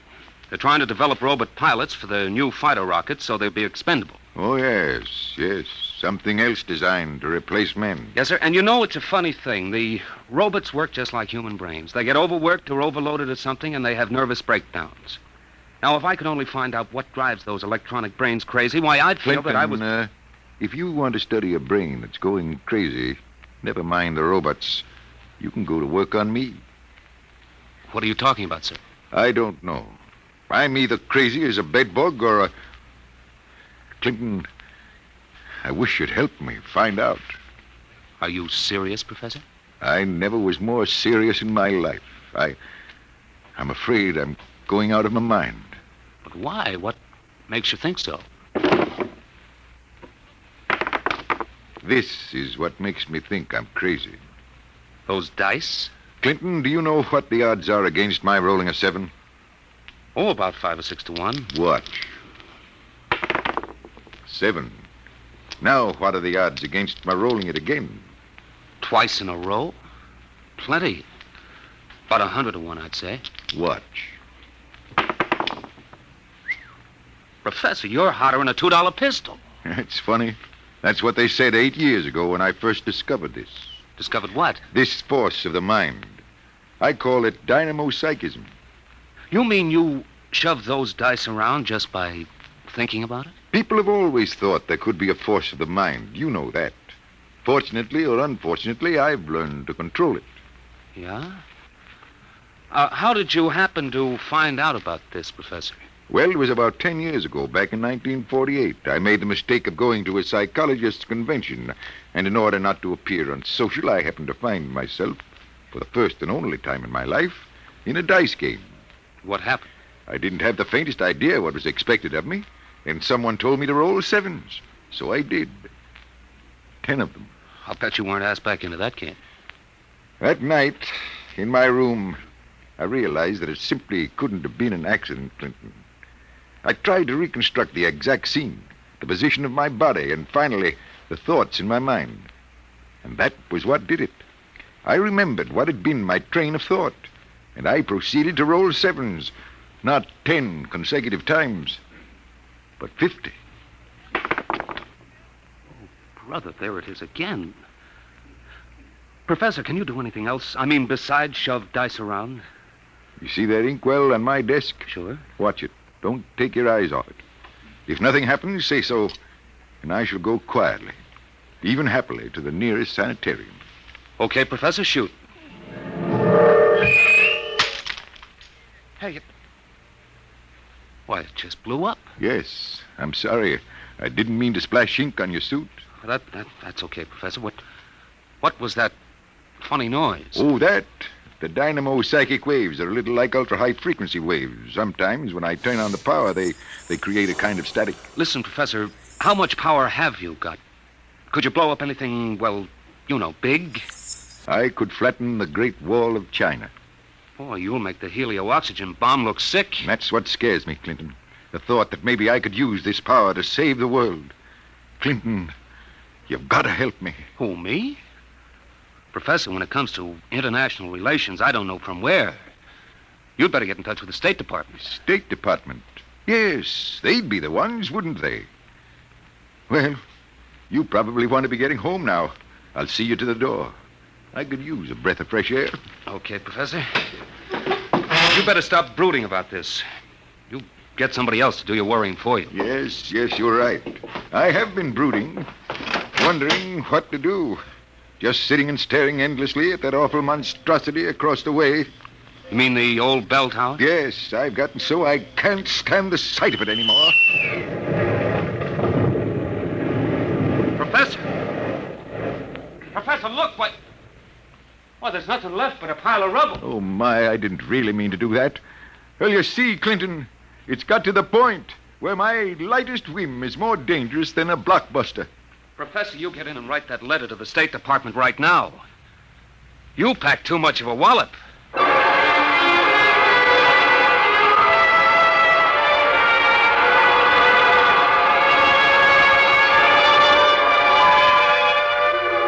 Professor Barnhouse mailed his letter, and things happened fast. The long arm of the Army reached out, and within 5 days, the two of us were deposited in an old mansion in Virginia, surrounded with a barbed wire fence and 20 guards, and labeled top secret. As soon as they'd seen a couple of small demonstrations, they set up a big test of dynamo psychism, and the professor was a very important guy. You could see him getting more unhappy every day.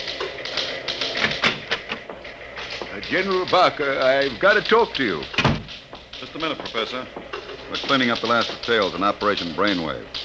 We'll roll at 1400 hours tomorrow. At 1400 what? 2 o'clock tomorrow afternoon. Robot-controlled fighter rockets will take off at exactly 1400 minus 10 and appear over the target at 1400. Watching from here over the video screen, you will then try to knock all 20 of them out of the sky. Think you can do it? Of course I can do it. Fine. Then we've taken care of everything. Everything except that you neglected to ask me if I wanted to do it. I don't. This whole thing strikes me as childish and insanely expensive. We'll decide about that. But what's the good of it? I wouldn't mind acting as a defense weapon if it were necessary. But I can make all wars and armaments unnecessary. I could give every nation what it needs. I could move mountains, build roads, dig irrigation canals. I have a technique which costs nothing and can do immense good. You're spending millions to prove that it can do immense damage.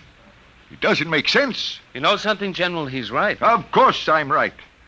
I want you to send me and Clinton back to Wilton College. Right away. That's quite impossible, Professor. This operation has gone too far to be called off now. Yes, but... Even if we wanted to call it off. If your dynamo psychism really works, you're apt to be the key to our entire defense setup. But listen... You'll have to excuse me now. Major Cuthrell and I have to double-check the confidential list of the observers on this end. Have you got it, Major? Yes, General. It's right here. Alberts, Barker, Bernstein, Carter, Clinton, Cuthrell, Holbrook, Lawrence, Stein, Williams. Check. I guess that includes everybody of importance. What about me? What? Oh, that's taken for granted, Professor. Thanks. 1400 hours. Will you be ready? I'll be ready. And now, if someone will wind the restricted clock and put the confidential cat out, I'm going to bed.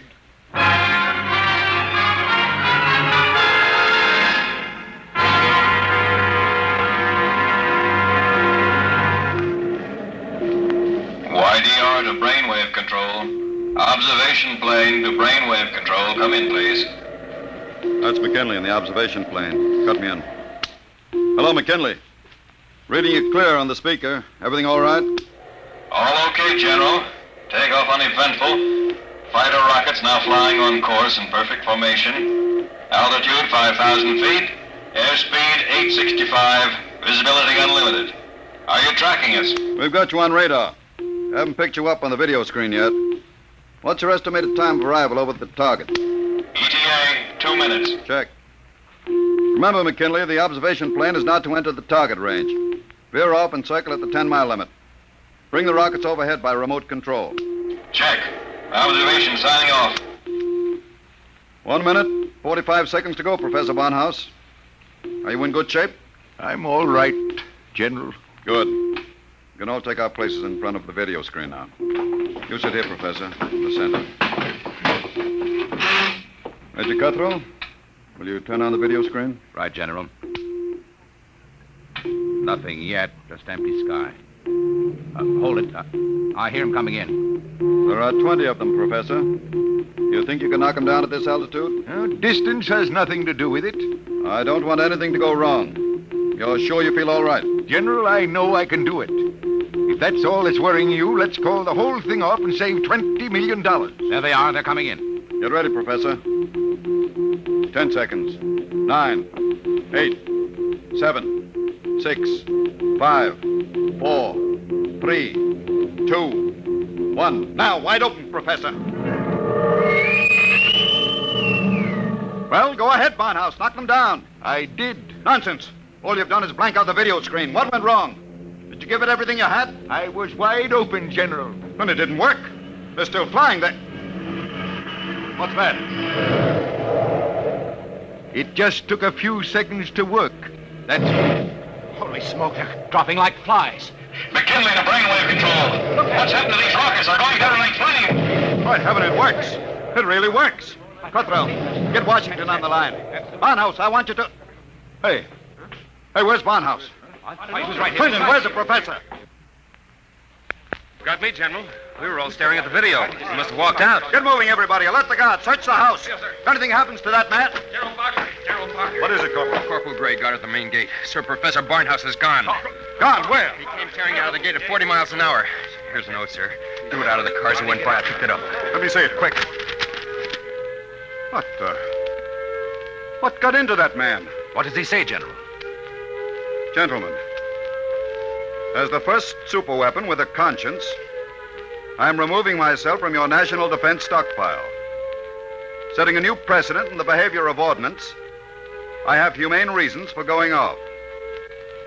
Signed, Arthur Barnhouse.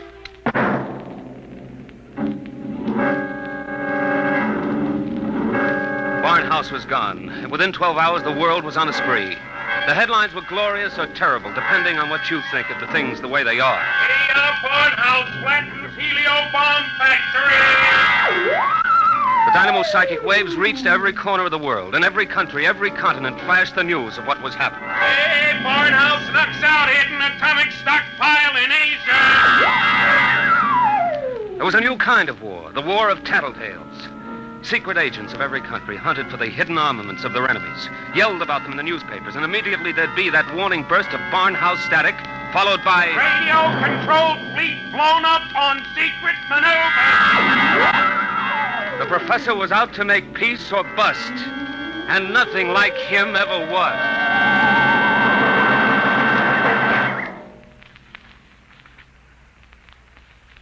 Look, Major Cuthrell, I told the FBI and the Army everything I know weeks ago. I've answered questions till I'm blue in the face. I didn't come here to ask questions, Clinton. I came to ask for your help. My help? That's right. To find Barnhouse. What if I don't want to? If you're his friend, I think you'd better. Why pick on me? You've got the FBI, the police, and Army intelligence. Why can't you find him yourself? We're trying. But you know the man well. You could spot him where we wouldn't. And you're the only one who can. Maybe. But why should I? Wherever he is, I think he's doing fine. He's making war impossible, and I like it. So do I. Yes? He's putting you out of a job. That's all right with me. I'll retire to a truck farm with pleasure. Well, then? Look, Clinton, we aren't the only ones in this race. Every country in the world has its best agents out hunting for Barnhouse. Nobody can beat that kind of a manhunt. He seems to be doing all right so far. Sure, but how long do you think he can keep it up? A week? A month? Sooner or later, he'll be spotted. And if the wrong people find him, Clinton, we're done for. You know what kind of weapon this is. Whoever controls the Barnhouse effect can control the world. Well, all right. Suppose they do find him. He'd never give the secret away. Never give it away? Are you out of your mind? You think these fellows are playing for marbles? Well, no, but... Read the papers, Clinton. Don't you know what's going on in the rest of the world? Yes, They'll get the secret out of Barnhouse, all right. What happens to him in the process won't be very pretty. Well, he must realize that, then. He'll never let himself be taken alive. He may not have the choice. And if he doesn't, God help us all. All right. All right, I'm in. Good. Now, do you know anything that you haven't told us? Anything that might give us a lead? Only this. It was addressed to me. I found it here on his desk the morning after he escaped. You mean he came back here? Yes. I guess he needed to pick up some personal effects. Anyway, the files were open, and he left this note on a scrap of paper. Anything to do with the Barnhouse effect? Read it yourself. It's Greek to me. Just these few lines scrawled on a piece of paper, and the last one breaks off right in the middle of a sentence. This stuff doesn't make any sense at all. You know, from the looks of this, I'm beginning to wonder if the professor isn't going off his rocker. I thought of that, too. All the more reason why we've got to get to him quick. He may be helpless, and the whole world's on his track. Come on, Clinton. We haven't much time.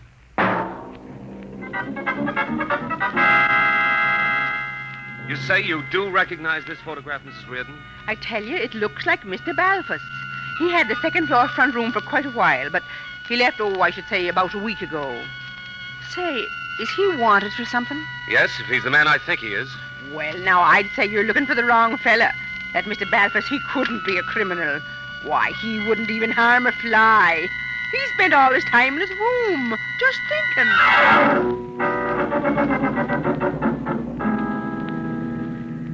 Brother, it's hot. What a way to spend an August afternoon, huh, Major? Give my eye teeth to be at Jones Beach. So would I, Corporal. We've got work to do here. Look, sir, we've been cruising around these radio detection cars for a week. Not a sign of Barnhouse static. The professor must have run out of things to work on. Well, we'll give him a little more time. Switch to shortwave. See if there's anything special coming through. Yes. Try the 9-meter band. This is Radio Miranda calling. Let's hear that. Our American enemies who have hidden behind the unjust and diabolical persecution by Professor Arthur Barnhouse will tyrannize us no more. I wonder if the professor's on Today, it. our glorious leader takes up his residence in a shelter, shielded with lead against all dynamo-psychic rays.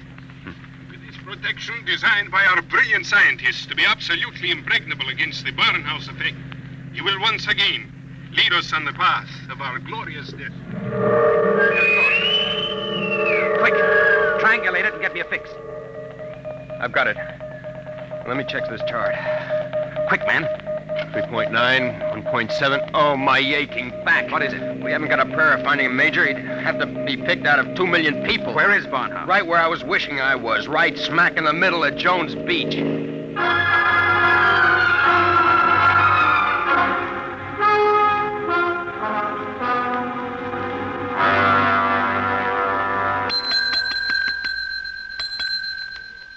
Gents, we're full. No more rooms tonight. We don't want a room.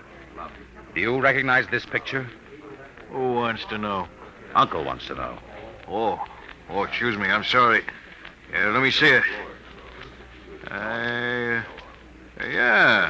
Yeah, it looks a lot like room 417. About 5 feet 8, thin, sandy hair, glasses, little scar right across the bridge of his nose. Yeah, that's 417, all right. You mean he's here now? No, not anymore. He checked out 2 days ago, but he couldn't have gone far. What makes you say that? Oh, he looked sick as a dog. Couldn't hardly carry his own bag out. Uh-oh. Like I said to the other fellas, I said he looked like he was on his way to the morgue. What other fellas? Oh, the ones this morning. You're the second pair that's been asking for him.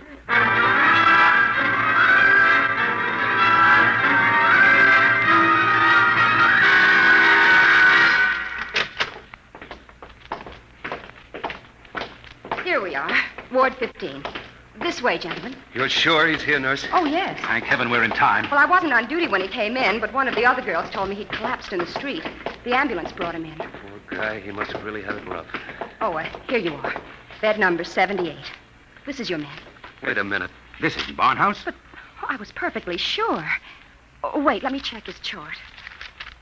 Dismissed 8 p.m. Only an hour ago. Oh, dear, now I remember. Remember what? If he was sick, why did you let him go? Well, 2 of his friends came and took him away. They didn't want him in the charity ward. They said they'd make sure that he was taken care of.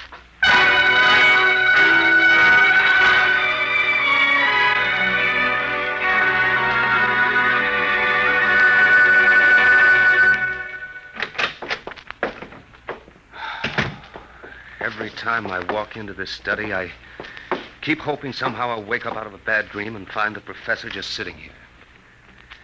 Major, is there anything we haven't covered? Nothing. The police, the FBI, the air patrols, the docks, the railroad stations, everything. Not even a flea could get through this dragnet. I hope. Then I guess we sit. We sit. Maybe something will come in.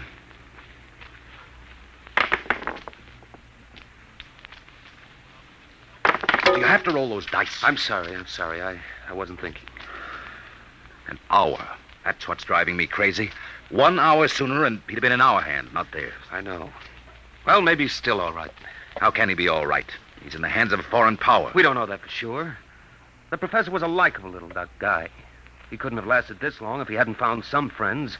Maybe they came and took him away. Well, grab that. Hello? Yes? Clinton, is that you? Professor Barnhouse. Clinton, they've got me. Who's got you? Where are you, Professor? I don't know. They said something about taking me to an airport. An airport? Which one? Listen, Clinton, I've got to tell you. The inkwell. What are you talking about? Remember the inkwell? Professor.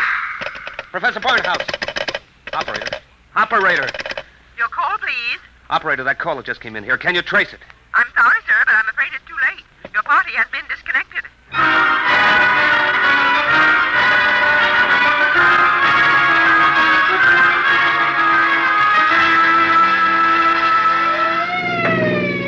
Where are we headed?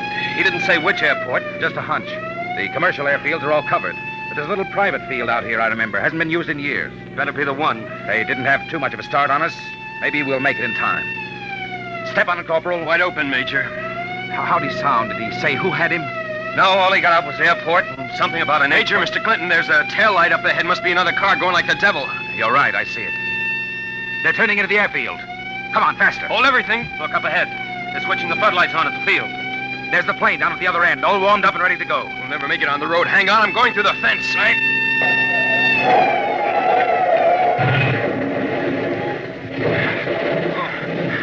Well, what's the matter? Get going. Sorry, sir. Must have cracked the axle.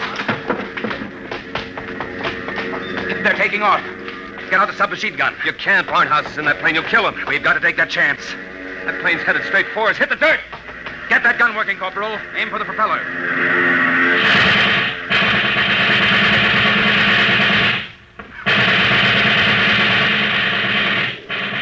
Couldn't get him, Major. Well, there goes the old ball game. I'll get through to air patrol, sir. Maybe they can intercept the plane. No, not a chance. By the time the fighters got off the ground, the plane would be out of range. No, we've lost, Barnhouse. Nothing can save us now. Hey, what?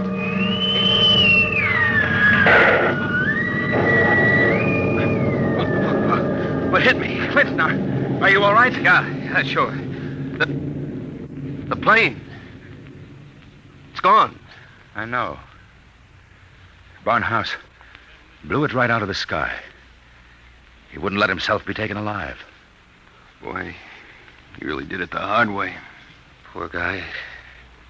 He shouldn't have had to be a hero. All he ever wanted was peace. Peace? What's that? Now the arms race will start all over again. And with Barnhouse gone, what's left to stop it?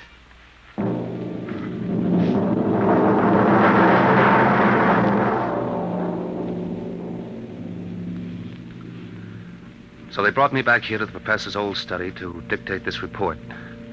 I'm sitting here at his desk, and it's just the way he left it. Papers all over, even his old pair of dice. Arthur Barnhouse is dead. That's going to be good news for some people when they find out. The saber rattlers of the world will be busy as of tomorrow morning, getting ready to whoop up another war. But I'm afraid they're in for a little surprise. It's 3 a.m. now. And before morning comes, I intend to vanish, disappear completely. That's the last that anybody will ever see or hear of me directly. That's why I want to tell you now. I've been looking at the new inkwell here on the desk. The professor's last words were something about an inkwell. And in it, I found a little scrap of paper. Just a few words, but they complete the note I showed the major. The note that didn't make any sense. The whole thing makes sense now. Professor Barnhouse may be dead. But you haven't heard the last of the Barnhouse effect. Not yet. I've been experimenting while I've been talking to you. And now the time has come for me to say goodbye. You see, I've just rolled my 50th consecutive 7.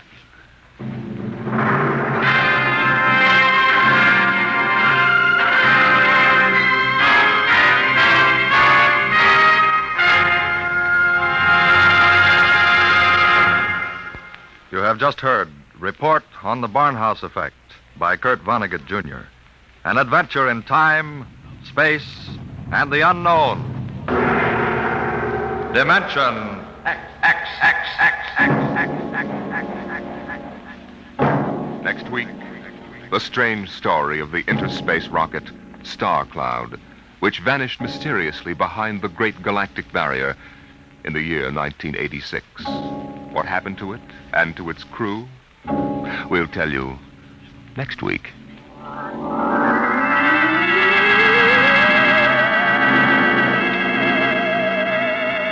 Tonight's story, Report on the Barnhouse Effect, was adapted for radio by Clarice A. Ross. Featured in the cast were Bill Quinn as Clinton, Ed Jerome as Professor Barnhouse, and Carl Weber as Major Cutthroat. Your host was Norman Rose. Music, Albert Berman. Engineer, Bill Chambers. Dimension X is produced by Van Woodward and directed by Edward King.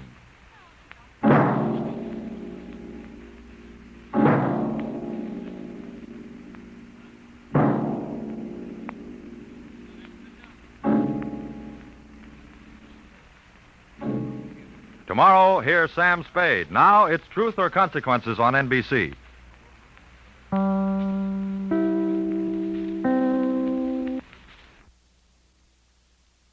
You are listening to Golden Age Radio, rumble.com/C/GAR. Brought to you by G3PL.com.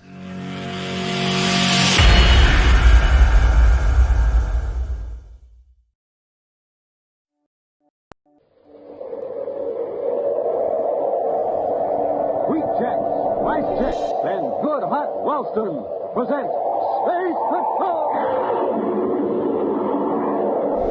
High adventure in the wild, vast reaches of space. Missions of daring in the name of interplanetary justice. Travel into the future with Buzz Corey, Commander-in-Chief of the Space Patrol! In today's transcribed adventure, Buzz and Happy are climbing the face of a steep cliff on the planet Saturn in pursuit of 2 criminals. At one side of them, a great waterfall thunders down 1,000 feet to the valley below. Colgar must have reached the top, Commander. I don't see him. They went up the cliff like a couple of mountain goats, and with hardly any footholds. Look out, Happy, there's a rock falling. Huh? Wow, smoking rockets, that was close. There are more coming. Press close to the cliff. Hey, it looks like the whole top of the mountain is coming down on us. His hull guard's working. He started a landslide. It's right on top of us. What are we going to do?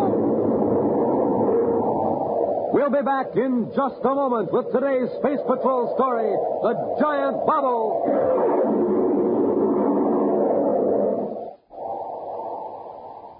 You can't buy it anywhere, gang. Today is positively the last time we can make this sensational offer. I'm speaking of the Space Patrol Spaceophone. The magic phone you can carry anywhere. The magic phone from mysterious outer space. The magic phone created in the secret laboratories of the Space Patrol. The Space Patrol Spaceophone. Imagine, you could talk on it to someone a straight 50 feet away. Complete with 2 blue and yellow plastic spaceophones. Complete with 50 feet of communication cord. Complete with secret briefing sheet. But remember now, today is absolutely the last time we can make this unusual offer. The Space Patrol Spaceophone. To get the whole set, here's what you do. Buy a box of Instant Ralston. Then, with your name and address, send 25 cents in coin and an Instant Ralston box top to Space Patrol, Box 686, St. Louis, Missouri. This offer good only in continental U.S. and may be withdrawn at any time. That's an Instant Ralston box top and 25 cents in coin to Space Patrol, Box 686, St. Louis, Missouri. In Commander Corey's central office at Space Patrol headquarters on Terra, Cadet Happy is puzzling over some reports from the security section as Buzz enters. Oh, can't make head or tails of this thing. Happy, has Dr. Berman been in? Huh? Oh, beg your pardon, sir. What'd you say? Have you seen Dr. Berman? He was to meet me here. Oh, no, sir. He hasn't been in. Did the appropriation go through? Yes, Happy. Just got the Secretary General's approval. That'll make Dr. Berman just about the happiest man in the solar system. Yes, sir. Which, judging by your expression, is more than can be said for you. What's the trouble, huh? Well, Major Robertson asked me if I'd check over these reports of intercepted messages, and I haven't been able to make much headway. There's unidentified spaceophone signals from Saturn. Uh-huh. All I can figure out is that the broadcasts seem to follow a time pattern, and they're in perfectly plain English, but, well, they just don't make sense. I know. Now, one word keeps popping up in several of the messages. That is, if it is a word, Gleck. Now, what in the universe is Gleck? No one else around here seems to know either. Well, all I can gather is that whoever is sending the messages doesn't like Gleck. And one message says, suggest getting rid of Gleck at source. Mm-hmm. Well, forget about it. Turn the folder back to Robbie. Yes, sir. Commander Corey? Oh, yes, Dr. Berman. Come in. Thank you. Happy, this is Dr. Berman, the inventor of a new process of constructing atmosphere shells. Oh, I've heard about it. Yeah, it's something to do with blowing a big bubble out in space, isn't it? That's right, young man. A bubble of transparent electroplast. Dr. Berman's method might entirely do away with the old cumbersome method of constructing atmosphere shells section by section and sealing them together. With electroplast, sir? Yes, Cadet. With a strong plastic developed in a plant on Venus, which has the peculiar property of remaining in liquid state when powerful electromagnetic waves of a certain frequency are penetrating it. Oh, I get it. You blow a bubble with it out in the vacuum of space, and while the stuff is soft. Exactly. When the magnetic waves are cut off due to the cold, the electroplast hardens almost immediately. Hey, it's almost like freezing a soap bubble. Nice comparison, Cadet. However, we've never quite been able to freeze a soap bubble. To my great regret, they always break. Well, maybe this will cheer you up, Doctor. The Secretary General has approved the appropriation as requested. Splendid. As I understand it, you're authorized to go ahead and construct a shell for the Venus satellite. The Venus satellite? Yes, Happy. The satellite is only a mile in diameter. It'll be completely enclosed by an electroplastic shell. Hey, that's great, but... Oh, wait a minute. You blow up the shell out in space, right? That's right. Far enough away from a planet so the electroplast will form a perfect sphere. Uh-huh. But how do you get the satellite inside the sphere? We cut the shell in half. Then several powerful spaceships move the two halves to the satellite, and the two parts are sealed. Then we install a space lock, and we've got a small, low-gravity world. Commander, I hate to rush off, but I'm very anxious to get back to Venus and get the project underway. Of course, Doctor. If there's anything I can do to help, just let me know. Thank you. My chief problem at first is to get several thousand cubic feet of Gleck out into space. Several thousand cubic feet of what? Gleck. Oh, you wouldn't know. Gleck is a technical slang for electroplast. I see. Well, where did the term come from? Oh, I don't know. You know how it is with slang? Probably some technician got tired of saying electroplast and invented the word Gleck. The term caught on. Well, goodbye, gentlemen. Goodbye, Doctor. Hey, Commander, hadn't we better tell him about the messages? No, Happy, not yet. Yeah, but one of those messages said, get rid of Gleck at the source. I know. And the source is Venus. Then someone on Saturn wants to wreck the doctor's project. I'll have Robbie assign a full monitoring crew to the Saturn frequencies. We're going to blast off for Venus and keep an eye on the plant itself. It's dark enough now, Drovic. Let's get over to the tunnel. Okay. You better watch your step with that explosive. It won't take much of a jar to set it off. How much time have we? Exactly 10 minutes before the tunnel car comes out of the underground plant. But I can assure you we're going to be away from the plant area when the cargo of electroplast goes up. Calder, I'm surprised there aren't any guards patrolling the grounds. Why should there be? Now, who would want to wreck Dr. Berman's project? You shouldn't have sold out to him. With your half interest in the electroplast process, he could have made millions of credit. I got out because I thought he was on the wrong track. He wanted me to think that, so I would sell out. Sure, Calder. But I'll fix him. I hear the tracks. We just put the explosive on the rails? Wait. I've got a better idea. See that flat car off on the siding? Put the explosive on that and push it into the tunnel. Yeah, great idea. The tunnel blown up, Berman can't get any electroplast out of the plant for weeks. That's going to be a job shoving that heavy car, though, so we better get started. Hold it, Hap. This is where the foreman saw the men. There they go, sir. Over that small ridge. That's where the tunnel comes out, the lower levels of the plant. Tunnel? Yes. The tracks lead to the spaceport where the electroplast is pumped aboard cargo ships. What would they be doing out there this time of night? Let's find out. The odd foreman thought they were on some special detail. It seems to me if they were on legitimate business, they'd carry a tunnel lights. Keep yours off until I tell you to turn it on. Yes. All right. Now, shove the car. It's as heavy as if it were on Jupiter. Once we get it moving, it won't be so bad. How far are we going to push it? Just inside the tunnel. The track has a downhill grade. The car will coast. All right, Happy, turn on your light. Yes, sir. Skolda, somebody's seen us. Keep shoving only a few more feet, and it will be on the main track. Hold it a minute. What are you men doing? Why don't you mind your own business? Get that flat car off the main track. Here comes the tunnel car. Let's go through it. No, you don't. Come back here. Let him go, Happy. We've got to shove this car back on the siding quickly. Yes, sir. Hate to let him get away, but we've got to clear the tracks. Tunnel car's coming pretty fast, sir. A couple more feet. That's clear, sir. The switch. You've got to throw the switch, or the tunnel car will be derailed right into us. Hold your light here. Yes, sir.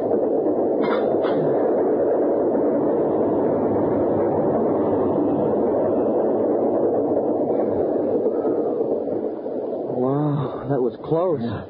Yeah, we made it. Just barely. Look what was on this flat car. A can of explosives. Come on, Happy. We'll go to the main gate and give some orders. Nobody is going to leave the plant. The car got through. Cleared the tracks. I've got to look at them as we ran out. They're space patrol. Space patrol? They probably got the plant surrounded. How are we going to get out? Wait a minute. Look up ahead there. There is Berman. How can you tell? By his walk. There. Now I'm sure of it. He just passed the window in the blockhouse. Let's get away from here before he recognizes I got a better idea. Berman will get us out of here, even past the space patrol. How? He's going into the blockhouse. Let's follow him and see if he's alone. What's in the blockhouse? Test equipment for the Gleck experiments. That's where I got the explosive. Come on. But quietly, take it easy.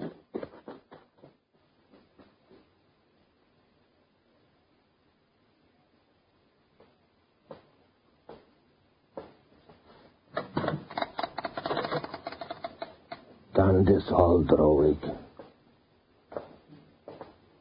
Gate captain, please. Quiet. Berman is in the lab. Yes, thank you. Captain, this is Dr. Berman. Would you locate Commander Corey for me? I don't know where he is, but... Oh, he is? Put him on, please. He's talking on the intercom. Commander? Dr. Berman, What? The tunnel. Good heavens. Thank you, Commander. That would have set the project back for weeks. Yes, I do have an idea who's behind it. Something happened earlier today that aroused my suspicion. We better rush him. I'll wait. Yes, Commander, but I'm not positive. I don't like to discuss this over the intercom. Yes, I know it's urgent, but can you come to the blockhouse? Fine, Commander. Let's get him. Colgar! Don't reach for that intercom, Berman. Yes, it was me. You tried to blow up my plans. Keep the ray gun on him, droid. Yes, Berman, you double-crossing swindler. I didn't track your plan, but you'll never build an atmosphere shell. We were friends once, Colgar. I can't understand this. Oh, can't you? You tricked me into thinking you were failing in your electroplast research, so I would sell. But that was your decision. I was trying to be honest with you. You walked out on me when I needed your help. We haven't time to argue with him, Colgar. You're right, Droid. Berman, give me a pass so I can get out of gate. A pass? Yes. A time-stamped pass with your signature for Droid and me. Say that we are being sent to Venus City for special work on the project. Come on, we don't have much time. Come on, hurry up. Put your name on it. That's it. Colgar, someone's coming. Get behind the door. Berman, you stay where you are. And if you warn them, you'll regret it, believe me.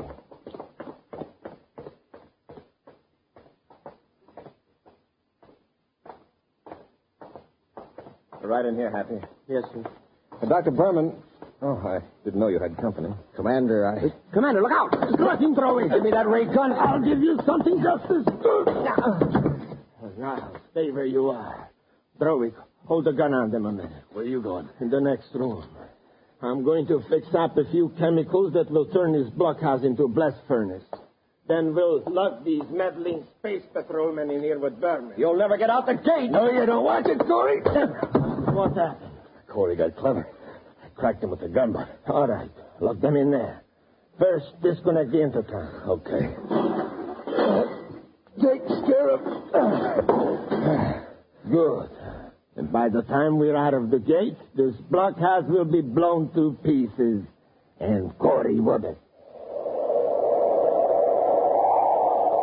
We'll be back with Space Patrol in just a moment. Say, it's a fire. A 4-alarm blaze on Terra. But, hey, what's the matter with that atomic fire control power unit? Oh, too bad. It's trying to get along on ordinary fuel. But wait. Now that fire control officer is filling up the tank with super fuel.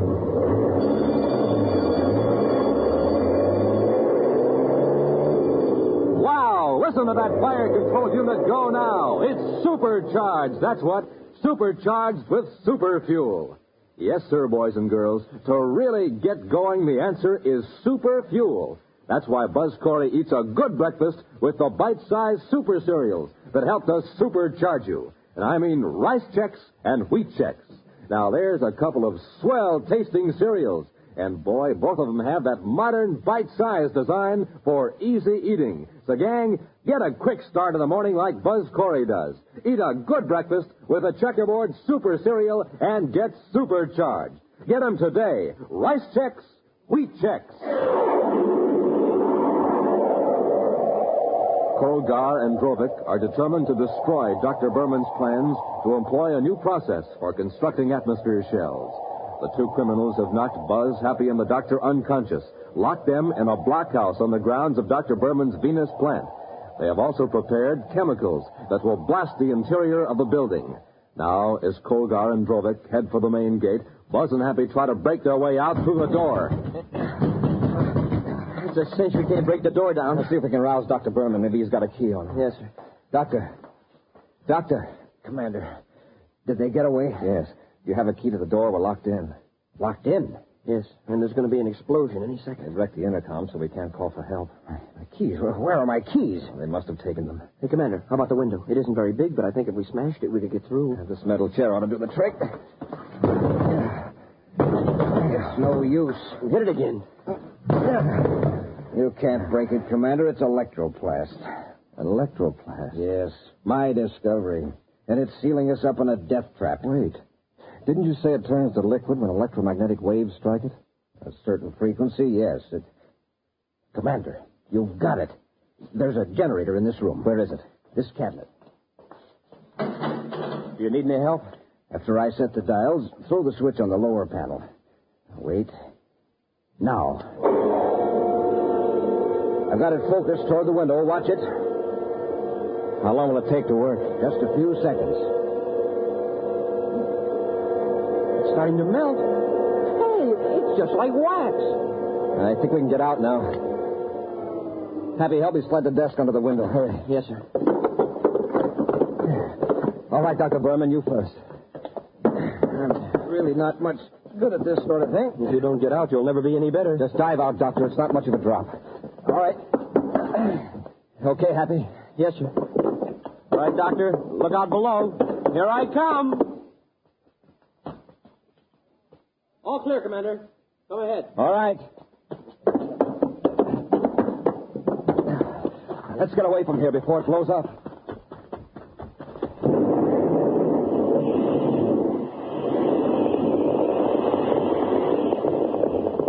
Wow. We got away just in time. Commander, if you hadn't thought of that electromagnetic wave when you did... You're lucky you had the equipment in the lab, Doctor. Happy, let's get to the main gate and see if our friends have escaped. We were too late, Doctor. The guard let them through. Yeah, but we'll get out on all planets alarm. They won't get far. I think. He was once my friend. Dr. Berman, I know this has been a terrible experience for you, but I've got to ask some questions. Do you know where Koger might go? No, I don't. Some time ago, I heard he was living on Saturn. Saturn's a big planet. Any particular area? I don't know. You'll have the Saturn spaceports watched. Now, Doctor, is there anything destroyed in the blockhouse which would delay the construction of the shell around the Venus satellite? Fortunately, no. And you can go ahead and direct the project out in space. Yes. I want to do it right away. The lab ship is ready. Good. Happy and I are going to keep an eye on things, just in case our friends Kolgar and Drovik decide to try something else.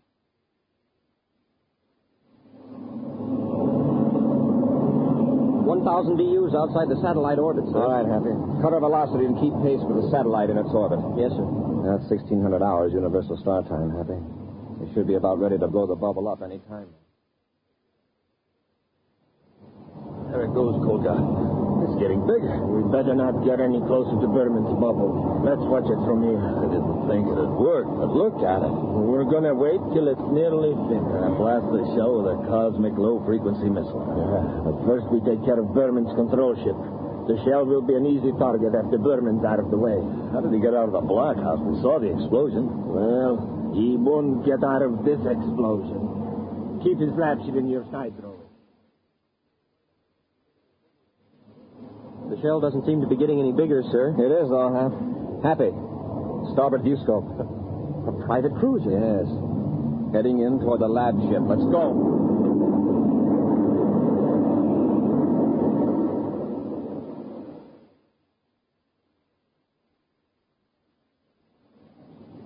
Still on the side, Kolgar. We're too far away. We can't risk a miss. Hold your fire. If we get too close, he may spot us. So what? Those laboratory ships can't maneuver very fast. Kolgar, hurry a view scope. Space patrol ship coming in fast. We've been lining up on Berman. They've been lining up on us. Change vector, quickly. This is Commander Corey aboard Terra 5 calling the unmarked private cruiser. You're in a restricted space sector. Acknowledge immediately and change your vector. What do we do? Keep going. Commander Corey calling Kolgar aboard unmarked private cruiser. Cut your velocity and acknowledge or we'll fire. Cut our velocity, Drovik. I'll talk to Corey. They've cut velocity, sir. They're still keeping close to the lab ship. Better cut our own velocity. Don't get too close, Happy. Yes, sir. Hold them an automatic rangefinder. Commander, there's a flash from their ship. They're firing at us. Kick it on automatic evasion control. Yes, sir. Here comes another one. Wow, that was close. Shall I let them have it, sir? Not yet, Happy. They can't have more than 3 cosmic missiles in that small ship. Well, that was it, sir. Can I let them have it now? Well, there isn't much point in firing on an unarmed enemy, is there? Well, no, but we can't let them get away. I don't intend to, but I want them to think they are. Well, they're barreling off on a new vector now. That's fine. Let them gain some distance. Kick the view scope up to maximum sensitivity. Yes, sir. We'll find out just where Mr. Kolgar is going in such a hurry. Good shooting, Drovik. You knocked out the great Commander Corey. That must have been that last shot that did it. I didn't see his ship explode. He's out of the fight. Probably punctured his hull. Too bad we haven't just one more cosmic missile left. It would be a cinch to knock out Berman's lab ship. Yeah, by now, Berman's probably alerted all space patrol units in the Venus area. You're right. We'll head for Saturn and pick up some more cosmic missiles at our Ortok Valley hideout. And then we'll be back. They're still in the viewscope, sir. Apparently heading for Saturn. Yeah, that checks. We picked the original messages up from Gleck about there. Notify Saturn Space Control to order all units to watch for an unmarked ship, but not to challenge it. After all he's tried to do to us, Holgar is our baby. Space Control Saturn, calling Commander Corey aboard Terra 5. Corey here, go ahead. Commander, an unmarked private cruiser entered Saturn atmosphere 10 minutes ago. It's been under constant surveillance. Has it landed yet? It hasn't approached any cities, sir. Our last report, less than a minute ago, said the ship was headed for the Ortok Valley region at steady decrease in altitude. They let down in the mountain area into the central Ortok Valley. Order all ships to keep clear of the Ortok Valley until further notice. Corey out. Check Ortok Valley coordinates, Happy. Yes, sir.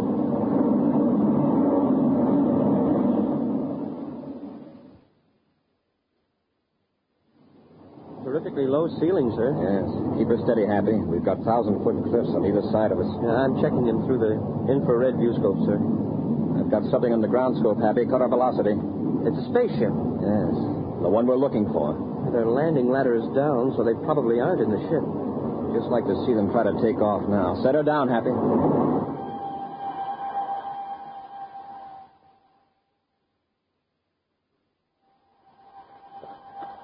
Holger, listen. They're a spaceship landing. Space Patrol. It's Terra 5. Corey tricked us. What do we do? We have no missiles aboard, and we can't get back to the ship anyhow. That isn't time. I know. Up the cliff, huh? Climb that cliff. It's straight up and down, 1,000 feet high. I know a fairly easy way up. If Corey doesn't see us start, he'll never suspect we took that way out. Come on, Drovik, before Corey gets out of the ship. 2 sets of footprints lead over here, Happy. Yes, sir. They lead away from the ship, and there aren't any coming back. Apparently they're headed for the cliff. They may be holed up in the cave, so be careful. Yes, sir. Hey, they end right at the cliff. The ground is harder here. Still, we make footprints, so they climb the cliff. What? Why, it's practically a wall. Look here. Some fresh dirt has been kicked away. Well, if they can climb it, we can. Sir, listen. The roaring sound. Probably a waterfall followed up the canyon. Okay, Hap, let's get going.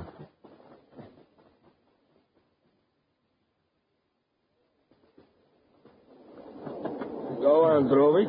Keep moving. Kulka, I can't get a foothold. We can't go back. Corey and the killer found our way up. It's a 500-foot drop. I'd rather have Corey get me than slip off this cliff.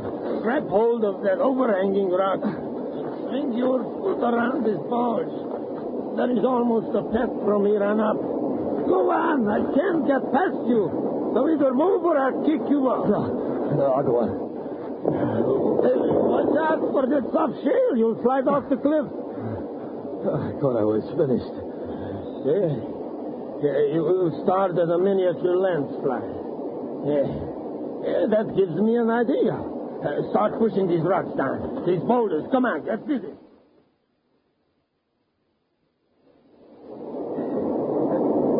The top, Commander. I don't see them. They went up the cliff like a pair of mountain goats. Look out, Happy. Rocks are falling. Huh? Smoking rockets, that was close. There are more coming. Press close to the cliff. Hey, it looks like the whole top of the mountain's coming down at us. That's Holgar's work. He's got a landslide. What are we going to do? Look, there's a ledge that leads over there toward the waterfall. Hurry. Be careful. Yes, sir.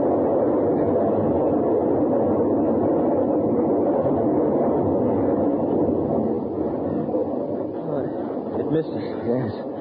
But look at the cliff. Now there's no way up or down. The fall's on one side and 800-foot drop on the other. We're stuck. Wait. Look, behind the falls. What? Behind the falls, there's an opening there. You're right. And there's a path behind the falls. Watch your foothold. These rocks are wet and slippery.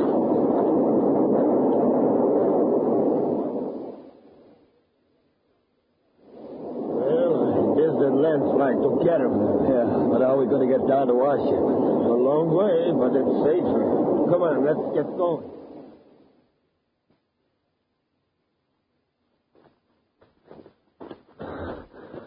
We made it. The Ship sure looks good. Yeah. Get in and let's blast off. What's your hurry? Corey! That's right, and don't try anything, either of you. Well, that's right. I saw it crash right on top of the path. Uh-huh. So did we, from behind the waterfall. There's a nice, easy path the other side of the fall. Yeah, a straight and narrow path. Something you ought to try sometime. An exciting preview of next week's thrilling Space Patrol adventure in just a moment.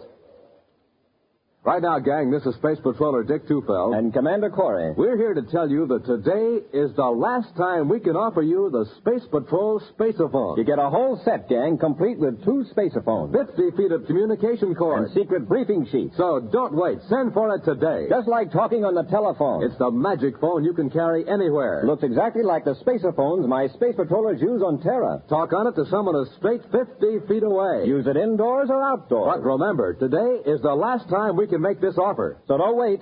Send for your Space Patrol Spaceophone set today. Now remember, you get 2 blue and yellow plastic spacephones. One for you and one for the person you're talking to. And a secret Space Patrol briefing sheet. Now to get the whole set, do this. Buy a box of Instant Ralston. Then with your name and address, send 25 cents and an Instant Ralston box top to Space Patrol, Box 686, St. Louis, Missouri. That's Space Patrol, Box 686, St. Louis, Missouri. And now, a preview of next week's exciting Space Patrol story.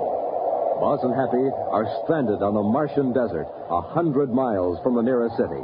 They've just come to an expanse of tiny green plants carpeting the desert for miles. Something's wrong with my throat, Commander. It feels tight. It's hard to breathe. Mine's the same way, Happy. It couldn't be the dust coming up from the ground, sir. No, comes from the plants. Every time we take a step, the plants shoot out spores, poisoning the atmosphere. It's getting worse. And what's still worse, these are poisonous lichens. Poison? What are we going to do, sir? We can't go back. No. If we go on, these plant spores will paralyze our breathing muscles. We'll suffocate. Be sure to be with us next Saturday for the exciting story, The Electronic Burglar, when wheat checks, rice checks, and good hot Ralston again bring you Space Patrol! And now, a word from Commander Buzz Corey. You know, gang, one of the greatest health steps in history was the organization of the National Blood Program of the American Red Cross. A program started in the belief that Americans would give blood to help their neighbors in peace, just as they did for fighting men in war. How would you like to help these people get more blood donations? Here's how you can help. Join my Space Patrol Blood Boosters. You help your country, and you have a lot of fun. So, boys and girls, join the Blood Boosters today.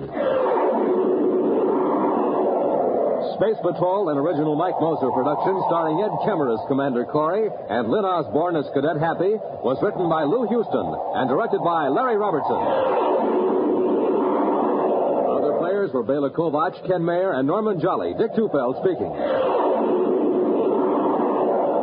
Now, don't forget to tune in next Saturday and every Saturday when wheat checks, rice checks, and good hot Ralston again present the new exciting Space Patrol. And be sure to see another exciting Space Patrol story on your local ABC television station. Consult your local. You have been listening to /C/GAR, brought to you by G3PL.com. Don't forget to subscribe for more videos.